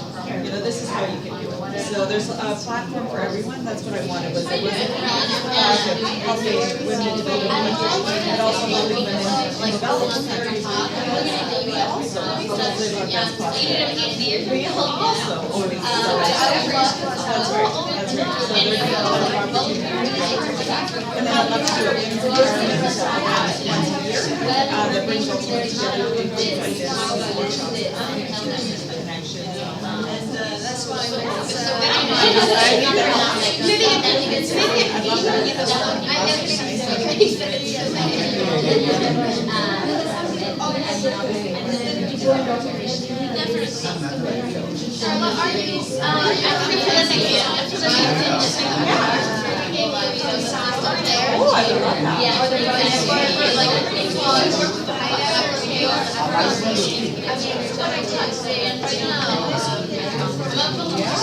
Oh, I saw that. It was a snippet, but the thing is that I knew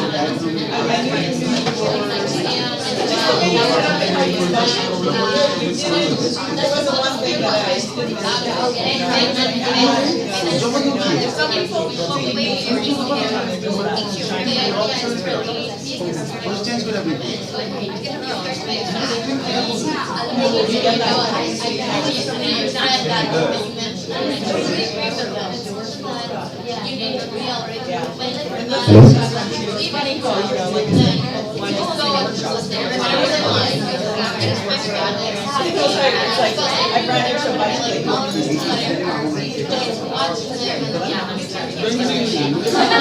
Pretty sure.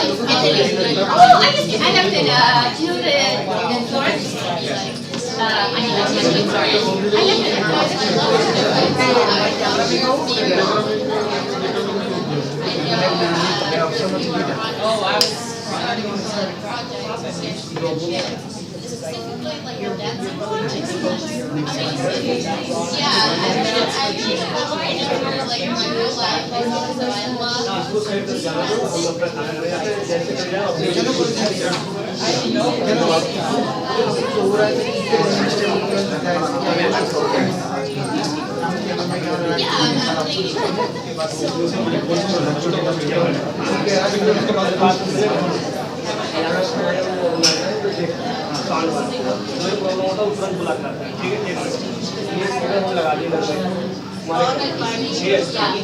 बंद हो जाता है उसका provide करोगे हाँ sound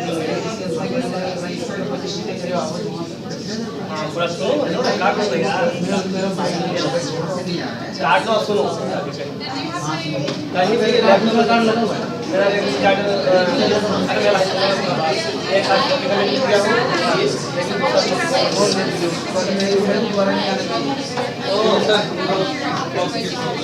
उसका लगाओ फिर उधर नहीं आएगा तो तुम्हें आया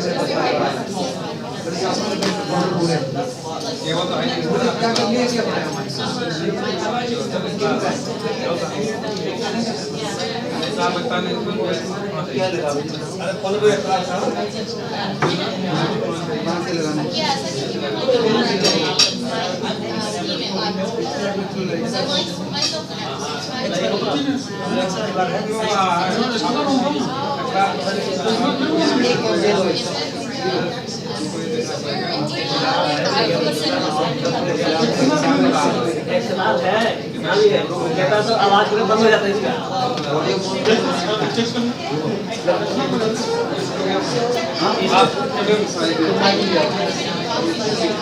चलो पूरा खाना तो खा लो खाना खा लो मेरा स्पीकर उड़ जाएगा ये नहीं होता बोलो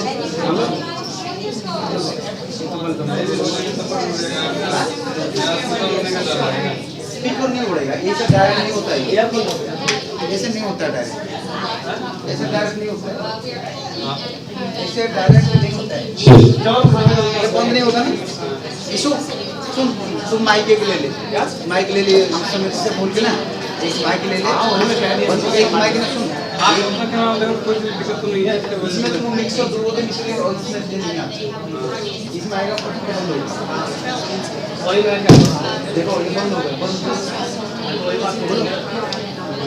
बंद होगा ये हमारा काम नहीं है माइक लाइट इसका प्रॉब्लम हमारा तो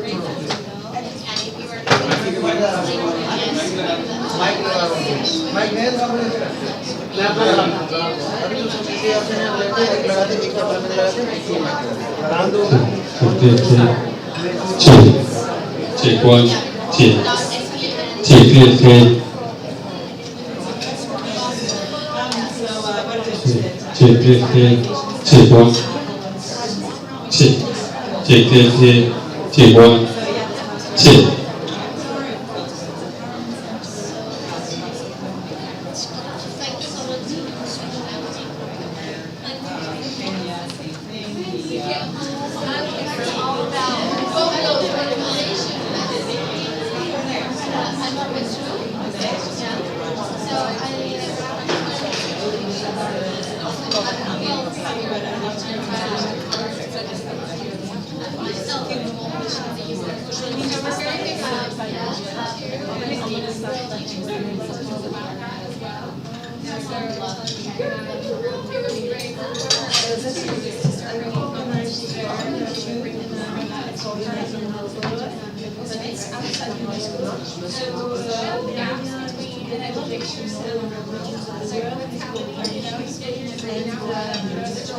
Yes, but I got a lot first thing this morning, and it's like,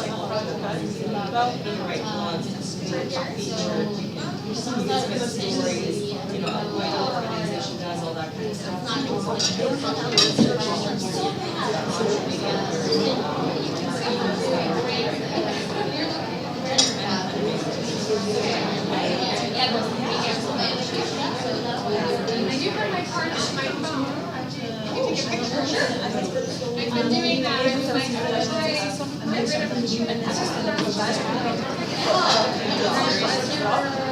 I know I brought a box of them. That's so cool I did because I've never taken one in my life. I ran out yesterday. I'm like, you're going to run out of my room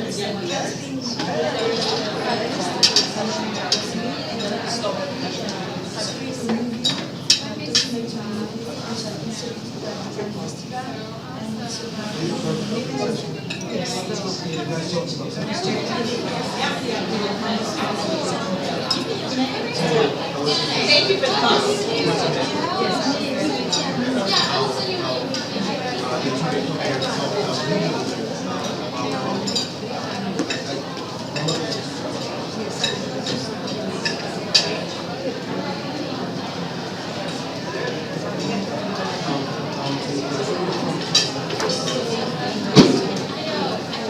आज start camera call number चालू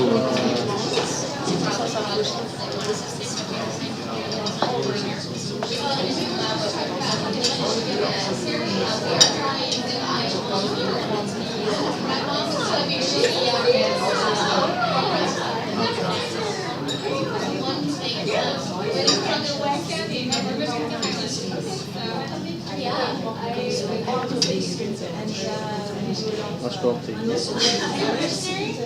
कम है already बहुत जिंदगी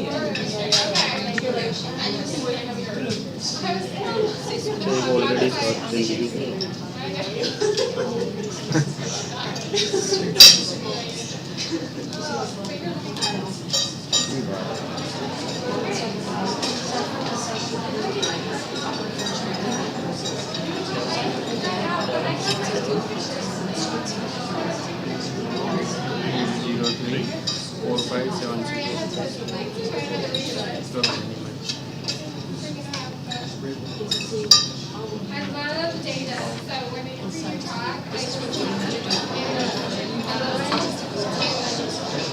said that that's such a story about the story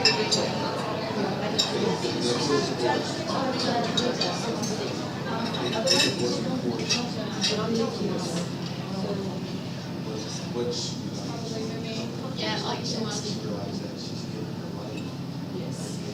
Work? Yeah, it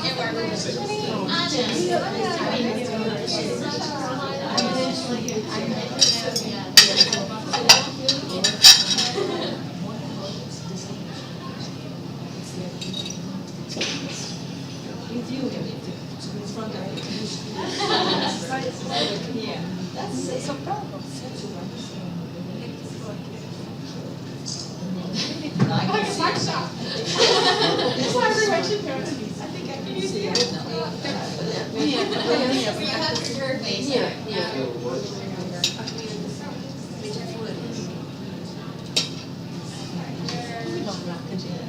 Yeah, we became friends about 6 months ago. We're in a CEO club together, and it's mostly men. There's a few of us women, and so we became friends. And yeah, you want to come? We got it.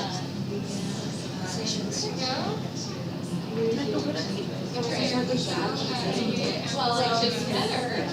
Yeah, I really want to go here. You don't have any projects or just your job? So, because you said you were going to set up an yeah, so the university is opening in January of 2017. So we have the accreditation all completed, and so we're setting everything up right now. Where is it? Mauritius, Africa.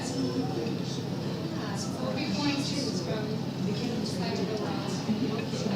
The American campus. So it's called the American campus. We're actually partnering with universities and bringing their curriculum U.S. instructors to the university. So, for example, Class A is their 4-year agriculture program, bringing their agriculture program to the university. And we're walking away with 4 years of state once we complete that agriculture program. We also partner with the University of Utah or Nebraska State on an engineering program. And those that go to engineering can get into Nebraska State.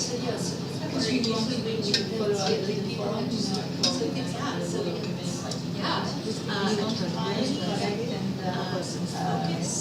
find out about a new project.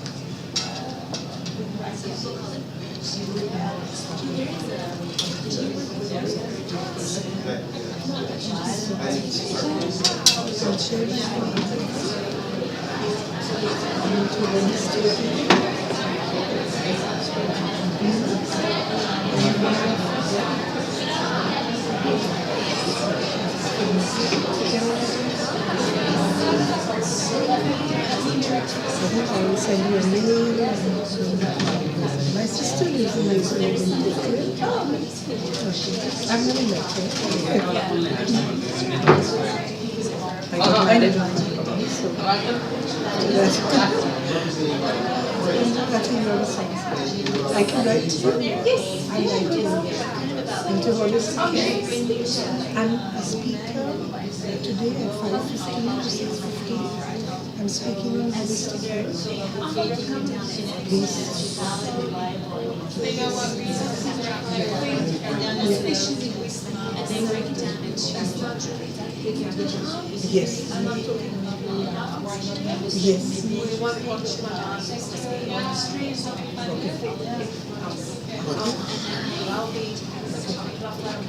Please, and I can where you stay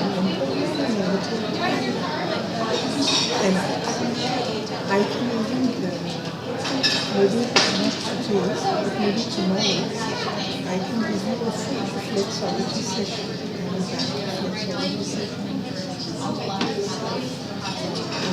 You will then know when my hands will speak and words. Yeah, and this is my number. We're talking about. Please, 5:15 to 6:15.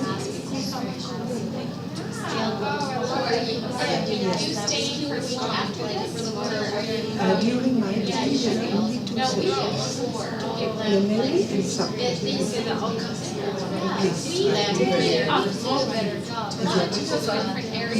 And then maybe we can work something out together. Today I have a session, 5:15 to 6:15. Tomorrow, the day after, I'm here till the 21st. So anytime. I'm staying with my sister in hotel. Yeah, but I will take a cab and come and take a cab and go. So you can tell me early morning or in the detail night, whatever suits you. Let's pull a picture so we can know each other. You can pull a picture with your camera.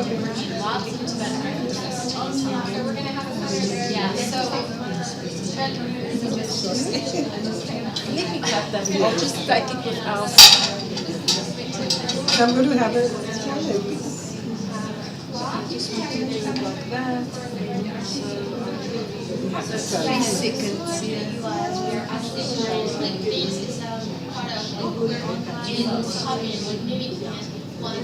we are looking like soul sisters. Yeah, we do.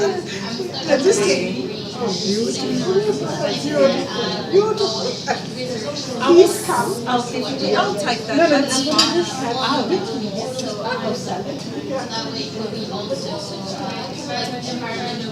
So I'll see you in the evening. It's 4:50. Thank you.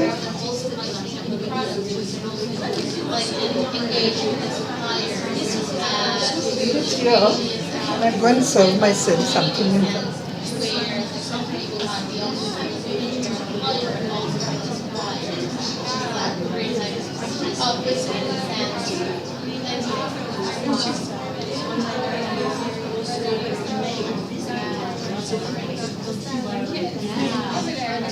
It's interesting. Yeah, it was just seeing a lot more clients that, I mean, I was working for 14 years.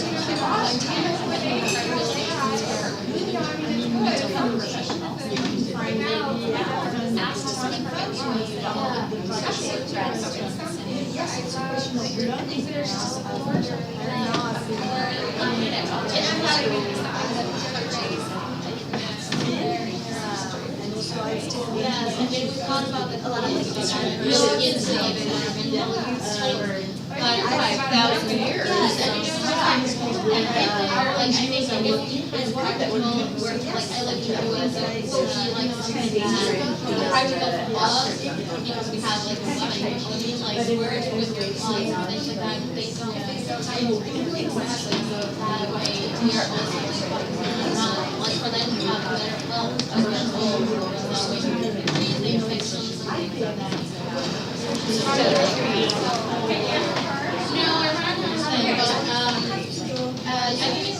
The system is just set up the fridge.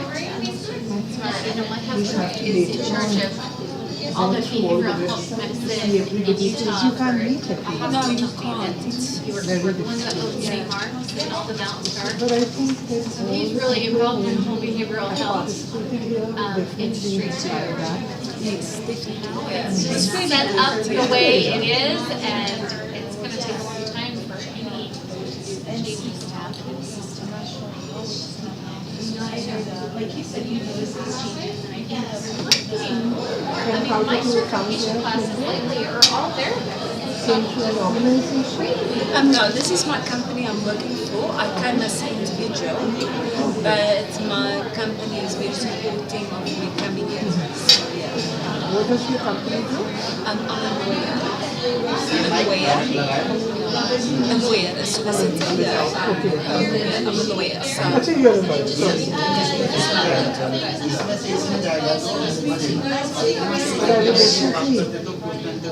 Have to see the options, what we can. Yes, yes. इसमें से ये camera में direct camera में I have to take your car as I will be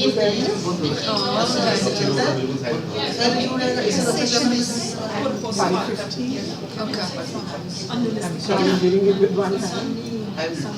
So for this, the email address you just. I'll send you an email. Okay, thank you. Thank you.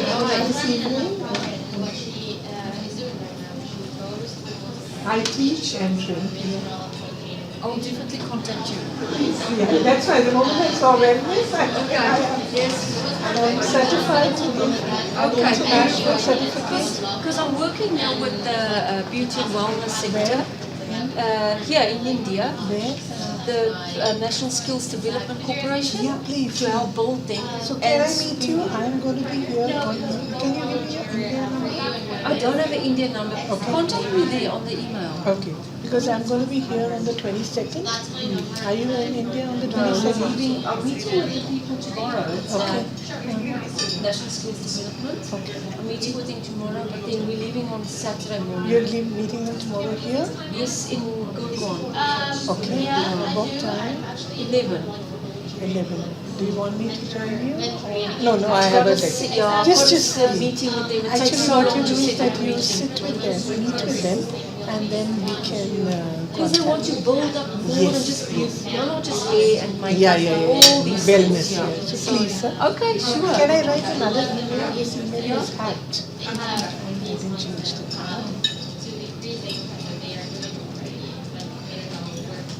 because I have sorry.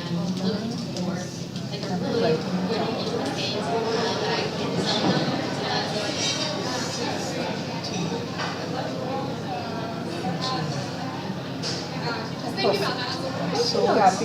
Yes, because this is what we need to Yes, link. we need to link each other. Yes. Okay. Thank you. Bye-bye.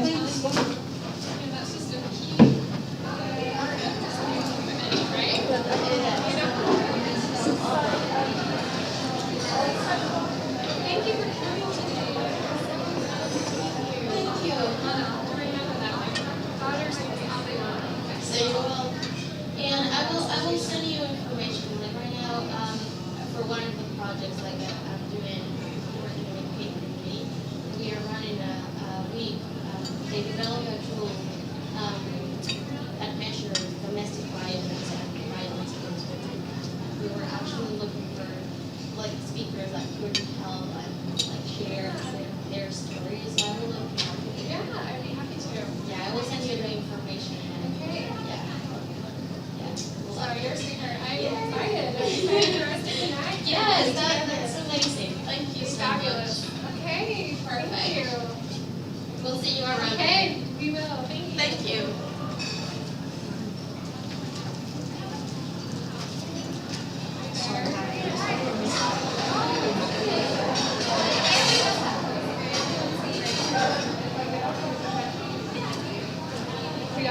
Have a nice lunch. Yes.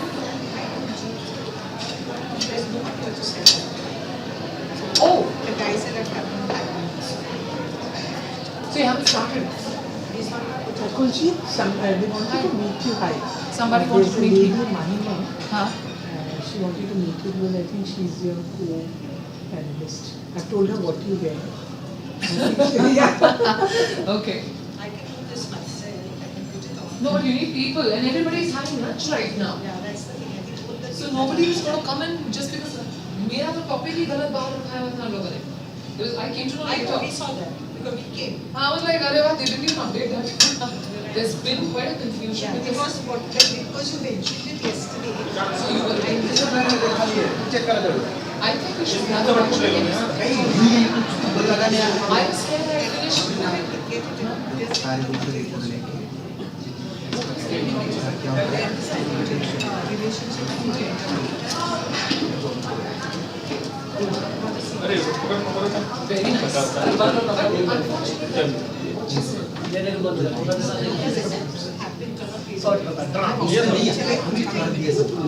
Have you eaten? Yeah.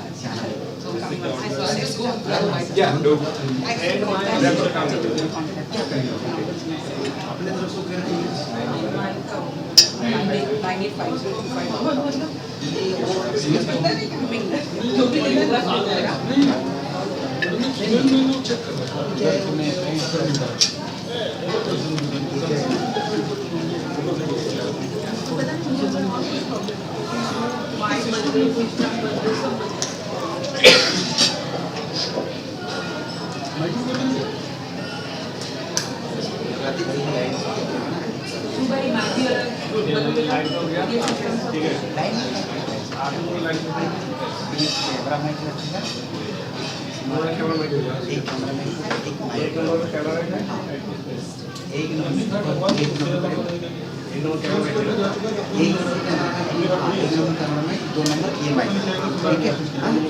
On करके तो check करो और सुन ये है ना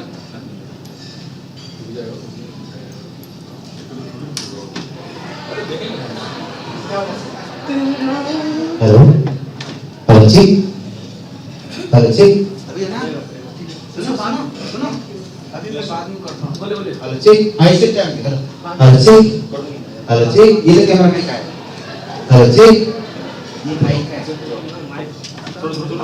hello जी आप बोलो hello जी 2 number है हेलो जी हेलो जी हेलो जी हेलो जी हेलो जी हेलो हेलो जी हाँ ठीक अभी ऐसे रखना ठीक है ये रखना चलो इसको बांध दे से ऊपर ही बांध देना इसके ऊपर ही बांध हेलो जी हेलो ये बंद होगा ना दोनों का कैमरा में ये माइक भी बंद होगा हेलो जी हेलो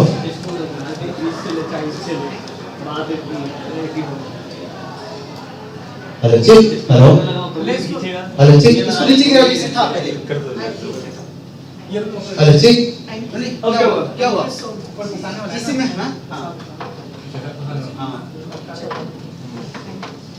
एम्पलीफायर बांध दो एम्पलीफायर नहीं है क्या एम्पलीफायर का नहीं ये भी लगाते हैं फोटो यदि इसमें नहीं आता इस स्पीकर से स्पीकर आउटपुट क्यों नहीं आ रहा ये इसमें से स्पीकर चलेगा इसमें से स्पीकर सही चलता है कौन सा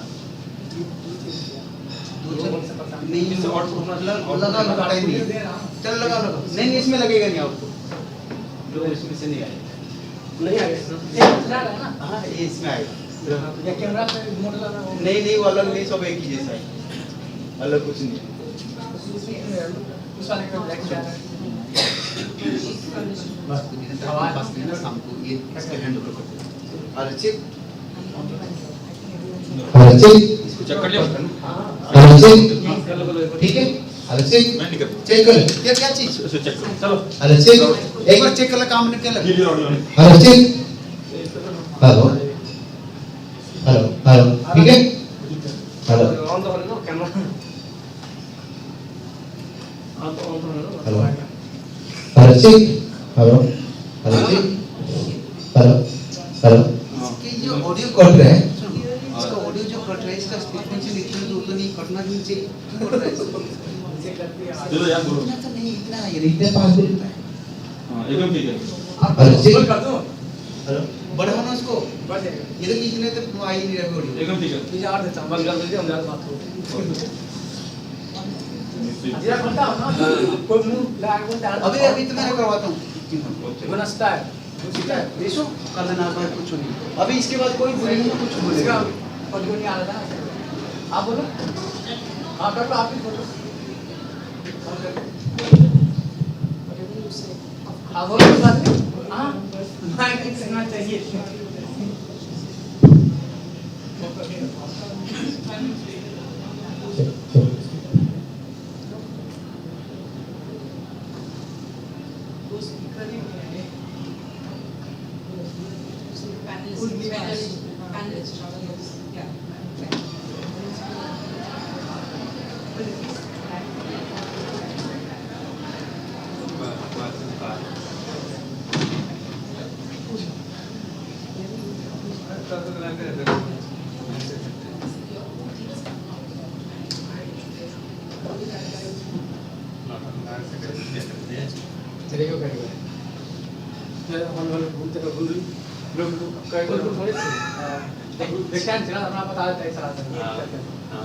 काम नहीं होगा।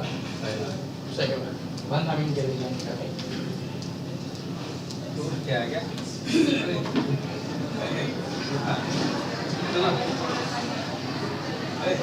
रखने में काम चलाएगा ना? आया मेहनती होता है यार, ईमानदारी का खाता है पक्का। ठीक है। सब दोस्त में नहीं गए हो ठीक है।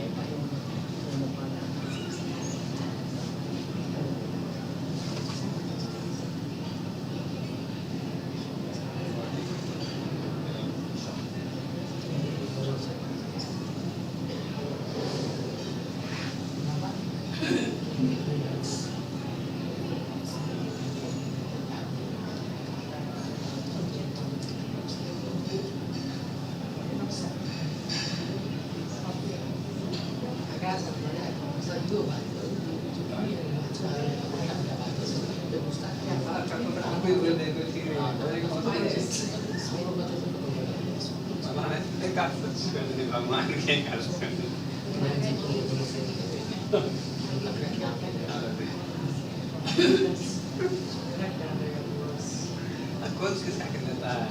हैं? नहीं देता है। ओ भाई तो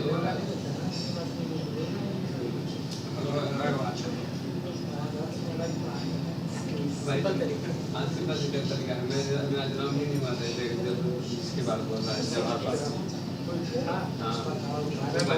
तू बोला है सही बहुत किया था भाई बहुत छोटे भाई को नहीं ना हो। हाँ तो बहन के द्वारा तेरे नजर आपके से बात नहीं बता जाएगा। वो इसको जानता है उनका भैया है दूसरे आदमी जाता है वैसे विश्वास करता है कॉलेज में क्या समझ विश्वास करता है। हाँ बहन माँ पे विश्वास नहीं करता है। तब अभी अगर वैसे एक नाम सारा होगा वैसे एक मेरे सवाल दोस्त के जरूर आता है।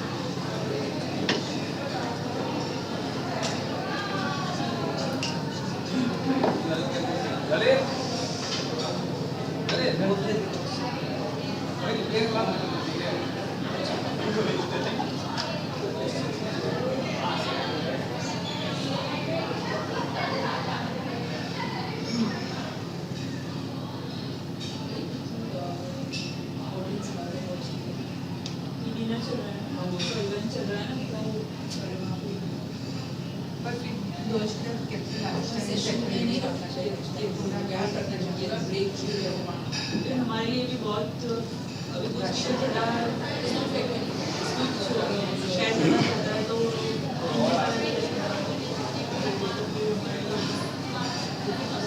Same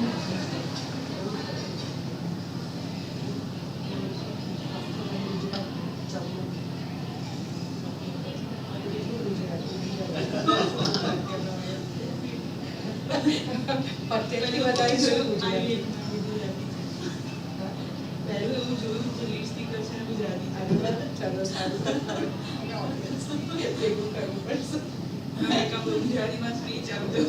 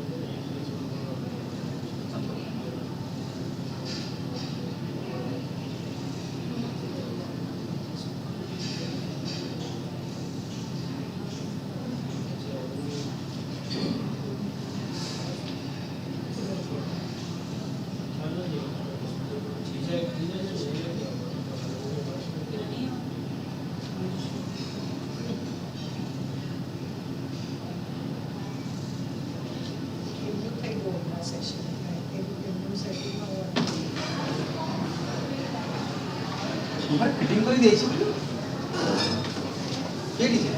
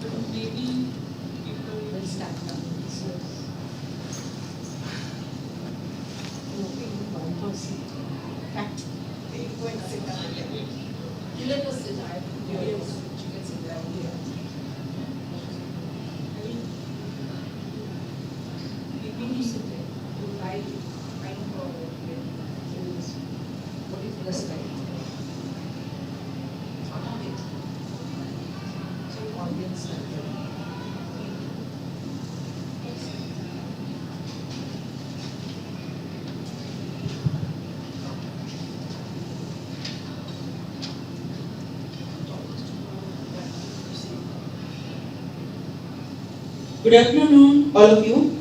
Welcome to Women Economic Forum 2016. Today's session regarding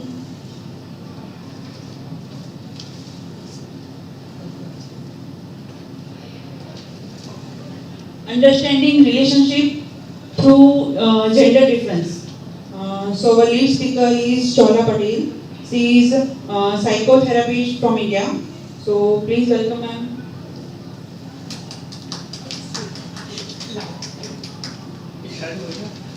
start कर दे start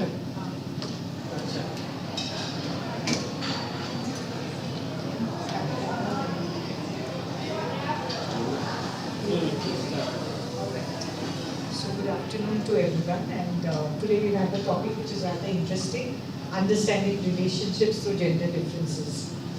We definitely know about gender differences, but since the topic is on relationships, I would want to talk a little bit about what relationships mean to us before I start. So let's start with what the purpose of relationships are. Most of us know that we enter into relationships in the hope of finding intimacy. Now, the thing is, actually, since intimacy is something that we can find, but we need to spruce ourselves up for it, relationships work as teaching assignments for all of us, and they give an opportunity, maximal opportunity to people who have the maximum potential for growth with each other. They get brought in together for a relationship.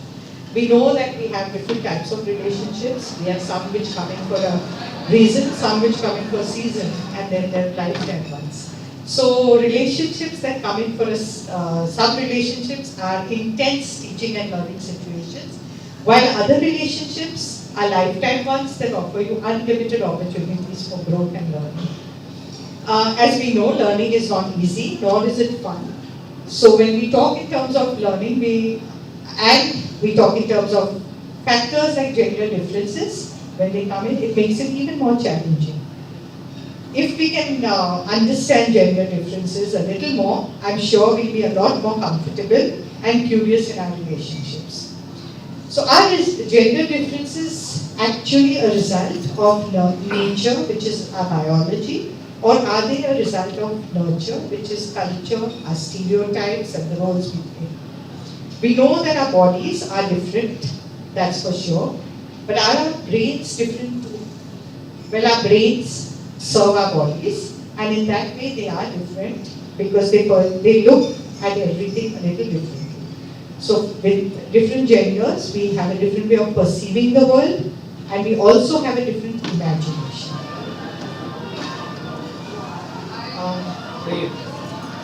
One of the key differences is the way in which men and women deal with stress. How they deal with stress is very different. And when we understand it, it is easier for us not to misinterpret our partners when we see them under stress.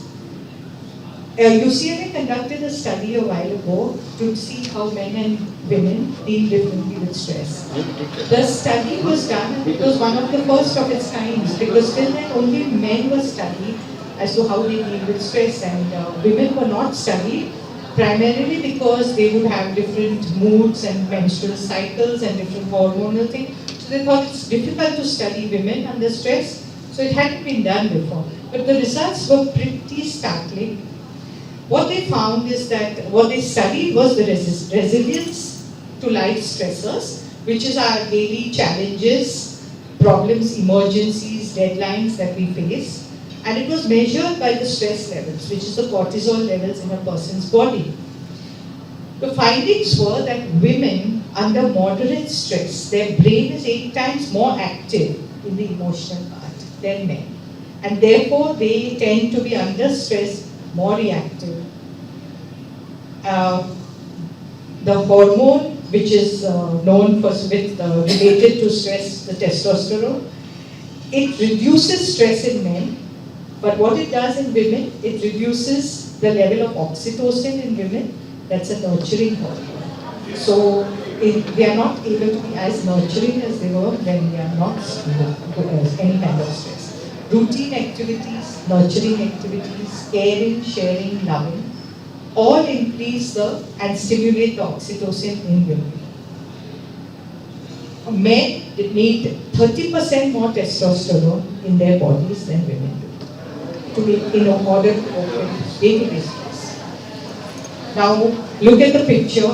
When a woman comes home, you would definitely think that she is now relaxed because she's had a day's work and she's come home. But what happens is that women's stress levels double when they enter the house. They double because they feel that there's a lack of time, lack of support, and there's so much to be done.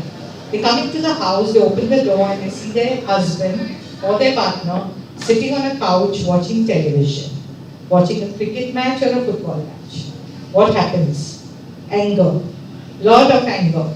But what they don't understand is that the man is not sitting there because he doesn't want to be helpful or supportive. He's sitting there because he's rebuilding the testosterone that he needs to lower his stress.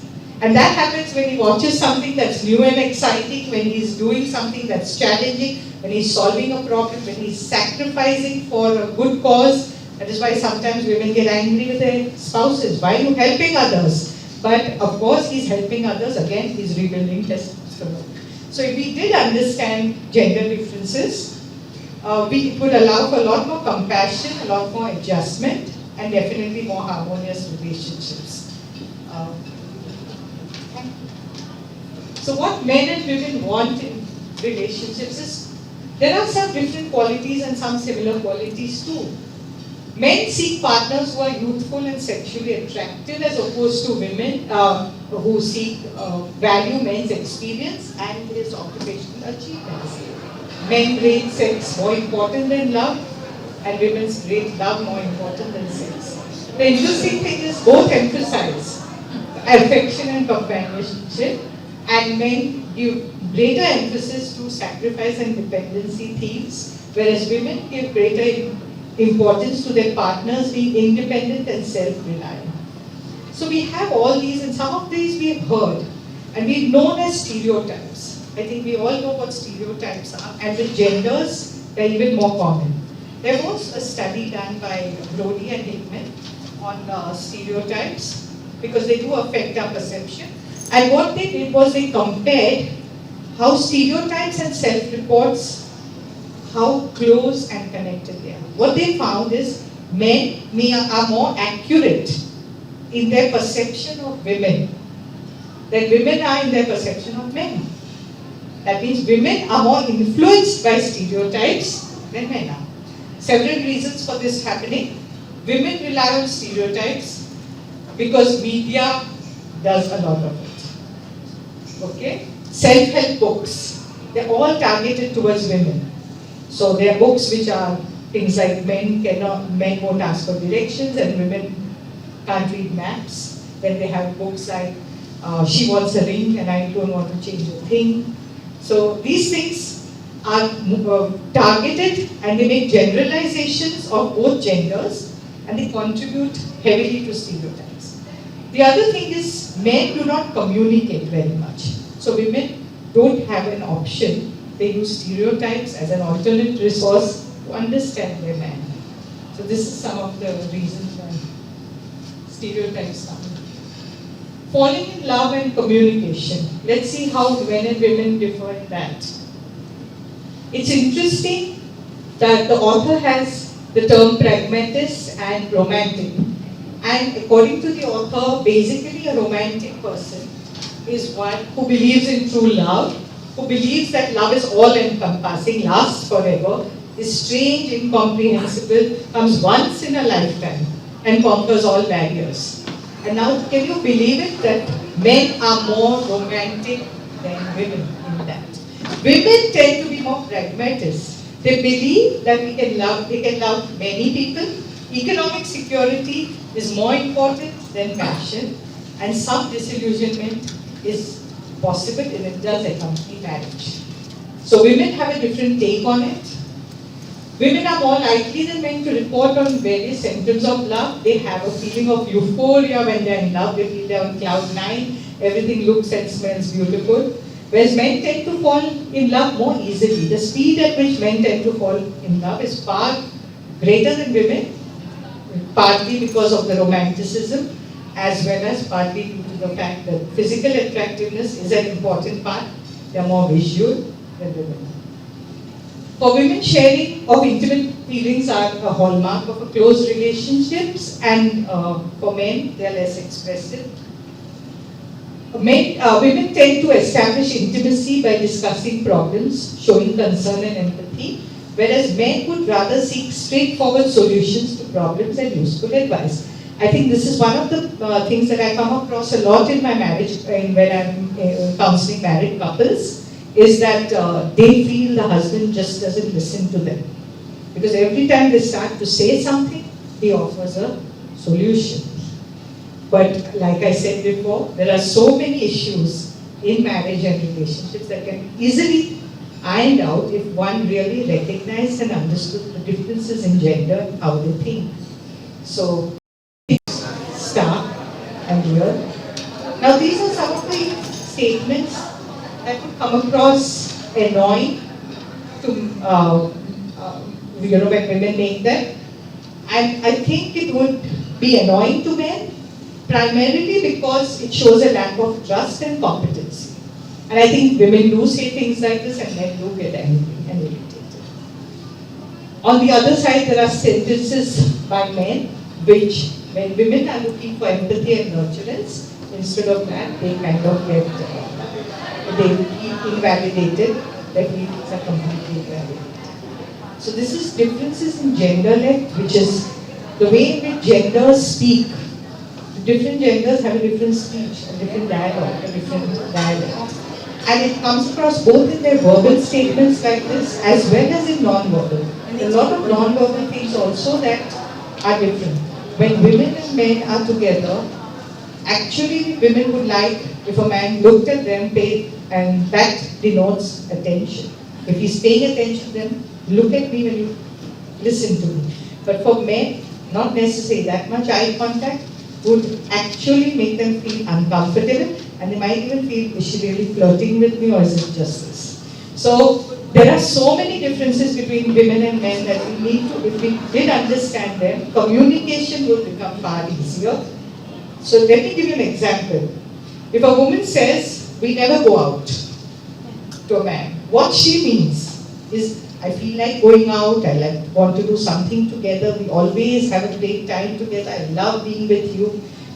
And what he's understanding, if she didn't translate it like that, is basically when he hears we never go out, he's hearing, you're not doing your job. What a disappointment you have been. We never do anything together anymore, you're lazy, unromantic and boring. So obviously when he's hearing that, in his mind he's going, I want to get angry about this, it's not fair. And in her mind she's going, I expressed and he just doesn't seem to get it. Similarly, when a man says, I'm okay, if he's upset, translated what he means is, I'm okay, I can deal with my upset, I don't need any help, but thank you for asking.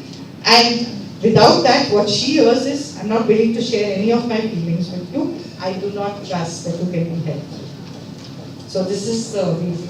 This is when my brother, my Bobby tells my brother that we never go out and you never take me out. And he thinks that she's complaining. So he doesn't... exactly. That is why it's important. I take her out all the time. Yes. Because if he took her out last week, yeah, she still wants to have more time like that. And if she can say that instead of saying, we don't go out. So, or, so what's the best way to turn it around for women? The best way to turn it around for women is to actually express their feelings clearly. Remind the man that it was so good that we had a lovely time. I'm looking forward to it and I'm waiting when we can do it again. Actually, I wish we could do it today. That's it. So what happens? Women who have to have So but you know some women ask about it. Yeah. So what happens is, it's not about more. It's that we are used to speaking like this. A lot of the marriage counseling that I do is only based on stuff which could be so simple if they just understood. Dealing with the differences. We need to recognize that every gender is unique and complements each other. And if we ignore it, then we try to make the other person like us, which is not what we really need or want. So we must learn how to communicate and to keep working at how to keep the love alive. In the way in which we communicate determines that by being more positive. Also, when we communicate, we could remind ourselves that when we say words, are we really going into... I ask myself 3 questions. Do I want peace or do I want conflict? Do I want to be right or do I want to be happy? And is this sentence coming from a place of love or is it coming from a place of attack? So when we do a little bit of introspection, we can recognize where we go wrong. Understanding how the other person sees the world allows us to be more compassionate, more adjusting, and allows for a very creative relationship. Thank you.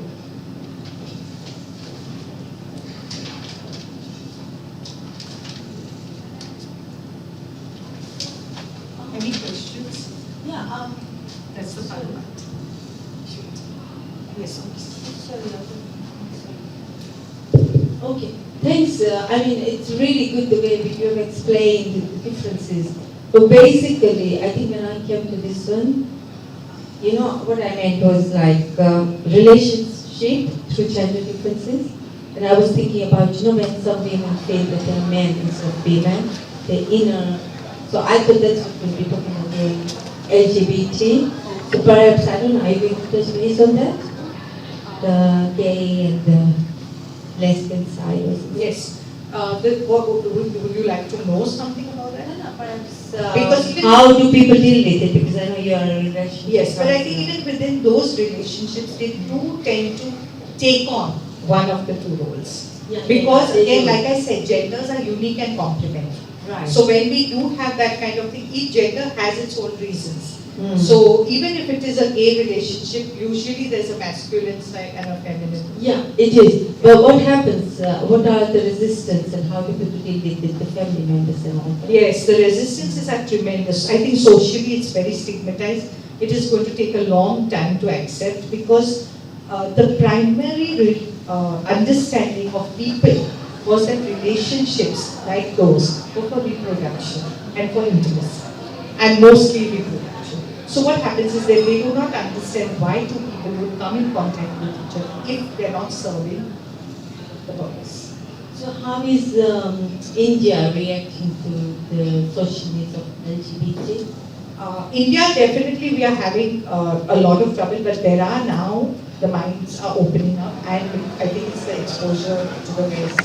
People are coming out of the closet and being able to say that there is still a tremendous amount of social stigma attached to it, and it's not a very comfortable scenario as of now. There is a lot of judgment and stigma attached to it.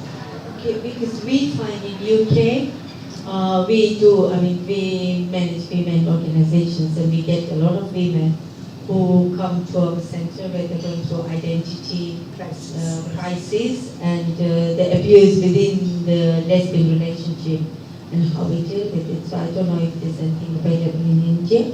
As of now, it's not, and so. I said perhaps that's something we need to definitely look into. Thank you. But like I said, it's just coming out in the open now, so people are still. So I think it's the bigger cities will take it on first. And thank you.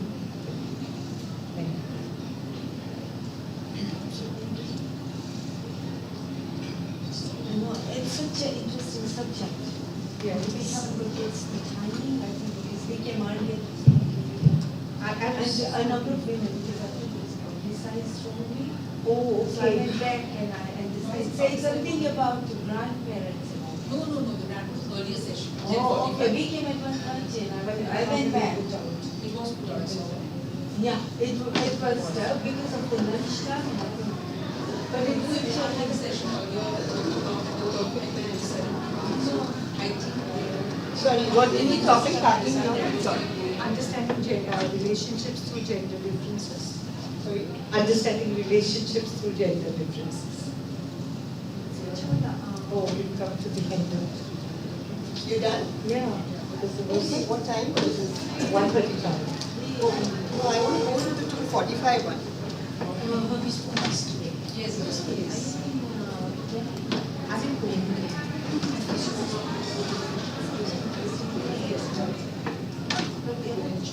But if it exists,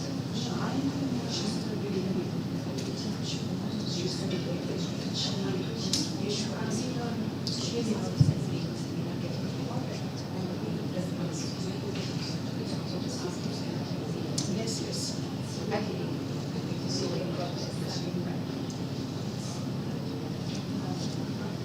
Now they're open. So that's the good part. At least it's coming out.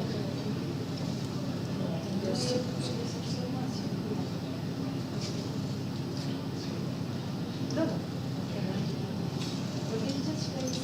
I'll speak up. I'll give you. And thank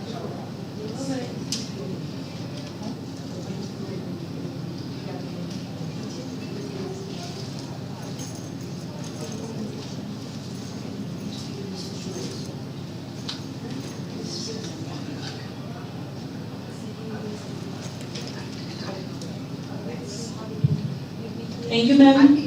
Really, it was very interesting topic. Thank you so much for sharing your valuable knowledge. Yeah, very good. Thank you.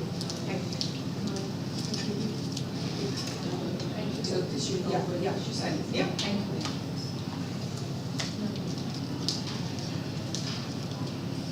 I think it's the time of lunchtime. Yes, good. Thank you. We had lunch and said let's Good. go and get some Information. dessert, you know. Yes, Yeah. thank you. Ajay. Con instrumento di fare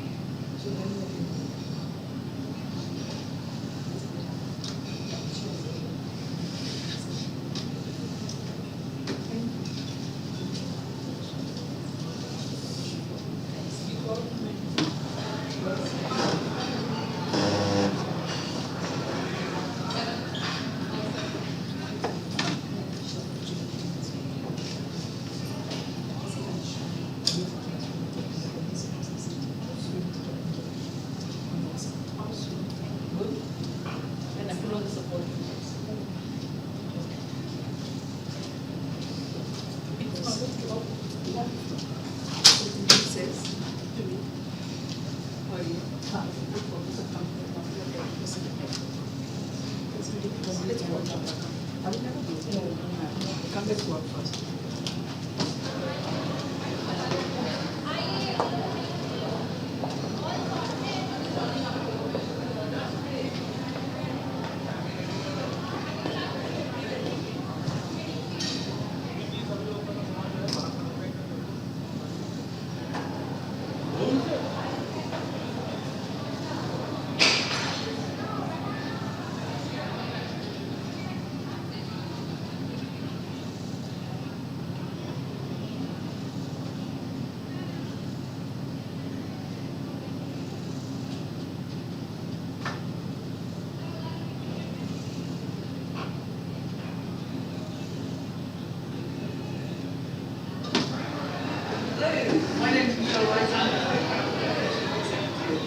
Is it all Yes. Hello to everybody. What time is starting? And it's finished already?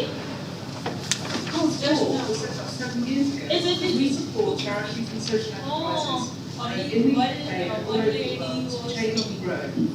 We also support a program of philanthropy and also a program around entrepreneurship, the social responsibility programs, supporting corporates with other programs that can really make an impact at low cost.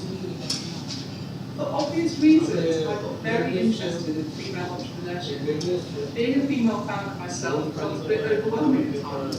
And also, in our graduate programs, I was finding that female graduates coming across far less confident than male graduates. And it started me thinking and getting really interested in this area and what support that female founders really needed. I've been involved in a range of mentoring programs for female entrepreneurs. And what comes across all the time is that female founders, and perhaps lack the confidence of their male peers, they also sometimes are not as confident as seeking finance and investment.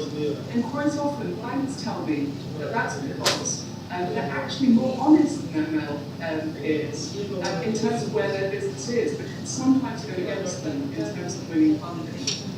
And what we really find, which I think is fascinating, on my initiatives like the Women's Economic Forum, that's so important, is that what really makes a difference is for female founders to have a network and to be able to talk to other people who are running businesses.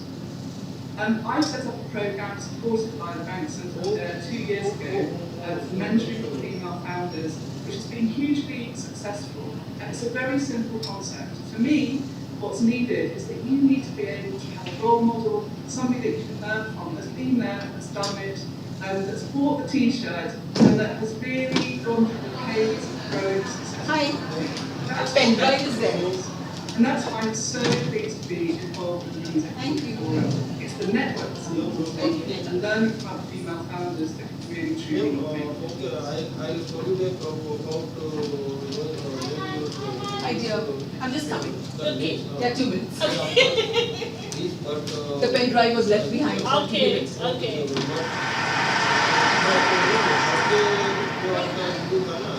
Bismillahirrahmanirrahim.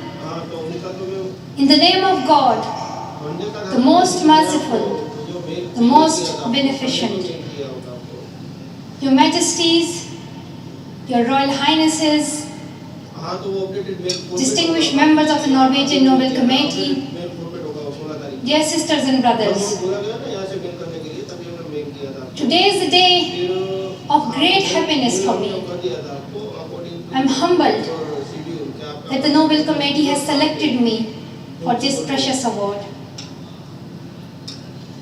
Thank you to everyone for your continued support and love. Thank you for the letters and cards that I still receive from all around the world. Your kind and encouraging words strengthens and inspires me.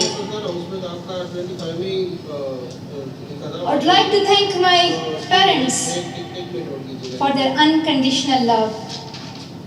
Thank you to my father for not clipping my wings and for letting me fly.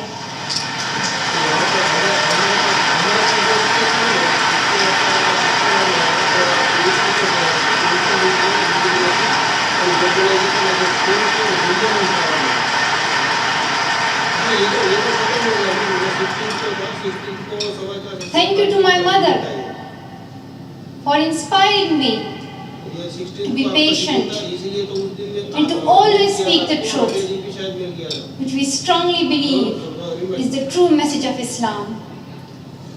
And also, thank you to all my wonderful teachers who inspired me to believe in myself and be brave. I'm proud, but in fact I'm very proud to be the first Pashtun, the first Pakistani, and the youngest person to receive this award.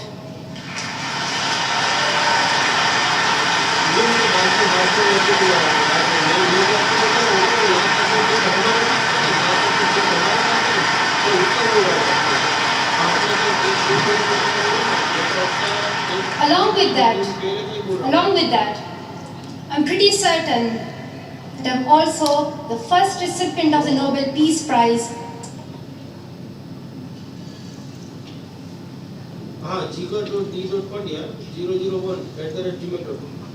Sure.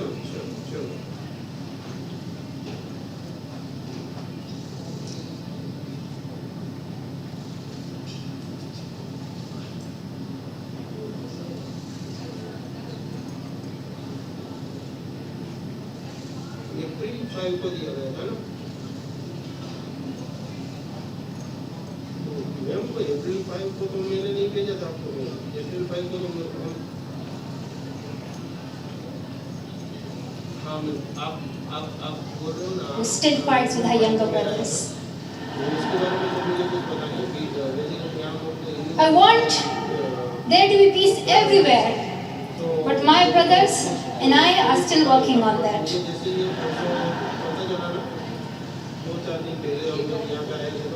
I'm also honored to receive this award together with Kailash Satyarthi, who has been a champion for children's rights for a long time, twice as long, in fact, than I have been alive.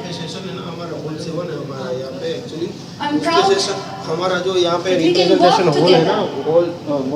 We can work together and show the world that an Indian and a Pakistani, they can work together and achieve their goals of children's rights.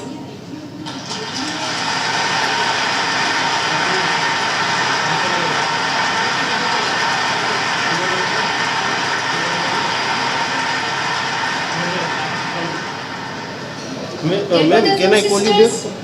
I was named after the inspirational Malalai of Maiwand, who is the Pashtun Joan of Ak.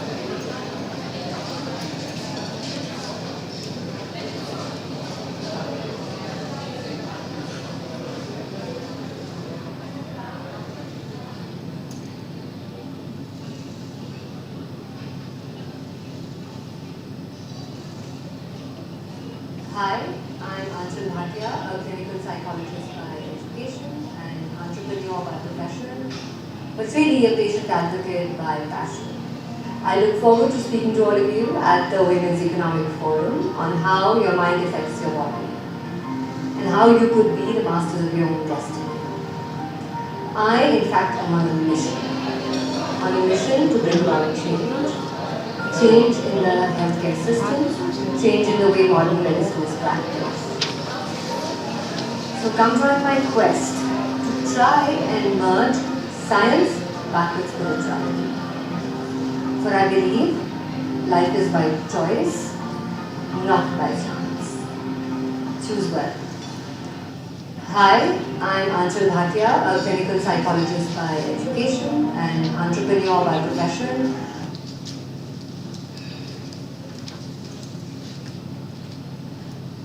सामान pack કરી બહાર કાઢવાનું છે કે નહીં શું કરું ચલો ચલો આવું અમને કીધું પણ એવું કન્ફર્મ નથી કીધું તો આપણે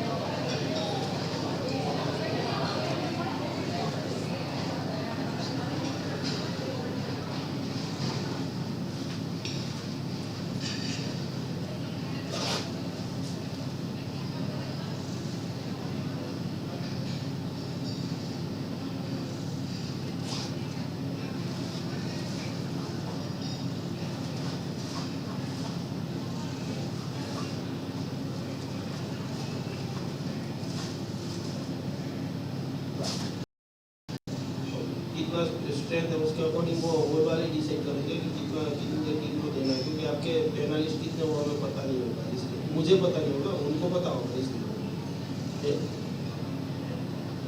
टू बोल नंबर 2 हाँ 19 को और टाइम भी 1:45 से 1:45 इसको भी सेम शेड्यूल है मैम, इसको भी सेम शेड्यूल है। होल नंबर 2 लिखा है यहाँ पे 355 बोला ना आपने, 355 शेड्यूल आपने सेशन 355, तो इसको भी आपको सेम टाइमिंग है 1:45 से 2:45 तक का। सो आपको आगे 12-12:15 बजे आ जाना है यहाँ पे, और same hole, it is the hole number 2। सिर्फ डेट ही चेंज हो रहा है, टाइम वगैरह सब कुछ एक ही है, प्लेस टाइम दोनों एक ही। मैं वो तो मुझे भी पता नहीं, क्योंकि वो जो ऑपरेट पहले आपने जो बोला ऑपरेट में या मैं पूरा होगा उनके बारे में मुझे कुछ पता नहीं, बट हम जो बट नहीं मैं वो बात भी आपकी नहीं है। वो कुछ हमें तो कुछ पता नहीं है, जो हमें बोला गया ना मेल से इन्फॉर्म करने के लिए, ओके, या तो फिर जो भी कॉन्टेक्ट डिटेल उनसे मेल करने के लिए, तो हमारे पास आपका कॉन्टेक्ट डिटेल मेल ही था, तो मैंने आपका मेल अभी तात्कालिक कर ही दिया था। हाँ मैं वो कंफर्म ना, अभी मेरे हाथ में जो शेड्यूल है ना आज तक का, अभी तक का जो शेड्यूल पूरा क्लियर हुआ है वो मेरे पास क्रिएटेड है, और उनसे देख के मैं आपको So I give my USB to you. I'm speaking at 2:45 here. 106. हाँ बहुत पसंद है Sorry. Okay sir. My session is 106.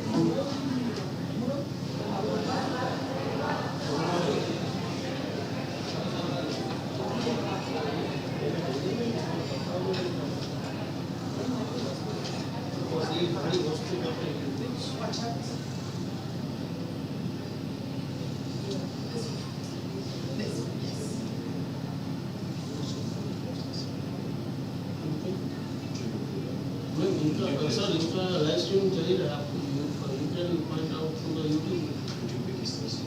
क्या पूरा लिंक है, पूरा लिंक है।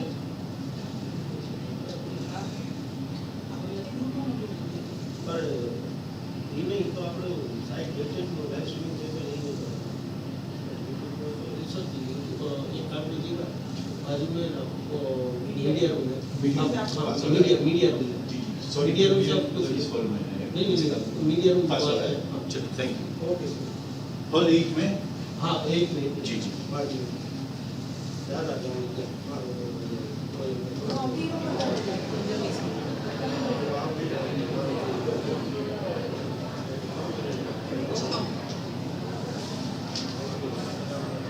How many people are attending each conference? Very few? it is not about because we don't know about these things how many people will be attending. But how many have the last ones had? 2? Really? We both. Oh, really? As a representative, we both. So I'm going to give the conference to you, okay? Okay.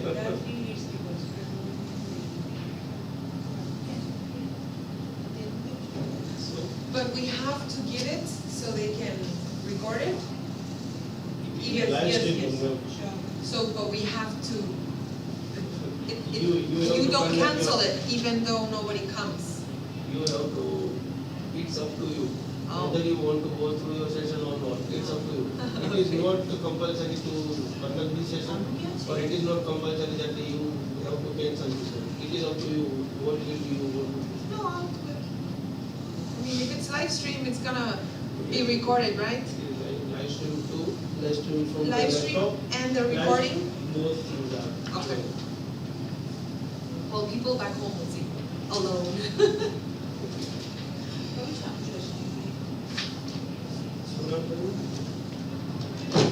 बच्चों को ले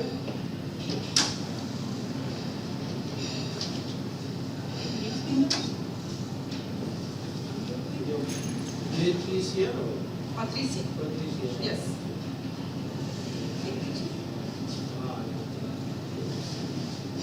No, it is 2:50. Your session will be going on 10 minutes, 15 minutes. after 15 minutes. Can I leave my...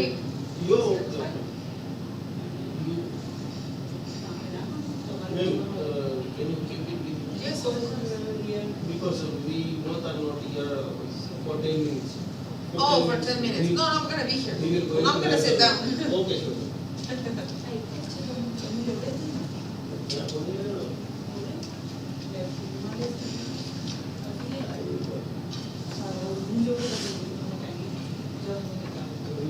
ये तो नहीं कहती बनने वाला चुनने आपको कितना मिलता है ये जरा अपन चाहिए अभी तक काउंटर ये है कि कुछ कुछ लाल सामान कर रहे हैं लेकिन आप बोले कि ऐसे होने के कई होते नहीं ले अब सेशन के तो सर मैं फिर आपको सर ने बड़ी 3 मिनट देखो तो लगा ना फोन नहीं कि वहां पे अपन इतना होता है मुझे भी सब नहीं करता है ये जो करके काट जो के दी ये भी हुआ ऐसा ये भी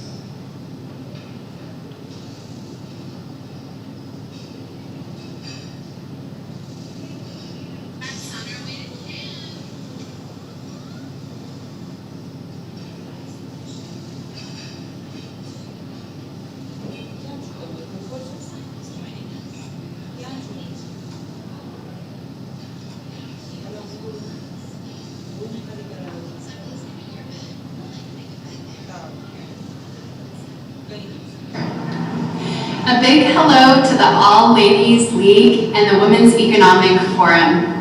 My name is Rose Broom. I'm the founder and CEO of Hand Up. Hand Up is a social enterprise that lets you donate money directly to specific people in need in your community. You can donate toward their basics like housing, food, medical care, and education expenses on our site at handup.org. It's all online. It is such an amazing honor to receive the award of the Iconic Leaders of the Decade in Technology and Innovation. Thank you. I'm so grateful for this opportunity to share my work with my sisters around the world. When I first started Hand Up, it was simply an idea. I never thought it would grow to touch thousands of people's lives. It all started on a cold night here in San Francisco, California, about 3 years ago. I was walking down the street and I passed a woman who was sleeping on the sidewalk with just a thin blanket protecting her from the cold ground. And I asked myself why? Why in a society with so much wealth, so much innovation and new technology, and such deep compassion, why we still have people sleeping on our streets at night, cold, hungry, and needing help. That night I decided I would do one thing, and that one thing turned into Hand Up. Now, 3 years later, we work with 25 nonprofits across the United States, helping to bring these basics like housing, food, medical care to people who are homeless and in need. Beyond these basics, Hand Up donors can also send words of support to the people that they're helping. And this is all online at handup.org. These words of support help bring hope and inspiration to people in need. One of our Hand Up members, Julianne, she first became homeless when she was pregnant for the first time. She eventually got into housing, and she used Hand Up to raise money for food, for baby expenses, for classes, and for work expenses. Now Julianne has a job and she's working. She said Hand Up, the donations meant a lot, but what meant even more to her was these messages of support that the donors sent. She said on her darkest, coldest nights, she felt that people cared about her, and that hope and inspiration helped her move forward and improve her life. I'm honored to have my work with Hand Up recognized and serve as a source of hope and inspiration for others that are working to build a more just and beautiful world. Much appreciation to all of you at the Women Economic Forum of the All Ladies League for working to create a more beautiful world, and to Dr. Harbin Arora for granting me this award. Thank you all again. A big hello to the All Ladies League and the Women's Economic Forum. My name is Rose Broom. I'm the founder and CEO of Hand Up. Hand Up is a social enterprise that lets you donate money directly to specific people in need in your community. You can donate toward their basics like housing, food, medical care, and education expenses on our site at handup.org. It's all online. It is such an amazing honor to receive the award of the Iconic Leaders of the Decade in Technology and Innovation. Thank you. I'm so grateful for this opportunity to share my work with my sisters around the world. When I first started Hand Up, it was simply an idea. I never thought it would grow to touch thousands of people's lives. It all started on a cold night here in San Francisco, California, about 3 years ago. I was walking down the street and I passed a woman who was sleeping on the sidewalk with just a thin blanket protecting her from the cold ground. And I asked myself why. Why in a society with so much wealth, so much innovation and new technology, and such deep compassion, why we still have people sleeping on our streets at night, cold, hungry, and needing help. That night I decided I would do one thing, and that one thing turned into Hand Up. Now, 3 years later, we work with 25 nonprofits across the United States, helping to bring these basics like housing, food, medical care to people who are homeless and in need. Beyond these basics, Hand Up donors can also send words of support to the people that they're helping.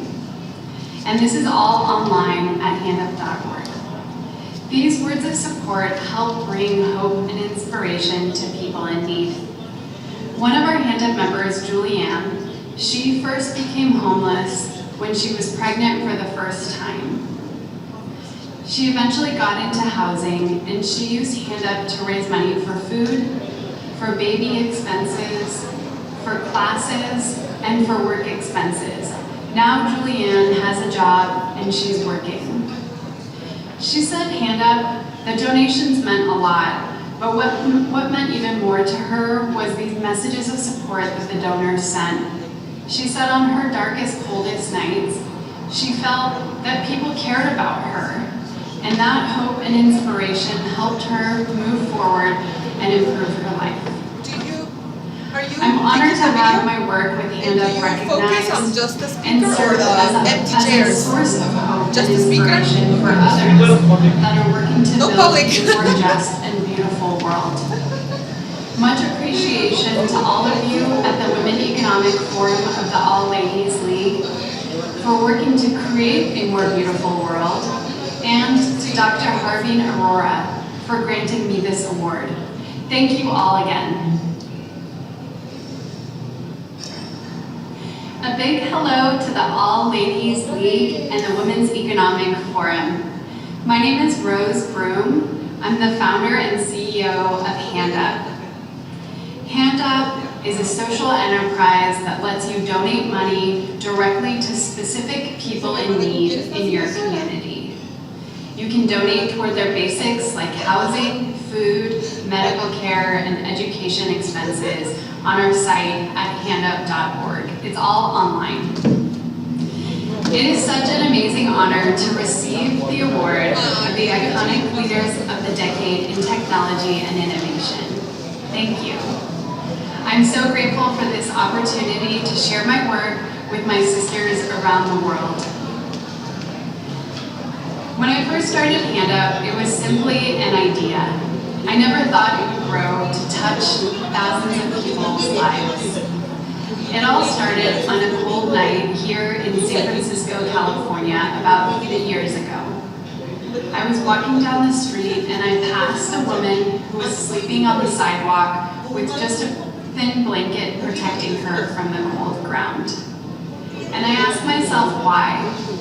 Why in a society with so much wealth, so much innovation and new technology, and such deep compassion, why we still have people sleeping on our streets at night, cold, hungry, and needing help. That night I decided I would do one thing, and that one thing turned into Hand Up. Now, 3 years later, we work with 25 nonprofits across the United States, helping to bring these basics like housing, food, medical care to people who are homeless and in need. Beyond these basics, Hand Up donors can also send words of support to the people that they're helping. And this is all online at handup.org. These words of support help bring hope and inspiration to people in need. One of our Hand Up members, Julianne, she first became homeless when she was pregnant for the first time. She eventually got into housing, and she used Hand Up to raise money for food, for baby expenses, for classes, and for work expenses. Now Julianne has a job and she's working. She said Hand Up, the donations meant a lot, But what meant even more to her was these messages of support that the donors sent. She said on her darkest, coldest nights, she felt that people cared about her, and that hope and inspiration helped her move forward and improve her life.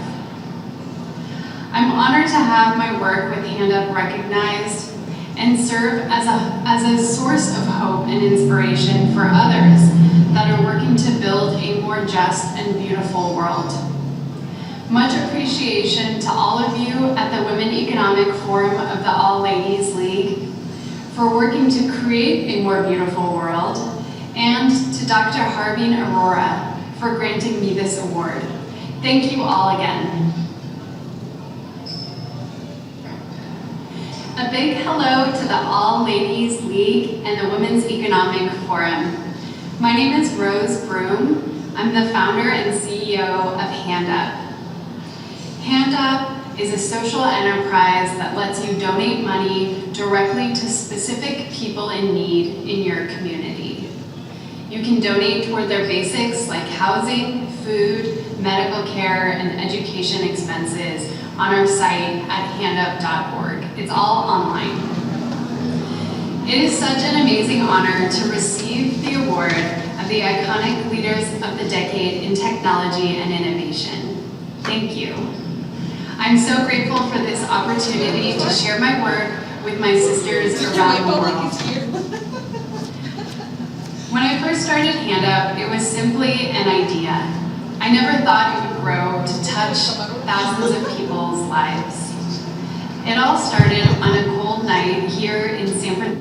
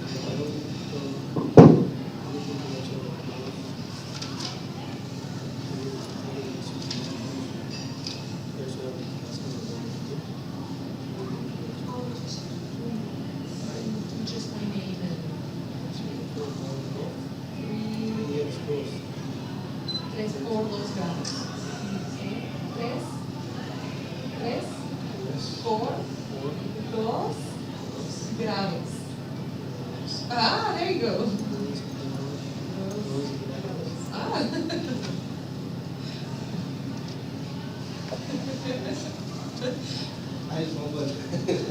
Say it slowly. 3 por 2 grados.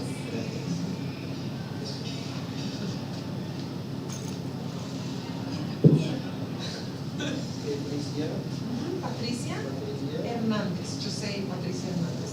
You can leave out Gracia. Hello everyone, good afternoon. Here we are for the WEF 2016. The current session will be going on about the Watch Out the Border Girl, which will be represented by the Patricia Hernandez. She is the co-founder of the Tres por Dos Grados from Mexico. Okay. So next, Miss Patricia will be represent the whole the topics and the things about it. Thank you. Thank you very much. Thank you for the presentation. Your name is? Jigar. Thank you, Jigar, for the presentation, and thank you to my public attending. It is an honor and a privilege to be standing before you. Thank you to those joining me. I have to be honest, this is my first time as a keynote speaker. I'm a little nervous, but it is from all the planning from this trip since February and preparing this conference to present to you. Before I continue, I want to thank the All Ladies League for giving me the opportunity to present at this Women Economic Forum, sharing my story and knowledge with other magnificent women. This is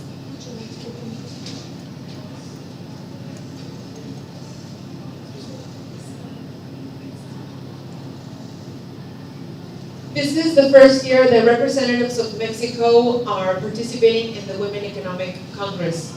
We were invited, as I said in January, to be a part as delegates of Mexico. We were told that women of 75 countries are representing this Women Economic Forum, and only Mexico wasn't a part of this. So we were very honored and privileged to be here. We come all the way from Mexico, the other side of the world, 9 different women with different topics. So just to share a little bit about me, I was born in Mexico City in 1984. I was raised in Tijuana, this is in Baja California, in the northern part of Mexico. My scholar education was between Tijuana, Mexico, and San Diego. I have a degree in psychology in Guadalajara, Jalisco. And my professional experience, which I will elaborate in the next slides. So, the contents of this conference will be related to the projects I have participated in my professional career as a woman in a Vega binational region of Tijuana and San Diego. Going back and forth has been a lifestyle I have been accustomed to since I was born. Being binational, bicultural, and bilingual is my main description. I was born in Mexico City, I have said, and in May of 1985, my parents moved to Tijuana in search of a better opportunity. Back then, I would not have imagined I was to be living in this great region. This region speaks a whole other language in culture, business, economic, and in general, a different way of life. As a psychology major, but as the years passed, I fell into a great passion of sponsorships and sales. I found my vocation in my first job, the first experience into the real world. I attended 6 different schools.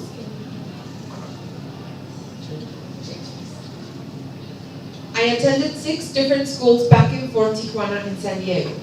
The first time I went to San Diego was decided by my parents that I should attend an all-English school.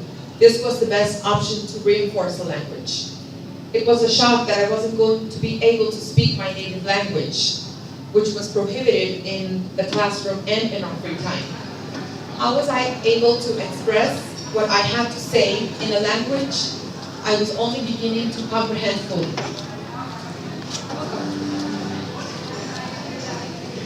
My friends were now Mexicans living in Tijuana, Mexicans living in San Diego, and Americans living in San Diego.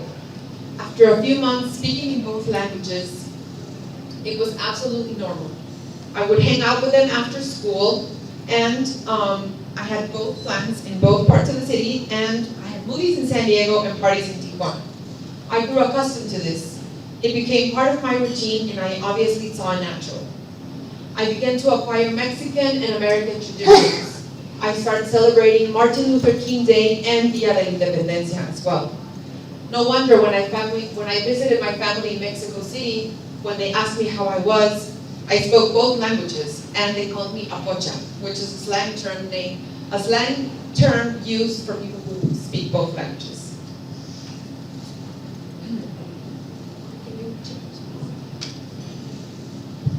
Okay, so it was time for the real world. Fundación Internacional de la Comunidad, International Community Foundation, has been working for 14 years in Tijuana, Mexico. They help promote philanthropy and fundraise money for both sides of the border for different programs. My former boss, who is giving a conference tomorrow on philanthropy, gave me the opportunity of my first formal job. She saw something in me, I don't know what, that to this day I will always appreciate and thank. I wasn't aware of the experiences and learning that was coming. At FEEC, I was in charge of raising funds both internationally and locally. My main public was the industry sector on both sides of the border, trying to open up the industry sector to help in social programs in Tijuana. I had to put to practice all that scholar education, having a psychology degree was a great tool in the business sector. I found it incredible to move back and forth countries, learning as a businesswoman, you start feeling the sense of empowerment and value. You never know what you are made up of until you experience real life situations day by day. Every day I learned and discovered a different side of me, and I loved it. One of these things I loved the most about working here was that all of the employees were women. Each had a specific role. With different backgrounds, I had the privilege of learning so many things from each one that to this day I still carry with me. Anita taught me humility. Rosie taught me perseverance. Toñe taught me self-worth, and each one on a different trait that has helped me grow emotionally. And with all of this said, I would like to share one of my favorite quotes from tennis player Serena Williams. The success of every woman should be the inspiration to another. We should raise each other up. Make sure you're very courageous. Be strong, be extremely kind, and above all, be humble. That same year, our foundation was the treasurer of the biggest event coming up in our city. I was asked to join the event as one of the sales executives. I was starting to realize I liked this area, and this would be a big opportunity to really see if it was my strong suit. Tijuana Innovadora, Innovative Tijuana, was initiated by a group of businessmen who wanted to take action in a city where they have got jobs, family, friends, but most of all, a prosperous region where they could aspire to bigger things. Each character in this great project that was about to start had so much to contribute. As I don't know if you have been to San Diego or Tijuana. You have? Well, this is a region that is always attacked by the news on being only drugs, alcohol, party, and that's not what we are made up of. There are great citizens who are working every day in different subjects and matters to empower the city, to improve the city, and to shout out to the world that we have many things to offer. So this is one of the events that helped different people and citizens to shout out to the world that there were many things going on. One of the leaders was a professional in marketing. The other one, a worldwide telecommunications company. And the third one moved the industry sector to its core. They united these traits and brainstormed on how they and the rest of the citizens could shout out to the world that Tijuana had so much to offer. Not only drugs, alcohol, and party, as I just said. Tijuana is home of the largest clusters like medical, tourism, electronic software, aerospace, and many more. The Toyota Tacoma, the truck is assembled in Tijuana, exported here to Asia. Components of the heart bypasses that are used in heart surgeries are mostly fabricated in Tijuana. Orthopedic products, turbines, thermometers, headsets for astronauts, all made in our region. We invited Al Gore. Fortunately, he said yes. Francis Fukuyama from Stanford University. Biz Stone, founder of Twitter, and other important speakers to help us spread the word that our city had positive news and not only the information that news like to cover. We held over 40 keynote speakers, more than 50 panels, 40 exhibitions so that our visitors could see what was happening inside those factories.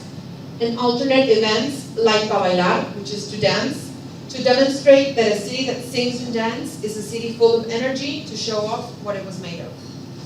We import and export $87 million every day of products like televisions, medical, and electronic products.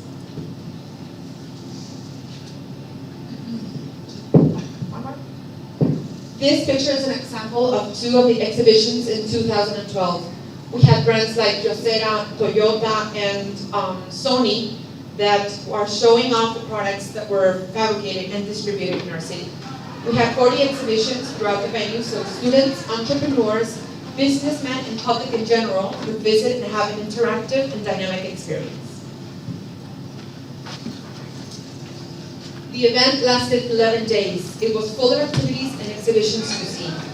At 6 p.m. on the 5th day of the event, it was planned to dance in different venues, in iconic venues all around the city. At 6 p.m., a song would start and the whole city danced to a choreography that was rehearsed months ago. This is a picture of the people that were reunited in one of the main. Which year? And this was 2010 and 2012. So I continued working in the foundation all throughout 2011, raising funds, and the event was decided to hold its second edition. It had such a good response that the coordinators felt the moral obligation to go for round 2. Again, I was asked to lead sales in the department. We showed the world what our city has to offer. And now it was time to turn the heads of our sister region, San Diego, California. We created a bi-national department with lead organizers who could help us bring San Diego's to turn their heads to south of the border.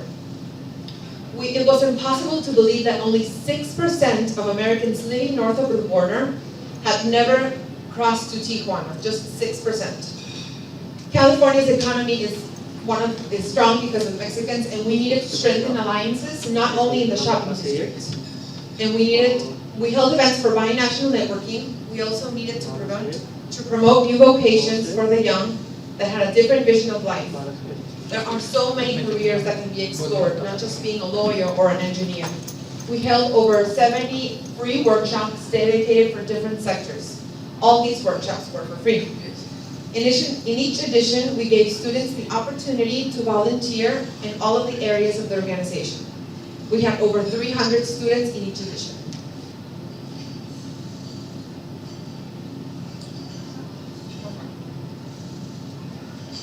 So Culinary Battle and Innovamoda, which is fashion, were the alternate events that would uplift our event in fashion and culinary expertise. Chefs from Baja California have won awards for their spectacular dishes. How could we not show off one more thing our region had to offer? Teenagers working in factories, who some had not even finished middle school, were competing in the fashion contest, turning in design portfolios with the most amazing sketches. These children and young needed their opportunity to fulfill their dreams. We invited more international speakers like Philippe Cousteau, Steve Wozniak, co-founder of Apple, and many more. As the citizens asked and asked for more, Tijuana Innovadora emerged as a movement.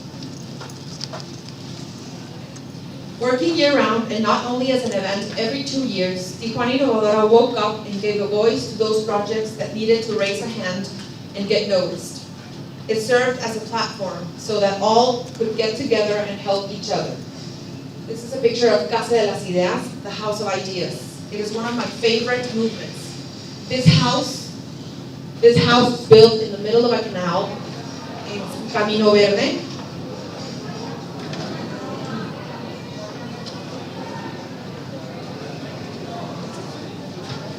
This is in a very dangerous part of the city, one of the most dangerous parts. You see 2 different sides, each side fighting against the other one. So this house was built, it had an architectural award already. 80% of the parents were incarcerated. These children came home from school to be in the streets doing drugs or vandalism. All they knew was being sons and daughters of drug traffickers, and of course it seemed natural for them to aspire to the same business. They thought killing people, carrying a gun, and making easy money is a role model to follow. Casa de las Ideas held these kids captive in different workshops, gave computer classes to stay-at-home moms, but most important, these children with a troubled past were being fed knowledge, wisdom, education to make a change in their lives.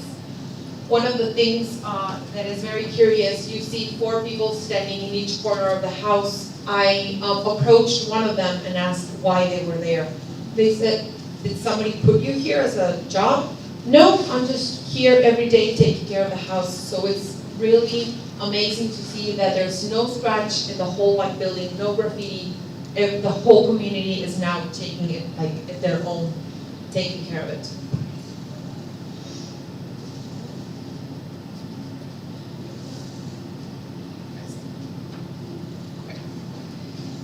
So it was time to start the 3rd edition.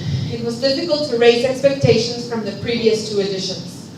The first one,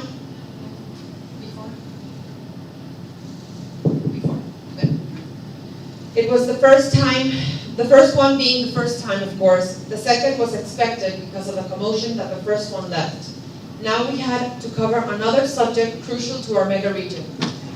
The Mexican diaspora, being one of the biggest migrations in the world, all those Mexicans passing through our city to look for the American dream. Some having luck in crossing illegally and others searching and staying in search for the next opportunity, risking their lives, leaving families and friends to make a better living. Immigrants wearing the only piece of clothing they were carrying, no money, no place to sleep or eat. Millions and millions of women, children, and men dying crossing the border in horrible conditions because our country was not giving them jobs so they could put food on the table. Those Mexicans born in the U.S. as second generation are finishing their master's degree and becoming astronauts like Jose Hernandez in NASA, and thousands more that are representing our country and teaching us that it can be done. We will have obstacles and quite a few bumps on the road, but we'll know we have a bright shining light at the end of the tunnel. Now co-workers made possible a council in the San Diego region. Americans could speak for us and be ambassadors of what this mega binational region is expanding and achieving.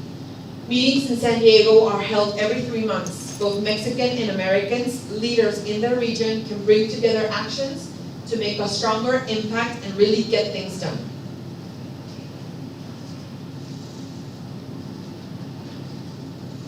Well, this is a picture of how the border is.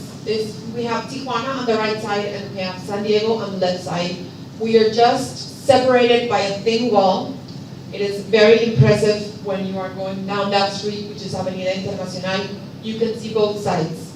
So one of the things that we have to do is build bridges, not walls. It is very important. This is a fence that goes all the way to Playas de Tijuana and Imperial Beach. As you can see, on the middle section, they painted the fence in blue so it can appear that it was the continuation of the sky. So we have no borders and nothing in between us, that we can be together. So now, after all this experience I had with Tijuana Innovadora, I can't even describe what it has given me as a learning experience, and I was able to experience this every day on different matters what my region has to offer. I have the tools to set new goals, contacts who can support me, and the courage and strength to venture on my own. It is time to give back what all of this has given me, and so this year, as of January, I teamed up with two incredible women, with our colleagues whom I would have loved to have stayed with me, in opening a public relations agency focused on coordination of corporate events working on both sides of the border. We have recently started and we have 5 events successfully coordinated and waiting responses for 2 more. Our brand is from 6 degrees of separation. This theory says that all of us in this world are connected through 6 points or less. So the 6 degrees of separation is a theory that says that all of us are connected in this world by 6 points, 6 contacts or less. So we wanted to do the equation for our brand, which is we are 3 co-founders. Dos is 2 for working on both sides of the border, which make up the 6 degrees of separation. We are 3 partners, and once again, my public relations agency is focused on corporate events. And we are working in both sides of the border with we have the ideal combination of services. So I know it is tough out there for women, but the only thing I know is having passion, consistency, drive, and perseverance will always win. Well, this has only started, and I have a lot of enthusiasm in working at something I love. Very few of us can achieve that. Now, as an agency, I can proudly say that we are coordinating the 4th edition of Tijuana Innovadora. It is a monster of an event, I know, but I have no doubt that it will work out great. When is it? It's going to be from the 3rd to the 10th of November of this year. So really soon. We have 6 months to coordinate what we normally have as a 1-year coordination of the event. How many people are expected? Well, in 2010 we had about 700,000, and then it increased 2012, and so on and so forth. So now it is going to be 7 days instead of 11 or 15 as the first edition. We are expecting lots of people and actually, one more slide, please. The last one. Okay, so these are the themes that we are going to be covering. We have creative industry, we have fashion designers on the rise, Tijuana Green, and well, we're keeping going on the persistence of the movement. So this is going to happen on November, and it is going to be only 7 days, but it's a big event with lots of activities. We're going to have exhibitions, panels, conferences, and different alternate events for students. Thank you so much.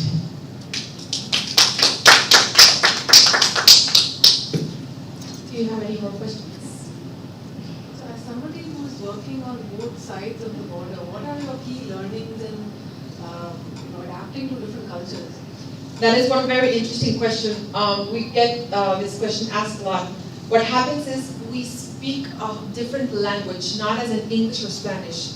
We have people from the center of Mexico tries, as I was having in February an event, we had the activation of Volkswagen, one of the new Beetle, and they were bringing agencies from the center of Mexico to coordinate the event in Tijuana. We speak a whole other language. We have to know the full meaning of how we work in the frontier. It is very different. It is not easy at all. So one of the key things to mostly achieve and to know is we manage different things. I mean, we have Tijuana, we have Mexicans and Americans, we have San Diego, we have Mexicans and Americans as well. So this type of language is rare. I mean, just living there, you can only experience what is going on.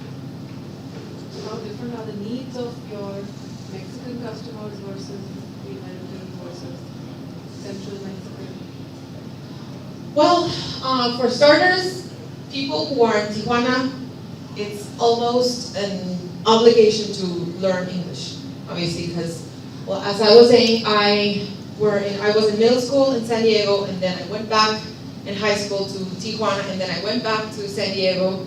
So it is very different, the way of life.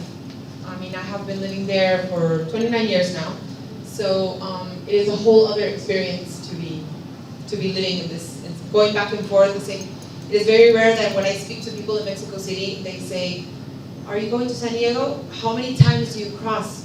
Maybe 2 times at least. Or I go to the movies in San Diego, or get gasoline in San Diego, or I go to the movies in Tijuana, I go to the shopping mall in San Diego. So people really don't understand how you can go back and forth from 2 countries. It's literally 2 countries. I have a visa. I have my Mexican passport as a national resident, and I have a visa. Exactly. I was in recruiter in San Francisco, actually San Jose, and a lot of Mexicans came across the border illegally, and they somehow heard that I had like a soft heart and I would get a job somehow, so a lot of them used to come to me, and I learned to communicate with them. My basic language is Indian, but I knew English, and then I wrote the questions that I needed to talk to them about my work. I wrote them in my language, like the pronunciation and the meaning, and then I would talk to them on the phone. It was easier to communicate. Yeah, I worked with a lot of Mexicans that way. We now have a big issue here there in Tijuana, which we get all the immigrants traveling from Guatemala, from Chiapas, we get them all. So they're staying there because when they're being deported, none of them are going back to their cities. Yeah. So we have a huge amount of immigrants. We have shelters for them, but obviously it's not enough. I mean, they're building different organizations in the border so they can have shelter and food and give them workshops or just some money so they can work. But it is a very strong matter that is going on. It's that kind of times. There are a lot of refugees everywhere. Things are changing. They can't find jobs and work in their own place, and they have to move. And the new place doesn't want them. Exactly. So there is so many in all countries. Exactly. This is a matter that's going on in every country. Yeah. We have to take action in it. So people are only talking about statistics but not taking action. Okay, we knew in that, when I was saying about the binational forces, we knew the statistic of the 6% of San Diegans or north of the border coming south of the border. Okay, we are saying 6%, but we have to take some action and bring in people or buses to the events from San Diego.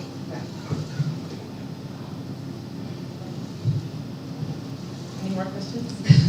I just want to make a comment. I'm so enjoying this. My father's from Nuevo Laredo. Oh, wow. And I lived in Villa Hidalgo, which is on the border of Texas, for a period of my life.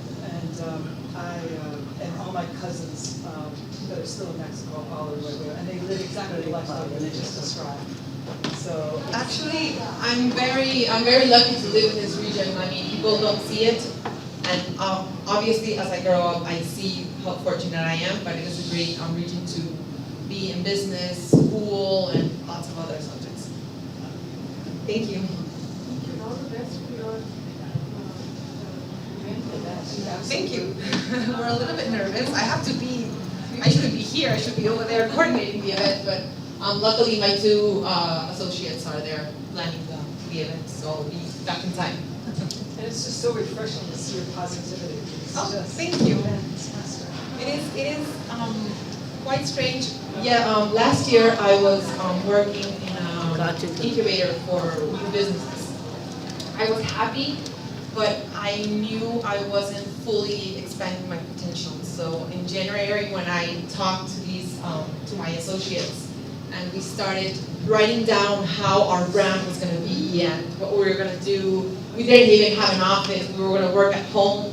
But now, sometimes I just sleep a few hours, but I wake up refreshed and energized and ready to plan the day. I'm very, very happy, and I know not a lot of us can say I wake up and go to a job that it's not a job, it's my passion, and it's, how do they say, well, nunca, how do you say, what is this? If you are working at what you do, you don't have to work every day or another day of your life. So I'm happy. Thank you for being here so much. Thank you. Do you want to contact? Oh, yes, of course.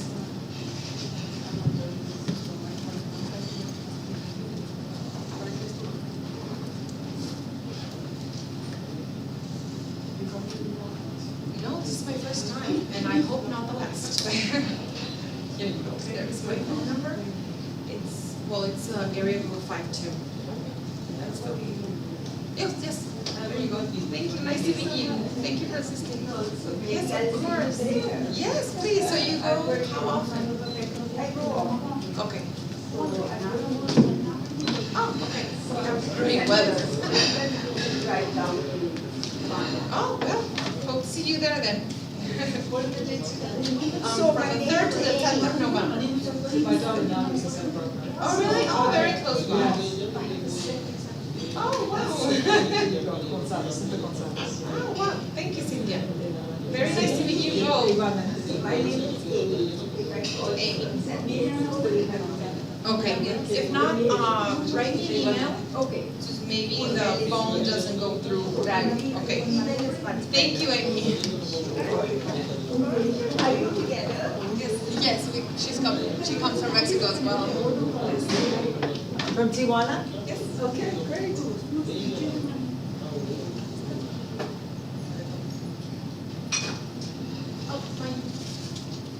You are from? I'm from Dubai. You speak Spanish? Yeah, my dad's from Mexico. My mom's American. So, I want to learn to speak Spanish. It's a lovely How language. to do it? Just Go to Delhi? No, I don't know. But I'm sure they're. I can find it. So you worked in Silicon Valley? Yes. You were recruiting folks? I did my graduate studies in San Francisco. So I know that area well. Yes, it is a beautiful area. I got it in Dubai. Yes, because I lived there. I lived there 18 years now.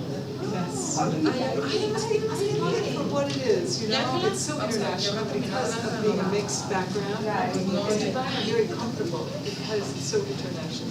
And also safe. Oh, he is very safe. Very safe. Big Ben, I'm The sure. hospital are very safe. Every time I go to Dubai, and then I find. Oh, this is amazing, I know. So nobody's going to steal it. So, are you in Delhi and Mumbai, where are you at? No, I'm in Delhi. I'm from Thank you. nationality. Bye, nice to meet you. See you around in the See you in conference. June. Bye. And what do you do here in Delhi? Great.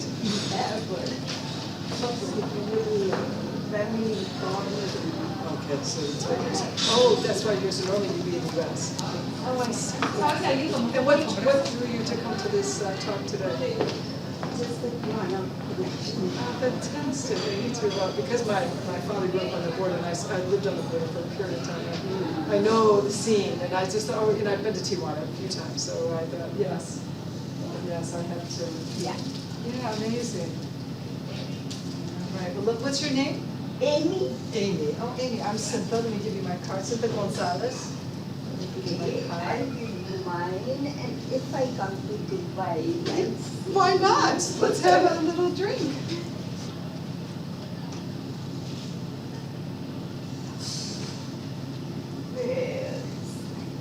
Thank you. Interesting things to offer on my website. I have an interesting blog that might interest you. Okay, okay. What do you do? I'm relationship. I'm a counselor. Counselor For couples, and I'm an art therapist. I just gave a presentation this morning on art therapy. And Healing I'm through going art. to do that later any day. I might actually. They've asked me to run a workshop on art for the conference goers, so that might just happen. We shall see. Not mine, Beautiful. Very good. First Street, where's First Street? Oh, here, we'll give you two. Is that in the Sunset? No, near Bay. Oh, okay, oh, yes, of course, I know where it is. I know exactly where it is. The spring used to have the alcohol. Yes, I know. Yeah, I live in. See you around. Okay, see you around, Amy. What's your name? Cynthia Gonzalez. C-Y-N-T-H? Yep, that's it. Yep. So where did you go? Went here and there.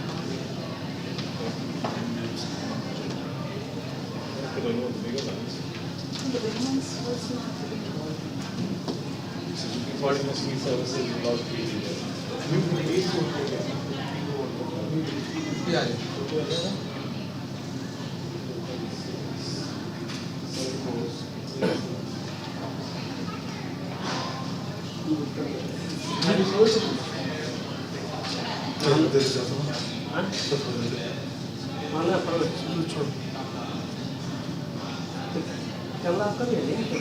कौन सा camera? America को उसको मन था। अब ये सही है। तो ऊपर हमें 200 लगा करना पड़ेगा। 200 लगा करना पड़ेगा। आपको लगा जब चलेगा तो तुमने करना पड़ेगा ये मट्टी तो जाएगा आपका दूर में आपका 200 लगा के 400 लगा के मेरे को छोड़ दो ना। हाँ 1800 में रहेगा आपको लगा तो वहाँ तुम्हारा पियोन बंदा रहेगा, तुम्हारा पियोन बंदा रहेगा, बंदा तो छोड़ोगे, 4 कैमरा में भी तो जाओगे ना। वो अकेला नया बंदा है, अकेला नया बंदा खाएंगे, सही अकेला नया बंदा और आपको बंदा रुकेगा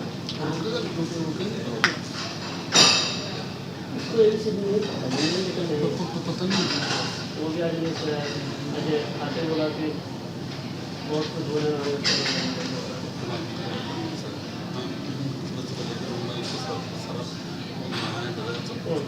उसी नहाया तो आया 12 बजे रात को तो फोन उठाता नहीं, इतना सोया कि इसका फोन उठाया नहीं जा रहा। फिर फोन किया 12:30 बजे भाई तेरे को कोई दिक्कत तो नहीं हो रहा, फिर काट रहा है फोन, काट रहा है 3 बार में फिर उठाया, पता नहीं बोला क्या है तेरे को हाल चाल पूछने के लिए फोन कर दिया, मुझे के साथ में तो यहाँ को साथ चला गया, पता नहीं क्या है। हाँ फिर मेरे को बोला मैं नीचे यहाँ पे उसको छोड़ दिया था 8 नंबर पे, वहाँ से फिर ऊपर चले गए, फिर मेरे को बोला हम ऊपर सो रहे जहाँ कंफर्टेबल लग रहे हैं वहाँ से, मैंने ऊपर सो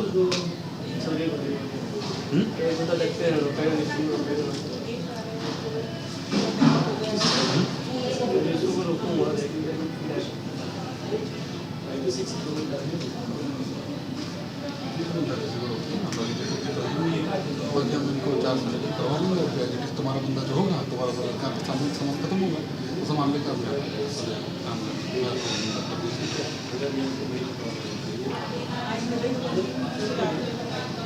अपना 4 कैमरा लेकर बैटरी चार्ज कर दो, अपना फिर सुबह आ जाएंगे, फिर सुबह आएंगे वो 4 बंदा आपके साथ जाएगा, 4 बंदा जो रुकेगा आपका कैमरा वो हमारे साथ रहेगा, उसका तो टेंशन नहीं। तो यहाँ चले क्या करेगा हमारे जब लगता है कि अकेले को क्या करेंगे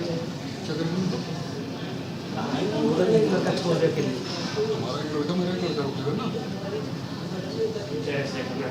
अबे तुम्हारा एक लड़का अटेंडेंट है, आप बोले मेरे काम खत्म होने का 4 लड़का हमारे साथ फिर कल तुम्हारा बंदे को रोकूंगा। अरे बात तो सुन, जिस दिन रात को तुम रहोगे उस दिन तुम्हारा बंदा नहीं, आज तुम्हारा अटेंडेंट खाली रहेगा, तुम्हारा मल्टी और तुम्हारा 4 कैमरा मिल चलेगा, मुझे खत्म होगा, हमें वहाँ पर लगाना तुम्हारा कैमरा, कार कवर करना और चलो, फिर तुम्हारा सुबह का टाइम, फिर कल तुम रुकोगे तो तुम्हारा 2 घंटे, आज तुम्हें रुकना नहीं है ना, तुम्हारे 4-5 दिन तो अपना कार को भी चलो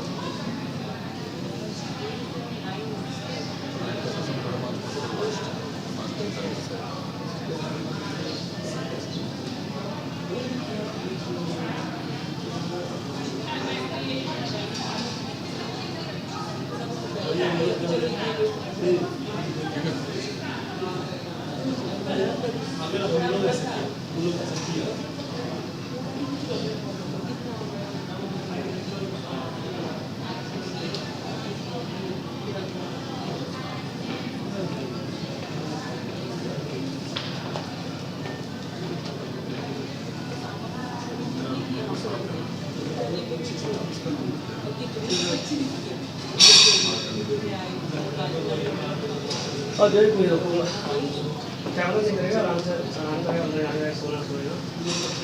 कुछ नहीं, बैटरी उतनी चलती है, क्या खाना था पता ही नहीं, सर बोलना करना बहुत है, जमीन आसमान नया बंदा नहीं कर सकते, कुछ हो जाएगा तो हमारे मतलब मारेगा, लेकिन 9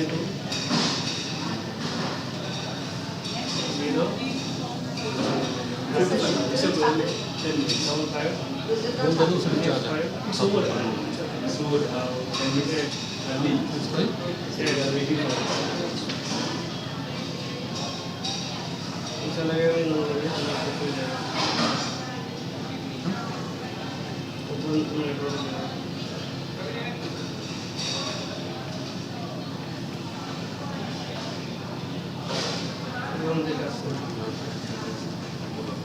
बनाना है कॉफी ब्लैक। और सुनना अभी है बाकी है नहीं यार अभी पहले चल रहा था तो हो गया। अरे दीपक जी से पूछना वो हार्ड ड्राइव आज का चल जाएगा क्या, अगर नहीं चलेगा इसको भी लगवाना। हाँ ये तो बढ़िया होगा ये पॉपुलेशन। चार्ज चल जाएगा, ये चल जाएगा। नहीं वो वाला जो लगा हुआ है, वो लगा हुआ जो लगा हुआ है 12 बजे का, वो जो लगा हुआ है ना, वो 12 बजे लगा है। हाँ तो ये भी चल जाएगा, वो निकल जाएगा। इसको निकाल देंगे पूरा दिन का हुई है तो रात को उस पर लगा के छोड़ देंगे, ऐसे मत कर भाई।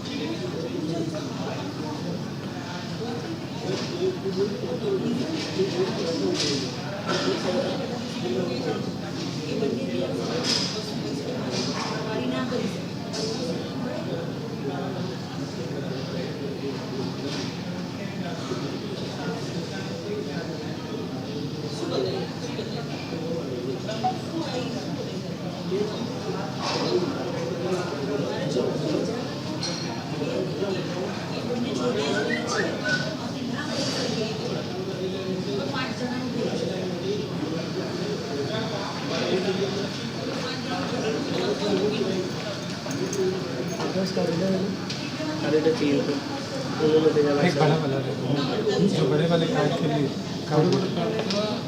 एक ही है वहाँ पे, एक और चाहिए नहीं है और तुम भाई साहब भेजे उन्हीं के साथ उन्हीं के मिलने तो लगाओ हाँ ना वो कार्ड तो खत्म हो गया होगा नहीं है बहुत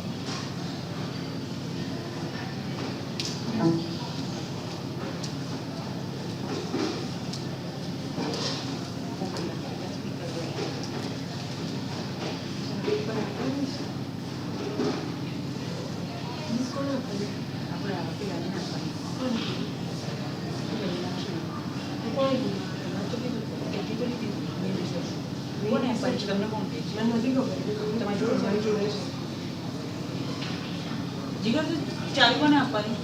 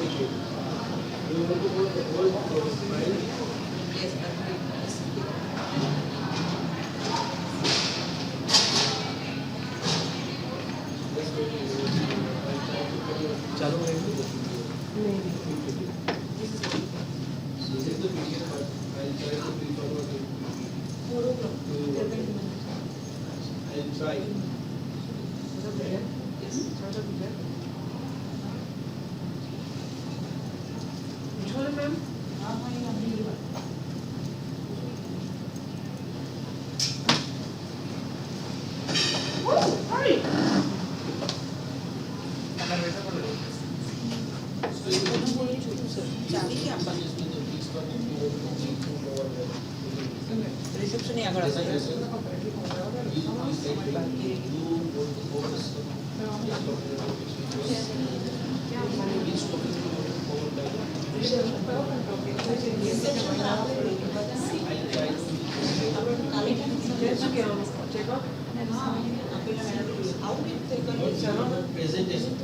Maybe I'll try to convert this PDF file to a presentation. But you have to suggest me which content you want to put that presentation. You have to do this.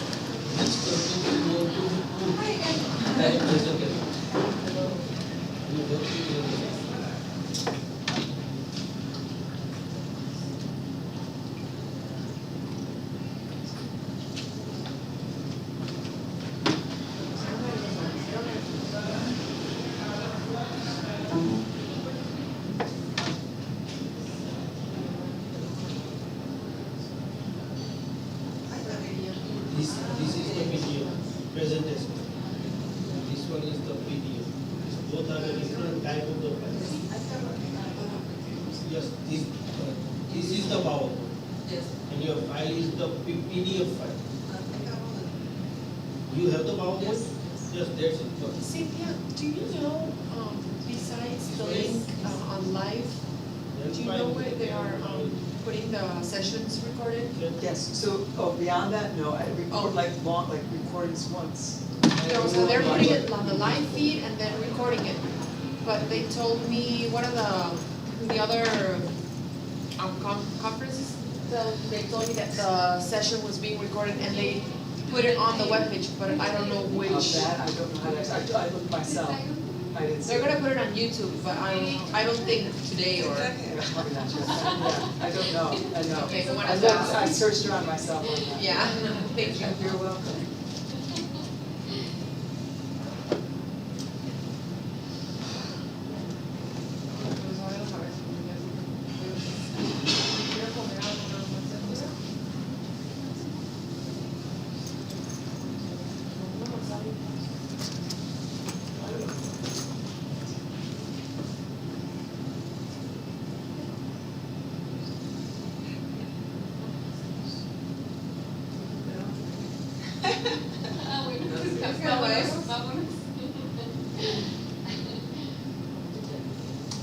No, sí, porque si me preguntan algo. Bueno.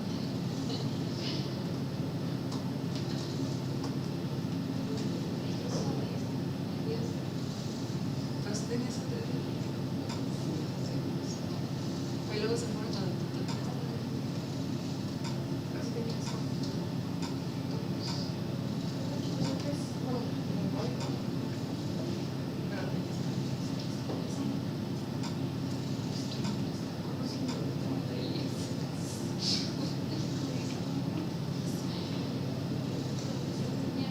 Cynthia, have you encountered on the other sessions that there are few people in public? Some. It depends. Depends on the subject. I think this one, because Mexico is so far from this region, they're less connected to it, unfortunately. My dad is from the Laredo, and so that's why I'm connected. Yeah, right. And you said you were born in, I'm sorry. I was born in Detroit. You were born in Detroit, okay. And you're living now where? Dubai. Oh, wow. Yeah, I've been there 18 years. 18 years? I think you're happy there. Yeah, I mean, it's been I raised my daughter there, and so it's been a life. I had my work there, established there, and so everything is, It's going on. Yeah. It's And going why on. did you go to live to Dubai? Well, I had lived in other countries after. So I lived in Peru after the U.S. I lived in between Mexico and the States, and then I lived in Peru, and then I lived in France for a long time. And then I lived in England. Well, actually, no, I lived in France, and then when I was leaving France, it came time to go, and I went to a conference, really like this, but it was in Brazil, in Manaus, and that's where I met my former husband. And so he's Egyptian, but was living in London at the time. So I joined him in London, and he lived there for nearly 3 years. And then while we were there, he was headhunted. He's a doctor. He was headhunted to work at a hospital in the Emirates, in the Sharjah, Dubai. And so there's 7 Emirates, the United Arab Emirates. And So two of them. And so because of my work, I can set up anywhere and have done so in other countries. And so I'm a therapist and a counselor, and so I had private practice in all these other places. So I thought, okay, I'll set up another practice. And then I left the marriage in 2004, and we had a daughter at that point, and she was 7 when I left the marriage, and so joint custody. So we said, well, he had no reason to go to the U.S. I had no business there, right? He was licensed as a doctor in the U.S. I didn't want to go back to the U.S. My life had already gone forward away from the U.S. And then we weren't really keen on going back to Europe, and so we said, okay, let's just stay here for the time being. So we have.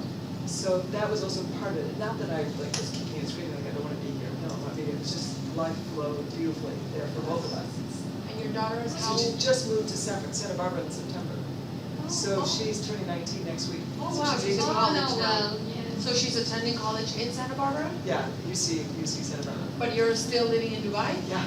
Oh, are you going back to the So US? I go back often. I mean, I visited her already 3 times since she's been over there. You know, it's been challenging. Well, I mean, then you have nothing to be there in Dubai, but you still stay But there. I so. do. See, that's the thing. I have a thriving business. I have my own Oh, business. wow.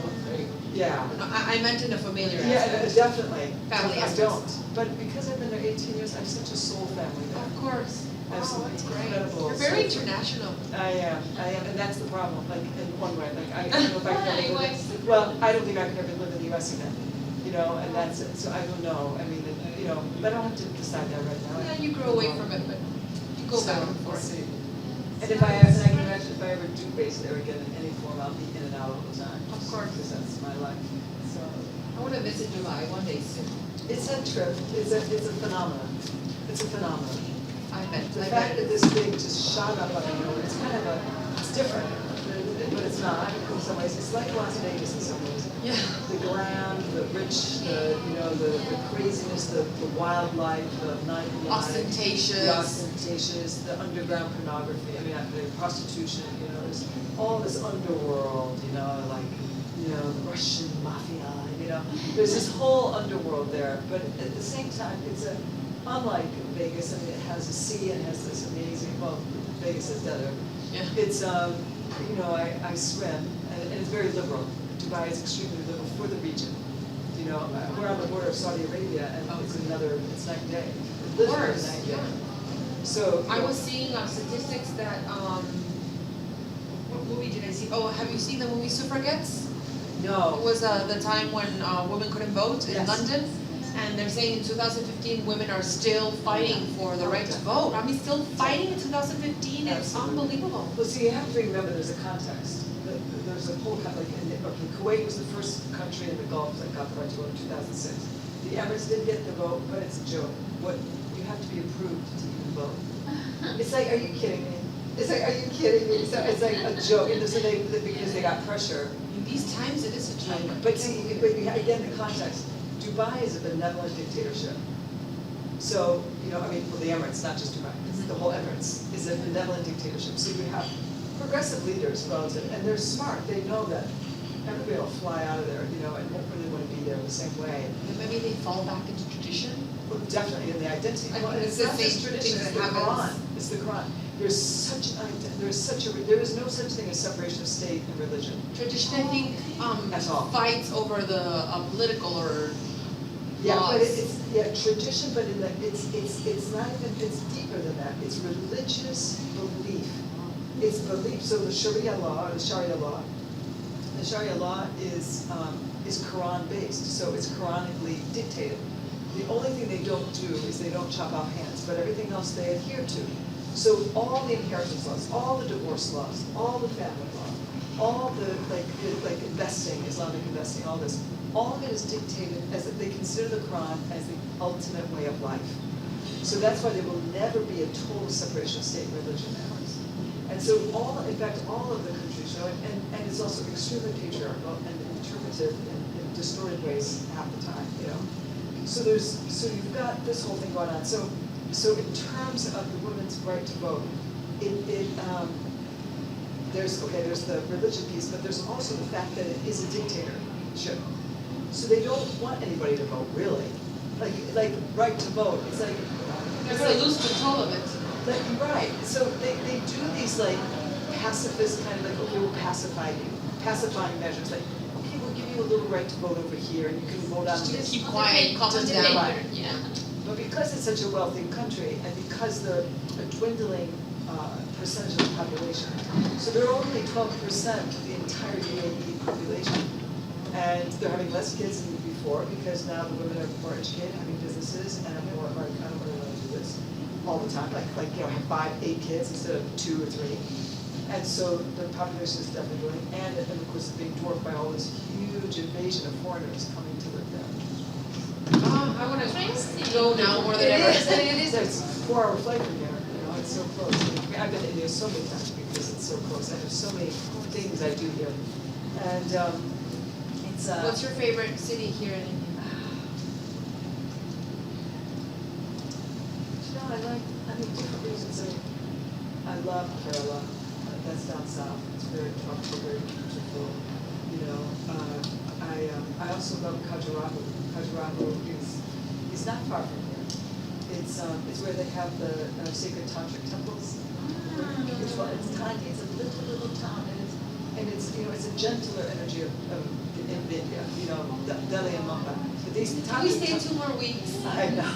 Just the weather is awful. Oh, it's terrible. Oh, it's We're going to the Taj Mahal on, when is it, Thursday? On Thursday? Oh, God, are you? And we were Thursday's the dining. worst day. It's like Why? 47 or 49. Do you work in Celsius? Yeah, we work in Celsius. Yeah. Yeah, it's gonna be awful. Oh, it is gonna be awful. Okay.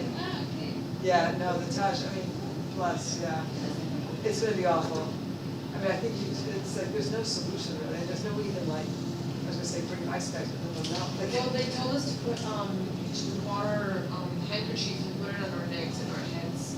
It's like inhumane, these conditions. And I'm always amazed because Dubai is a crazy planet too. I mean, it's as hot as here, but it's more humid. Oh. So imagine this heat, like you're dripping, like you step out and you are instantly wet, like you're just dripping. I thought it was gonna be humid. Yeah, no, Here. I don't really think, but because we're Maybe you tolerate the heat a little bit more without humidity. Oh, absolutely. But I don't know, at 50. Yeah, I mean, no, but it's still like Utah and Arizona in the US, they have no humidity, but they're super hot. I mean, Well, in San Diego, Tijuana, we don't know that kind of weather. We have a beautiful weather. yes, you do, I know you do. I mean, the hottest it can get, it can be 30 degrees and we're literally I know, dying. I know. Summer, it is very dry. And you've had so much rain recently. So much rain. Well, good. Did you guys maybe not get as much rain? I know Santa Barbara, LA got a lot of rain. Yeah, a little bit more than San Diego. And then San Francisco got even more. I know, Yeah. just because I've been to California 3 times in the last. No, we're suffering a drought right now. Oh, you still, oh, you are, okay. But I knew California was definitely something to drought, but I didn't realize.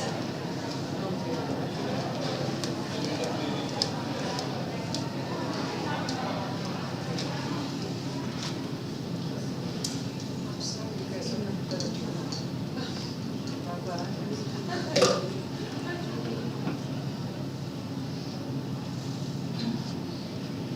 We're just happy to be here and the experience.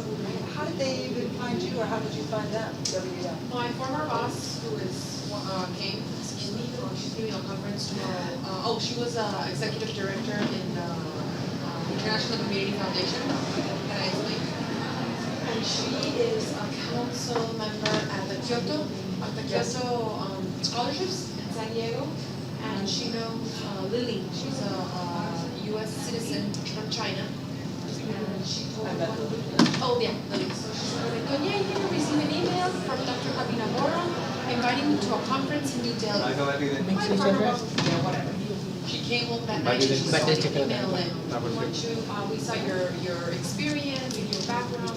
We need to get the group of Mexico over here. Please do so. We are trusting you will gather a group of excellent women. And she opened the invitation in her Facebook page for her business. And then she made up a list of people. And she reunited like 50. And at the end, we only came 9. 2 from 16 years old Angela's daughter, Antoñez Reba. So they spoke Mexican. Expenses to come here? We bought the plane and half the hotel. But they're inviting us a week in the Himalayas. Yes. Are you going to? Because I'm used to staying over, I know, but I'm actually on the way to the US. My brother's going through great difficulties, so I'm gonna go over there and give him some support. Yeah, you should. But I have it was enough to be huge to get away for a week. And do you think it's gonna be less hot? Where? Himalayas, yes. Oh, God, yes. Oh, it's gonna be divine. About 10 degrees? Oh, more. I mean, it's gonna be lovely. No jacket, but just. Yeah, no jacket. Good. Yeah. I'm looking forward to it. Oh, you're gonna have so much recruit up there, and you're gonna be able to see the sky. You're gonna be able to see the sky. Wow. Where Delhi, Beijing, Mumbai, the sky doesn't exist. We were dining yesterday with the Mexican ambassador here in India in her house. She invited us. Yeah, it was a great experience. And she said that Mexico City has 258 days of clear skies, of clear air. Here it's 16. I was impressed. I was shocked. 16 days of clean air. People get through it. Oh, it's extreme. That was one hesitation I had coming in, because I taught there, 2 years ago for a whole week. No, 2 weeks. I was here for 2 weeks. And I went to Rishikesh. Anyway, I was off and on. I got the most horrendous respiratory infection. And it wasn't like this. We weren't in a bubble like we're here. We were in a bubble in this hotel. Do you know if they have purifiers? I'm sure they do. Because, I mean, the air is really clean relatively. Yeah, I think I have a hernia in my esophagus, so it's causing me to have respiratory issues as well. So my heart is beating too fast. And when they told me, I hope alcohol is not. I think it's gonna be hot. Just one day out. I mean, it's really hot. It's really brutal. I mean, just drink. I cannot go of water. If you want, I have some. If you want, and also I really recommend taking some Himalayan sea salt, because that so you avoid cramping and you retain the water. Actually, I bought electrolytes tablets. Okay, good. So that'll be good. water and a tablet every hour, every 2 hours. Oh, right. Yeah, I bought it in a sports store. Okay, but careful, sometimes that stuff has like junk in it. You know, they're not always so great because they put chemicals in that stuff. So, I mean, I'm happy to give you my sea salt because Thank you. I've got enough, I roll on it. So you eat sea salt? So I just take sea salt and then I just wash it down with water, but it has to be the pink Himalayan. It's loaded with magnesium, potassium, all kinds of minerals. And it really helps, with those electrolyte issues. And just keeping you from fattening migraines and not from cramping in this extreme. Living in Dubai, I have literally next to my bed, I have it in the kitchen, I have it in my bathroom, because I'm always dealing with cramping. Always living in this extreme.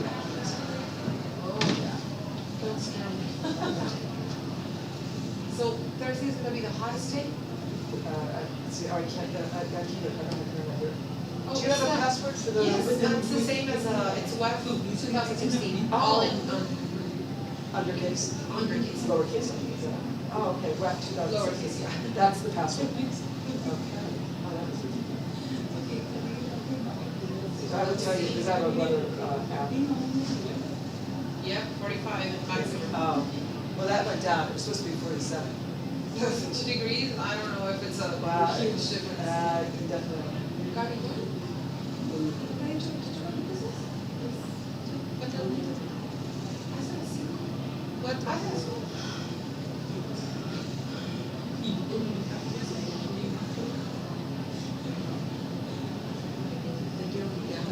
Well, we're going at 5 a.m. Maybe that's going to be a little less. Well, I mean, we're leaving at 5 a.m. Yeah, it's 4 hours drive. 9 a.m. is going to be already hot, right? I swim. Here? In Dubai. Oh, in Dubai. In the sea. And because I'm exposed to the sun, and it's, and I lived there 18 years. What I do is I go at 5 a.m. and at this time of year, and I'm done about 6:30 by 7. And if I'm in there right after, I sleep until I just too much. So I train myself to come up to so I can have to because I just love it. I just love it so much. And I just phone किया तो phone I wanted to swim here and रात में then 2 बार phone किया because 3 bar of मैंने jet lag and बोला कि अच्छा I've been having stomach problems. इधर उधर से इधर ऐसे मेरे सामने बात हुई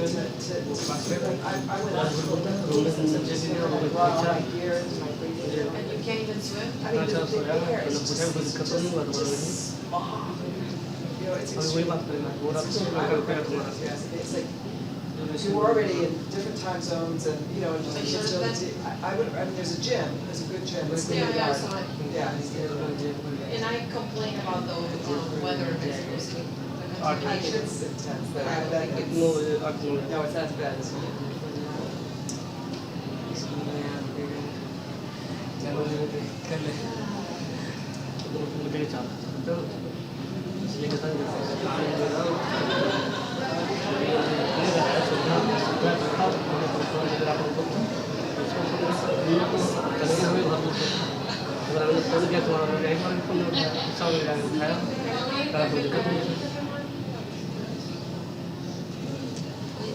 नहाया खाया पिया कल तो रुकना ही पड़ेगा उसको बोल दो जिसको रोके तो वही उसको तो अच्छा चीज़ तो जिसको रोके थे उसी को रोकने के लिए बोला ठीक है तो बुरा है मैं रखूँगा इसको बोला तो उसको बोला बाद में रहेगा आएगा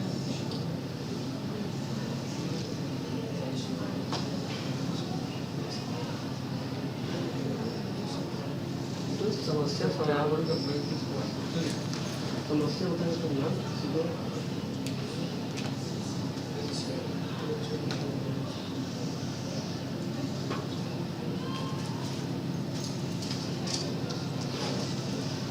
Good afternoon, everyone. Welcome to WEF 2016. Today's the topic is about the women who build networks to prevent the violence, which will be represented by the Gabriel Posadati Real, who is the Reacciona Tijuana, Mexico.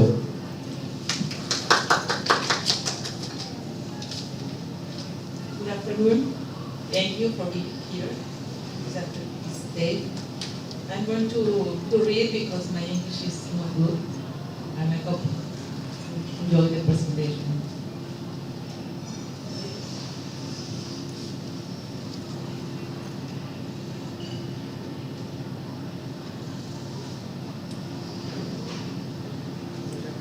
There is a growing interest in the collaboration amongst public, private, and informal social entities to take complex challenges which overwhelm the capacities of any entity or institution and of itself. This phenomenon has often been described as network collaboration.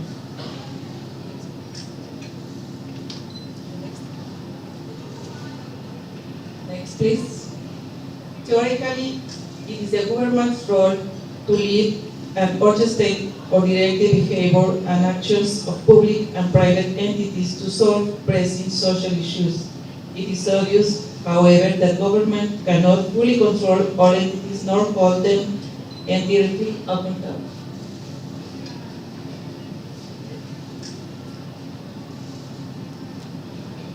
In this precise space where a plethora of opportunities emerge for change, agents who from their own perspective, be it by conviction or necessity, enact transformative action in order to modify structures which have been trapped either by inert or constantly overwhelmed by a demand that far outpaces supply in order to revert social deterioration with a varying degree of success. These networks are also connections, relationships, structures, and means by which to reach a desired outcome. It becomes quite interesting to analyze the role that non-profit organizations, civil society, and individuals play in the extent to which these networks are much more than the sum of the individual parts. Today I'm going to speak about the networks that are formed out of these efforts, about characters whom without setting out become role models of social change, adopting these leadership positions in the most part without a present agenda or stance. They travel as far as their conviction drives them, and they maintain themselves in a constant quest to improve, enhance the quality of lives within their communities.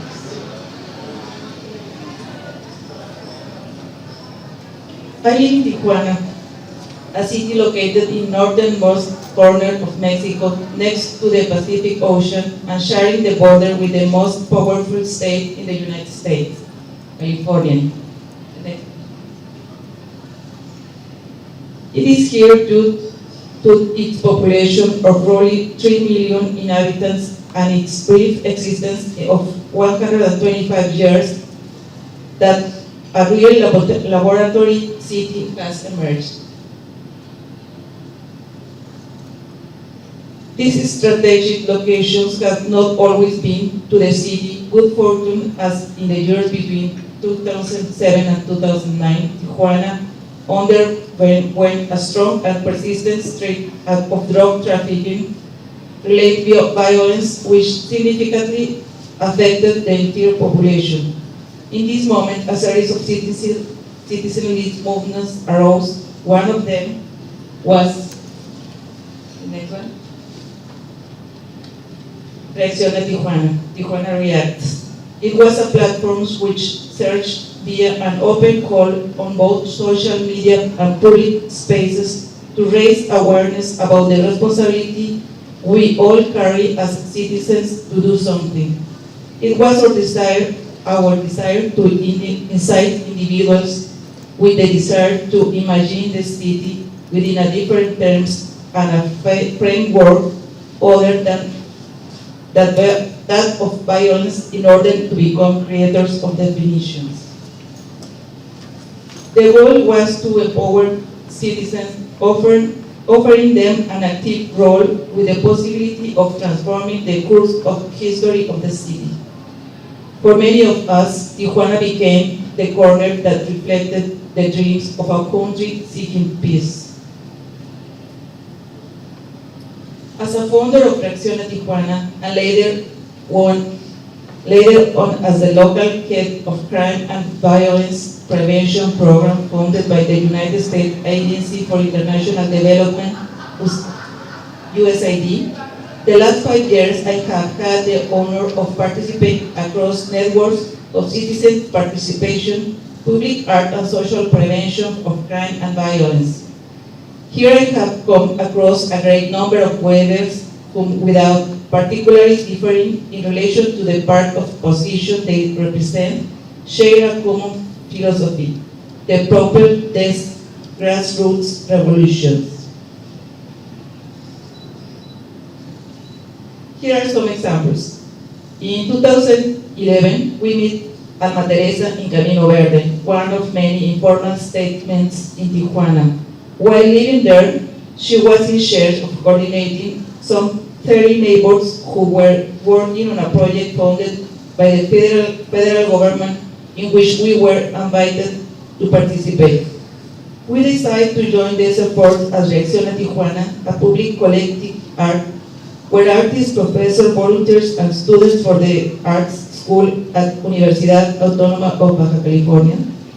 The job was to paint 1,000 homes under a concept proposed by the artist Luis Jackson. The challenge was to originally follow the visual reading of the space, when to actively involve the community's inhabitants in the process of search or reconstruction. Our goal was to reaffirm and enrich their cognitive map, adding artistic elements that would enable them to come in contact with other realms of knowledge. In this case, art.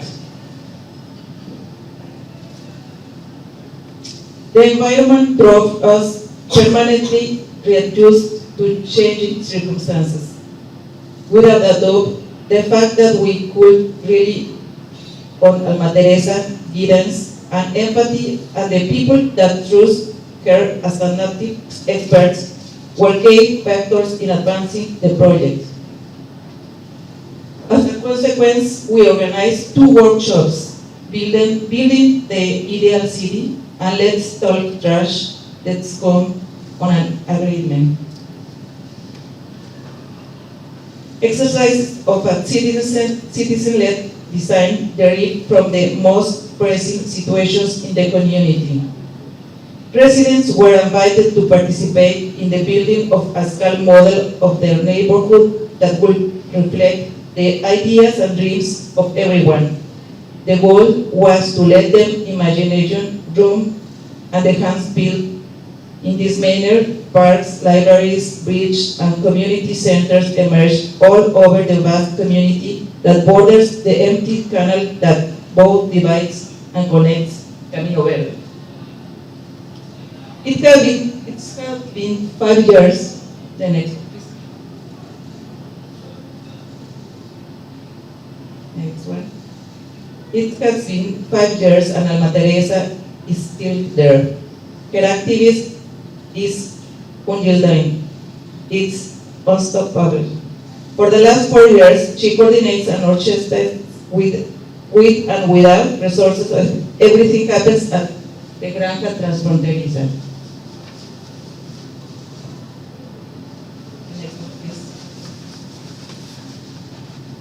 I met Officer Jelkin Games in the plan. Jelkin Games was part of the security detail of a police commander in Tijuana. Yes. She participated along with other officers who were assigned to Crime Prevention Division in a social proximity project. This project aimed to create community police by establishing links and citizen networks which will generate trust amongst the population and the police. At the same time, she was studying for her law degree. She also participated with us in a project implementing crime prevention through environmental design. She led and facilitated dialogues among neighborhoods and officers in several high conflict and high risk areas. Later on, she also participated in a program that created football academies for children of sex workers. Thanks to her acumen and results, coupled with the fact that she was the officer with the most technical knowledge in crime prevention and community policing, she was named Director of Citizen Cooperation, coordinating 2 officer terms in each of the city roles. Unfortunately, due to the structural challenges change within the police, she has been demoted and transferred to the research and analysis area of the corporation. As if right now she even thought she was being benched, and she described her current position behind her computer monitor. She labors on analyzing statistics of incidents reported in the high risk areas, trying to identify partners and link possible causes to common crimes. Jelkin is determined to better herself and is currently studying a master in the penal justice system. Her wish to continue working on crime and violence prevention through a well-established community police. The next one is Erika. There's an entire sector in the 10 of Mayo neighborhood who incredulously awaits a miracle. Of course, any collaboration with volunteers, professionals, and artists is extremely welcome. That is how we arrived to this small community identified as having some of the highest crime and violence rates in the cities, as the local agents from the USA founded Crime and Violence Program.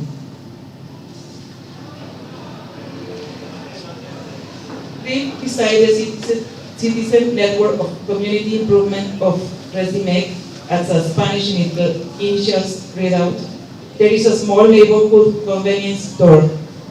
From the doorway, Erika observes and while she shows the shop is empty, she gives herself the chance to participate in some of the workshops of crime and violence program show environmental design in the hopes of consolidating a safe route of the neighborhood. Later, in the program, a safe Tijuana for women and in the preparation for the Vivamos la Calle Festival. 5 years from when we first met her, Erika has become one of the main leaders in the neighborhood, woman weaver of networks amongst nervy youths. She was had to break paradigms and confront cultural challenges which may not be that common in the other countries he represents. I could carry on describe women like this, but time is surely not run out. The last woman, but no less, I will tell you is about Tony Roberts. The next one.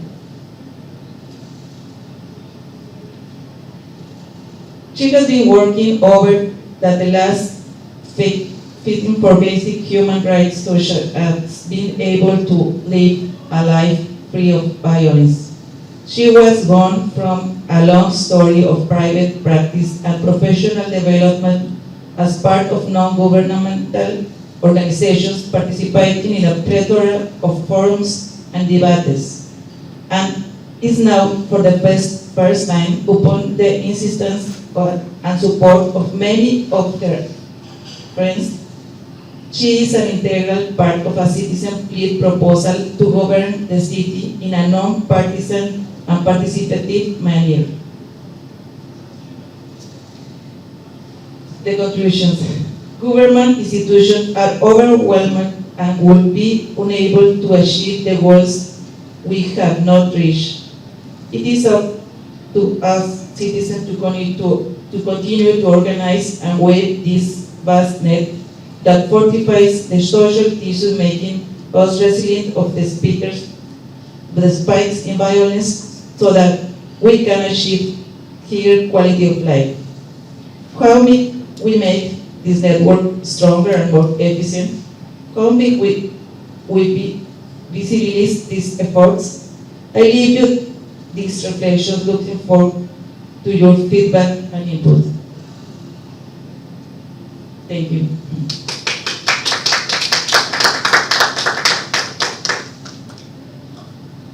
Will be easy for me in Spanish.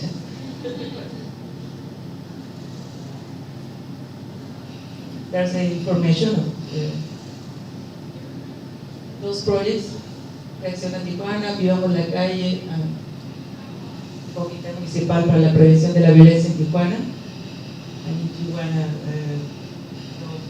have more information, you can look in those networks. Thank you very much.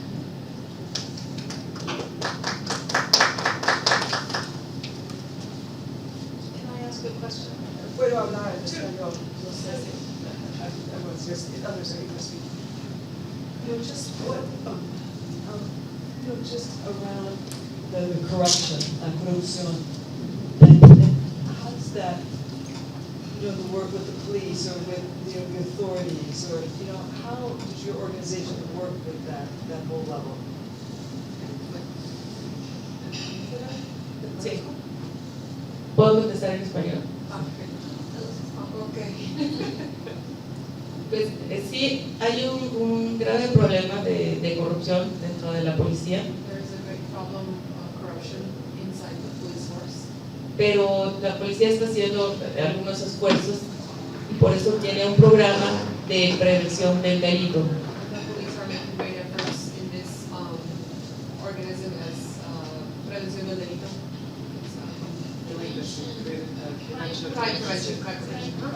Y bueno, hace 3 años se realizaron conversatorios precisamente con la gente de la comunidad y la policía para tratar de resolver los problemas y los conflictos que tenían unos y otros. Did you get that? Yeah, I did. Okay, got See, but maybe the others. Others, yes. 3 years ago, the people who were involved in the problems, in the human problems, they met with the policeman to have dialogues together about the social and common problems. So they were called conversatorios, so dialogue. Y no todos los miembros de la policía pudieron entender ese proceso y por eso Jackie Gámez, que es la persona policía de la que hablé, realmente se involucró en ese proceso y siguió aprendiendo de eso y después fue nombrada la jefa de esa unidad de enlace con la comunidad. And there is a women officer, J.P. Campos. J.P. Campos, Gabriela talked about her. And she was very clever to understand her role as an officer. And he was involved and very close to the community. So he won Directora de la Policía de Enlace. He was promoted as a director of linking police to the community. So the role it was it links. Yes, But the problem is that when the government changed, they put her away.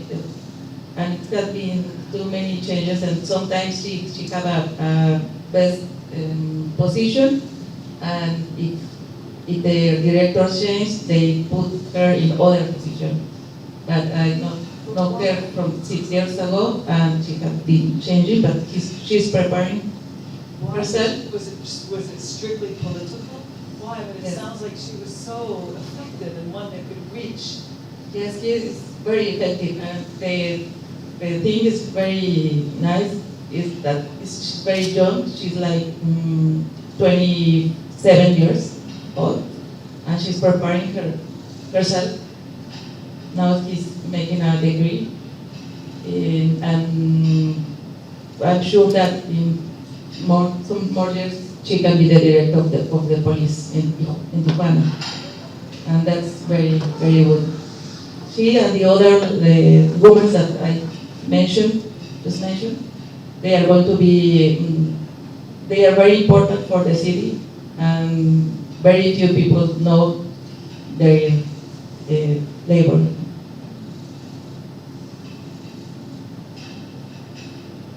What about the role of education in women? Like how education for the young girls that are growing up or women, what provisions do you have for them to provide education? We have some problems with education in Tijuana. Well, there's a very good universities, school, but not everybody can access to the highest levels. And I work in the communities where there's more problems, violence problems, and they cannot go to school after the high school because the transportation is very expensive. So if they wanna go to the school, they have to pay like $3 each day. So the government doesn't help in education? Yes, we have public education. No, after high school, doesn't the government help in education? Yes, we have public universities and everything. But not everybody can. It's not free. It's not entirely free, exactly. So not all of us, all of them can pay not even $3 for education. They prefer to start working or send their children to work so they can contribute To the family. to the family, exactly. What is the representation of women in the government? What's the percentage? Then, Like 20%? maybe less. Yes, or maybe less. Yeah, and right now, But that's the state level too, so can't I compare. know, but this is becoming, women are becoming effective.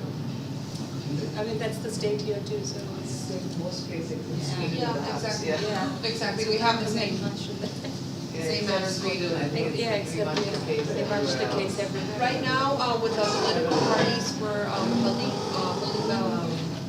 the votes on June 5th, and one of the independent, now we can have independent candidates, and one of them is a woman. I mean, she had to struggle because she first had to get signatures, so she can be elected like in the second round, and she didn't get it, but she fought and she was in the organism trying to get all of the signatures approved. She got it after standing there and knocking on the door, and she's the only one that has aspired to. Well, there's actually 3 more independent candidates, but it's not very common. And how safe is the city for women? Because you were saying violence. Oh, no, it is safe. Obviously, in different sectors of the city, there is dangerous zones, but most of all, they're safe.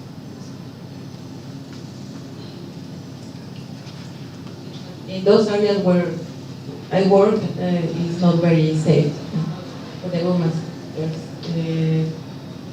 We have a program that called Tijuana Segura para las Mujeres, and they make like groups, and where they have been violentadas, raped. They make an intervention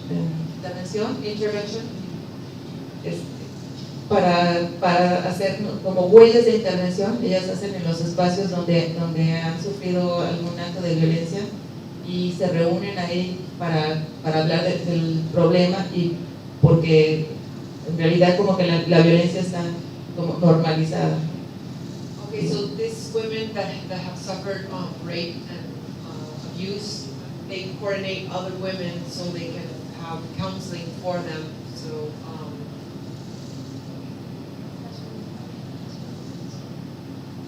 Realizan huellas de intervención, que son como murales donde oh yeah, they have murals around the city or around that zone, so they can have messages for the other women to get close to those groups, because sometimes they're afraid to say something about the abuse they're having in their house or outside.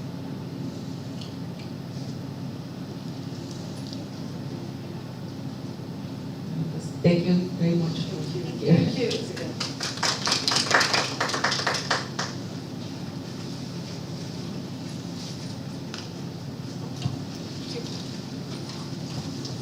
Gracias. De nada, gracias a usted.